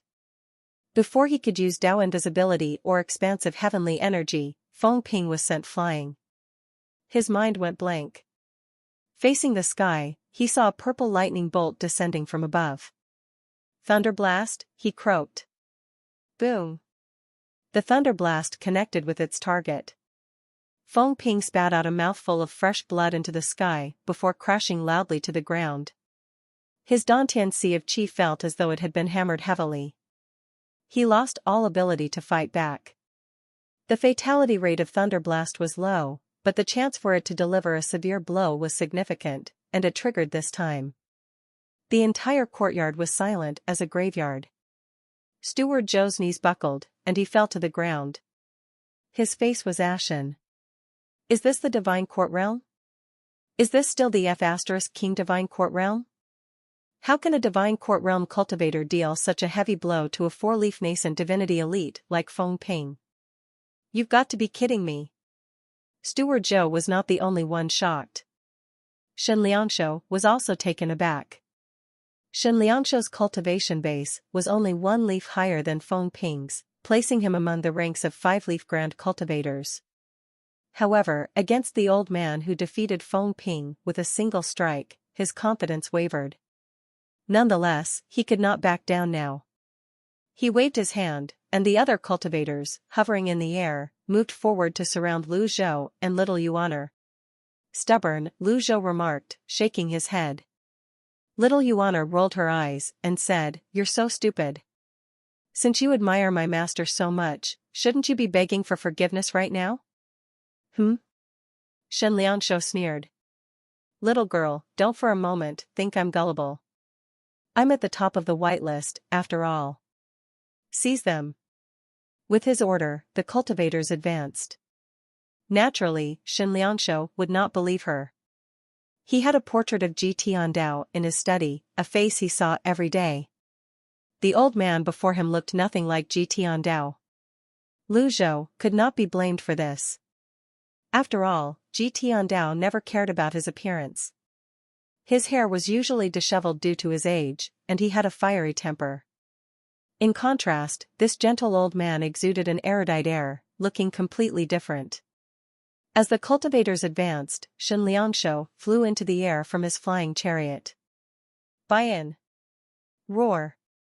Nobody knew from which corner the roar had come. Buy-in charged out of the shadows, lunging at the cultivators around him. The cultivators were terrified, plunging into disarray like a dish of loose sand. Buy-in was more than capable of handling these low-ranked cultivators. Ding! Killed a target. Reward, 10 merit points. Ding! Killed a target. Reward, 10 merit points. Lu Zhou didn't care about the meager number of merit points. Instead, he focused on the flying chariot rising into the air. Shen Liangshou said, "I will remember this. We will meet again." Confident that he could escape on his flying chariot, Shen Liangshou's confidence was unwarranted. Lu Zhou's expression remained unchanged. He raised his left hand, then his right, condensing qi into energy. A faint bluish bow took shape, and a blue energy arrow materialized between his index and middle fingers. From nothing, everything comes. Living in samsara, learning from it. The scene of him piercing the clouds and shooting down Mount Ba Wu played in his mind. The extraordinary power of the heavenly writing scrolls wrapped around the arrow. Bang! The energy arrow was released, soaring through the air like a blue fireworks display. Its brilliance, accentuated by the moonlight, formed a long tail behind it. Shen Liangshu heard the peculiar sound behind him and turned to look. What's that? An energy arrow? He immediately activated his avatar, covering his body in protective energy. The energy arrow pierced through his avatar and his Dantian sea of qi as if slicing through tofu. With a crack, the flying chariot shattered. Shen Liangshu fell from the sky. Little Yuaner jumped up and down, clapping her hands. It's a hit. Master, I want to learn archery, too. Lu Zhou shook his head. He was not quite satisfied. If he had attacked with Unnamed, he would have killed a 5-leaf elite. He used the same amount of power, 1/3 of his extraordinary strength. When he used it with Unnamed before, he had killed the sword freak Luo Chongqing with the power of his past lives. However, at the moment, he could only shoot down the 5-leaf Shen Liangshu. Without a heaven-grade weapon and at this range, the intensity of his attack was much weaker. Nonetheless, the arrow had penetrated Shen Liangshu's dantian, effectively destroying his cultivation base. With a boom, Shen Liangshu crashed onto a roof and rolled off it. When he fell to the ground, he looked at Lu Zhou with a terrified expression. Meanwhile, Bayan had already cleared the area of cultivators. The villa was silent once more. Lu Zhou stroked his beard, looking at Shen Liangshu on the ground. I gave you a chance, but you didn't cherish it. Shen Liangshu's expression was extremely dark. He endured the pulsing pain from his dantian and asked, Are you from the Luo sect? Little Yuaner said, Tui. Not the crappy Luo sect. Lu Zhou didn't mind. He spoke in a deep voice, Do you yield? Shen Liangshu was sprawled on the ground. I do. I really do. Shen Liangshu could sense that the primal qi in his Dantian sea of qi had been destroyed by that peculiar arrow. He was frightened and in pain. After saying the word yield, he spat out another mouthful of blood. He struggled as he sprawled on the ground for a while, before finally calming down. Lu Zhou raised a hand, and several energy blades flew toward Shen Liangshu. Bam. Bam. Bam, the energy blades hit Shen Liangshu's meridian points, and his pain subsided almost immediately. He wiped the sweat from his face, his earlier arrogance and anger completely vanished. Bayan, having finished showing off his might, flew a circle in the sky before landing again. The only ones left standing in Shen Villa were mortals and low-rank cultivators. Lu Zhou glanced at Bayan, finding the mount rather interesting. It was smart enough to target those who would reward him with high merit points. He checked the system dashboard and was dismayed to find he had only gained 200 merit points. The path of earning merit points by killing Divine Court Realm targets or below was extremely slow. Meanwhile, Steward Zhou and Feng Ping lay motionless on the ground, having completely lost the ability to fight. Shen Liangshu sat up, rubbed his eyes, and instinctively shrank back when he saw Bayan's terrifying appearance. Lu Zhou stroked his beard, shook his head, and asked, When did you start this shady business? Shen Liangshu wiped the sweat from his face and said, "Oh, old mister, I am just trying to make a living. I've only just started." Lu Zhou was not interested in that. After all, it had nothing to do with him. Tell me about the situation in this city. Little Yuaner found a chair from the room and placed it behind Lu Zhou like a sensible child. Lu Zhou sat down and calmly regarded Shen Liangshu, ready to interrogate him. Shen Liangshu was no longer in pain, but when he recalled what had happened earlier, he was still overwhelmed with fear. He gulped before asking, "The situation in the city?" Lu Zhou stroked his beard, waiting for Shen Liangshu's answer. Shen Liangshu considered it for a moment before replying, "Chaotic, extremely chaotic. Before your arrival, the members of the Nether Sect fought the city's garrison. There were many casualties." "What about the other tribes?" Lu Zhou asked. Shen Liangshu frowned when the other tribes were mentioned. There were many from Lulan and Roli from the western region. However, I don't know much about the other tribes. It was understandable that Shen Liangshu knew little about them. Otherwise, the imperial family of Great Yan would have already dealt with him. Are these the only tribes? Lu Zhou asked, slightly confused. There are 5 nations in Rongxi and 7 in Rubai. They have always behaved themselves. Apart from Lulan and Roli, I've never heard about the presence of the other tribes here, Shen Liangshou answered truthfully. Lu Zhou stroked his beard and nodded, beginning to sort through Ji Tiandao's memories. Since Emperor Yongshou defeated Rongxi and Rongbei, Great Yan had attained dominance. The other tribes in Rongxi and Rongbei had reorganized themselves. From countless scattered nations, they had formed the 5 nations of Rongxi and the 7 nations of Rongbei. These 12 nations had always existed in subservience to Great Yan. They paid tithes and offered their princesses for marriage alliances. However, these 12 nations never lost their rebellious streak. They frequently trespassed upon Great Yan's borders over the most trivial matters. The 4th prince, Liu Bing, spent most of his time at the borders to deter the nations, which allowed them to enjoy some peace as of now. Where is the 4th prince, Liu Bing, now? Lu Zhou asked. Shen Liangshou was shocked. He looked at Lu Zhou skeptically and replied, I only heard that His 4th Highness led an army of 300,000 men and 5,000 cultivators. His troops are divided to defend the 10 cities of Liang province. I don't know which city he is currently in. 5 of Liang province's 10 cities are protected by formations, the other 5 are not. His 4th Highness won't put himself in harm's way. Lu Zhou felt that Shen Liangshou was honest enough. He stood up slowly, stroked his beard, and said, use your resources to find out.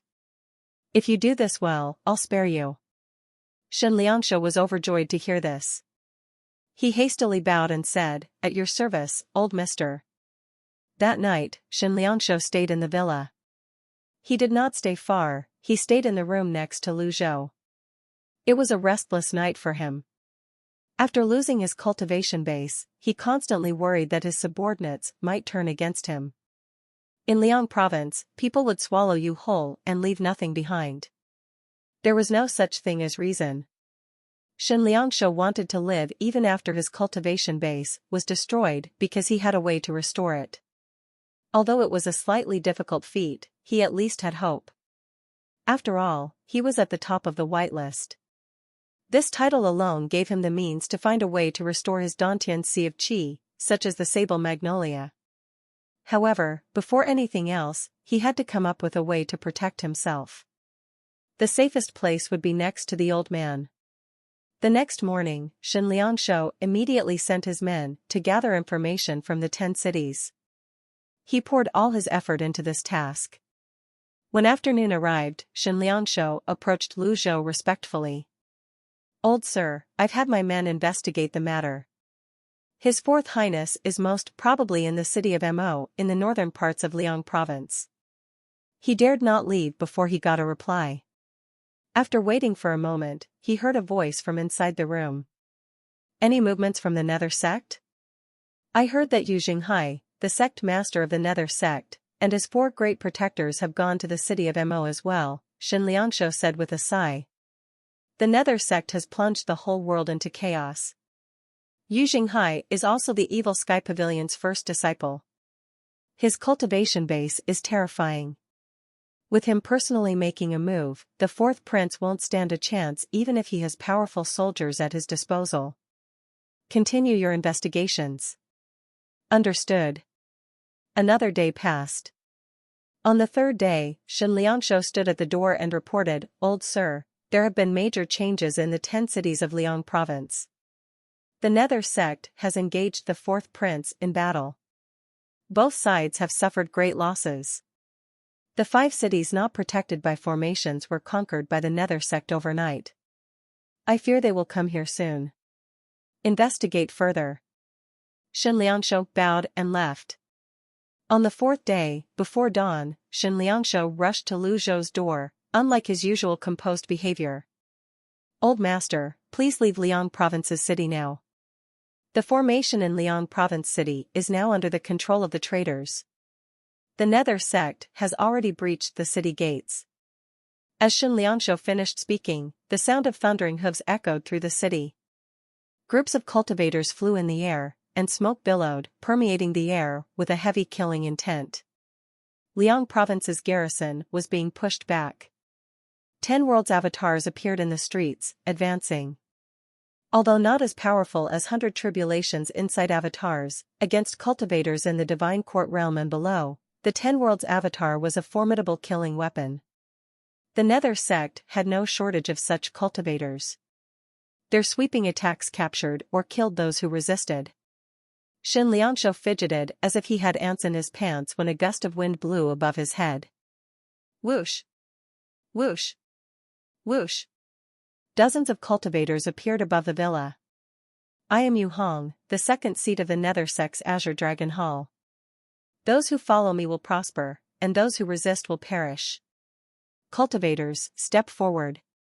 The Nether Sect operated through a hierarchical system to control its members. Shen Liangshu did not expect the Nether Sect to arrive so soon. Now that he had lost his cultivation base, he had no way to defend himself. He was worried to no end. He glanced at Lu Zhou's room, and Yu Hong looked at Shen Liangshu. You're hurt? Why, yes. Shen Liangshu wanted to point at Lu Zhou's room but wasn't bold enough. Take him. 2 cultivators descended from the sky and held Shen Liangshu in place. Creak. The door opened. Lu Zhou emerged from the room with his hands behind his back. He looked at Yu Hong, the second seat of the Azure Dragon Hall, who was hovering in the air. Yu Hong gauged the old man's aura, then shook his head and said, regardless of the person, we won't let anyone who opposes the Nether Sect go. At that moment, little Yuana ran out of the room, pointed at Yu Hong, and said, watch your tone when you're talking to my master. Yu Hong was taken aback. Most cultivators would try to resist, especially those in the nascent divinity realm and above. They often had the support of their sections. Therefore, the Nether Sect chose to conquer major sects like the Clarity Sect and the Righteous Sect, absorbing their elites to intimidate other grand cultivators. This way, other grand cultivators would not dare to make rash moves. Meanwhile, in Great Yen, the Nether Sect could focus on dealing with the imperial family. As for the cultivators encountered during the chaos, such as those before Yu Hong, they would usually be captured to prevent any future complications. When things settled down, they would release those who were meant to be released and eliminate those who should be eliminated. Conquering a city was, after all, a cruel undertaking. Si Wuya devised this plan for the Nether Sect, hoping to prevent anyone from seizing the opportunity to cause trouble. Yu Hong also gauged the aura of the young lady who had suddenly appeared. He frowned. Early-stage nascent divinity realm? Why is there a nascent divinity realm cultivator in Liang Province? In the end, he said, I am Yu Hong, the second seat of the Nether Sect's Azure Dragon Hall. I'm not sure why you two are in Liang Province, but I would ask for your cooperation and follow my men. He had always respected experts. The Nether Sect's Yu Hong? Lu Zhou only had a general idea of the 4 great protectors and didn't pay much attention to them. In his opinion, these minor characters were not worth his notice. Yu Hong, however, was not offended. He asked, do you not know about the Nether Sect, old sir? Just as little Yuaner was about to speak, Lu Zhou stopped her. This little girl can easily ruin things with her mouth. Lu Zhou stroked his beard and said, I know a thing or two. Yu Hong cupped his fists to his left and said, my sect master is the Evil Sky Pavilion's first disciple. He's also one of the rare 8-leaf elites in the cultivation world. The person Lu Zhou wanted to meet right now was either Yu Xinghai or Si Wuya. Until he achieved that, he could not disclose too much information about himself. After muttering to himself for a while, Lu Zhou said, I'll go with you. Little Yuaner, she really did not understand her master's thoughts. Was there a need for her master to do this? However, she knew her master had his reasons for everything he did. Therefore, she did not object and obediently followed Lu Zhou, stepping forward. Thank you for your cooperation. Lu Zhou, little Yuaner, and Shen Liangshu left the villa, being led by Yu Hong and his men. Meanwhile, Steward Zhou and Feng Ping, who were too injured to walk, were carried by ordinary sect members. By afternoon, the Nether sect had successfully conquered Liang Province's city. Lu Zhou, Little Yuan, and Shen Liangshu were sent to the reserve army encampment where Liang Province usually assigned its cultivators. Yu Hong accompanied them along the way. At the encampment, Lu Zhou saw about 50 cultivators in and below the Brahman Sea realm. It seemed that Lu Zhou and Little Yuan had the most profound cultivation bases among the people there. No wonder Yu Hong gave them preferential treatment. As for Shen Liangshu, without his cultivation base, even the ordinary sect members had no trouble guarding him. Yu Hong said to Lu Zhou, "Don't worry. You'll have to bear with this for a few days. Once we've conquered all 10 of Liang Province's cities, you'll be released." Lu Zhou asked, "Can the Nether sect conquer the city of Mo?" Yu Hong replied with a hint of disapproval, "Why not? To tell you the truth, we have the evil Sky Pavilions, Mr. Seventh, on our side. The Nether sect will rule the world. It's only a matter of time. I remember that the city of Mo is guarded by the Coiling Dragon Formation. How are you going to deal with that?" Yu Hong was taken aback. If this had happened at any other time, he would have struck the cultivator who doubted the Nether sect. However, these two had profound cultivation bases, especially the little girl by the old man's side, who seemed like an airhead but had a nascent divinity realm cultivation base. It was always better to appease these elites at pivotal moments such as this. "So," he said with a smile, "I believe in the sect master and Mr. Seventh's abilities." After he said this, he turned around and left. Once Yu Hong was gone, the other cultivators swarmed toward Lu Zhou and Little Yuan. They gave Lu Zhou a thumbs up. "I'm impressed. You're bold enough to speak to the second seat of the Nether sect's Azure Dragon Hall with that tone. Old mister, we're merely outsiders. Why would you ask about those things? Be careful you don't get burned by the fire as well." "That's right. We're well fed here. Let them fight their battles. I don't care who the world belongs to, as long as I have food in my mouth." Clearly, most of the cultivators were indifferent about this. After all, who would dare to stand up under these circumstances? Who would dare to oppose the Nether sect? Lu Zhou ignored these low-ranked cultivators.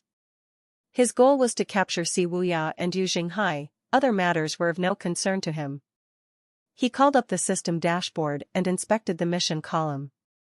As before, apart from Tianxin, Yu Jinghai and Si Wuya did not appear. The other 6 main missions were about instructing his disciples. Shen Liangshu, standing nearby with a sour expression, said, "Old mister, about our agreement. I've always kept my word." "Thank you, old mister." Shen Liangshu bowed.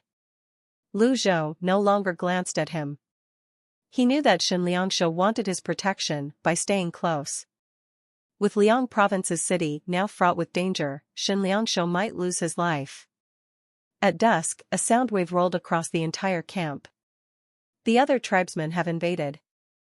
Those of the Nether sect who are in or above the Brahman Sea realm, follow me." Yu Hong's avatar flew past, his 40-foot form dazzling. The Nether sect cultivators immediately rose into the air, following Yu Hong as they flew toward the northern city walls. Invasion from the other tribes? Shen Liangshu appeared shocked. Little Yuan saw the cultivators rising into the air and clapped her hands excitedly. In the past, she would have made a fuss about going to watch the show. She loved bustling scenes, but she was slightly anxious. Remembering her master's admonishments, she quickly calmed down. Although she was a nascent divinity tribulation realm elite and the 9th disciple of the evil Sky Pavilion, she had never witnessed such a scene. Instinctively, she grabbed Lu Zhou's arm. Lu Zhou stroked his beard and said, "There's no need to be afraid." He appeared calm, but inwardly, he mused that he should have brought Mingshi along as well. The little girl was inexperienced, after all. The others exclaimed in surprise, pointing at the nearly 1,000 cultivators flying toward the other end of the city. It was a majestic sight to behold. The top of the city walls was already filled with cultivators. Someone sighed, such as war. There were those who sighed and some who were amazed. Those who liked to watch a good show undoubtedly enjoyed this. At this moment, many Nether Sect members were running on foot through Liang Province's city. The ground shook as they ran through the streets, alarming the general populace. Whiz! Whiz! A huge avatar appeared at the city walls. A 70-foot avatar. Heavens! A 6-leaf elite. The avatar's height surpassed the city wall. Although the man-made city was towering and majestic, it dimmed in comparison to a 70-foot avatar. The other tribesmen are here. The others looked at the sky in the north. Around the huge avatar, black figures swarmed like flies, attacking it. The avatar was moving toward Liang Province's city. They're from Roli. If there was a tribesman from Roli, it was only natural for there to be someone from Lulan as well. Shen Liangshu looked around and said, "Old mister, the Nether Sect no longer has the time to care about us. This is a great chance for us to escape." Lu Zhou glanced at him and said nothing. Shen Liangshu wanted to lead badly, but in his current state, he would be cut into a million pieces if he tried to escape on his own. Someone said in a clear voice, "A 70-foot avatar. It must be one of the Nether Sect's 4 great protectors. It should be either Di Qing or Yang Yen. We can't see anything from here." Swoosh! Swoosh! Swoosh! Some of them flew to the tops of nearby buildings, while others flew to the treetops to watch.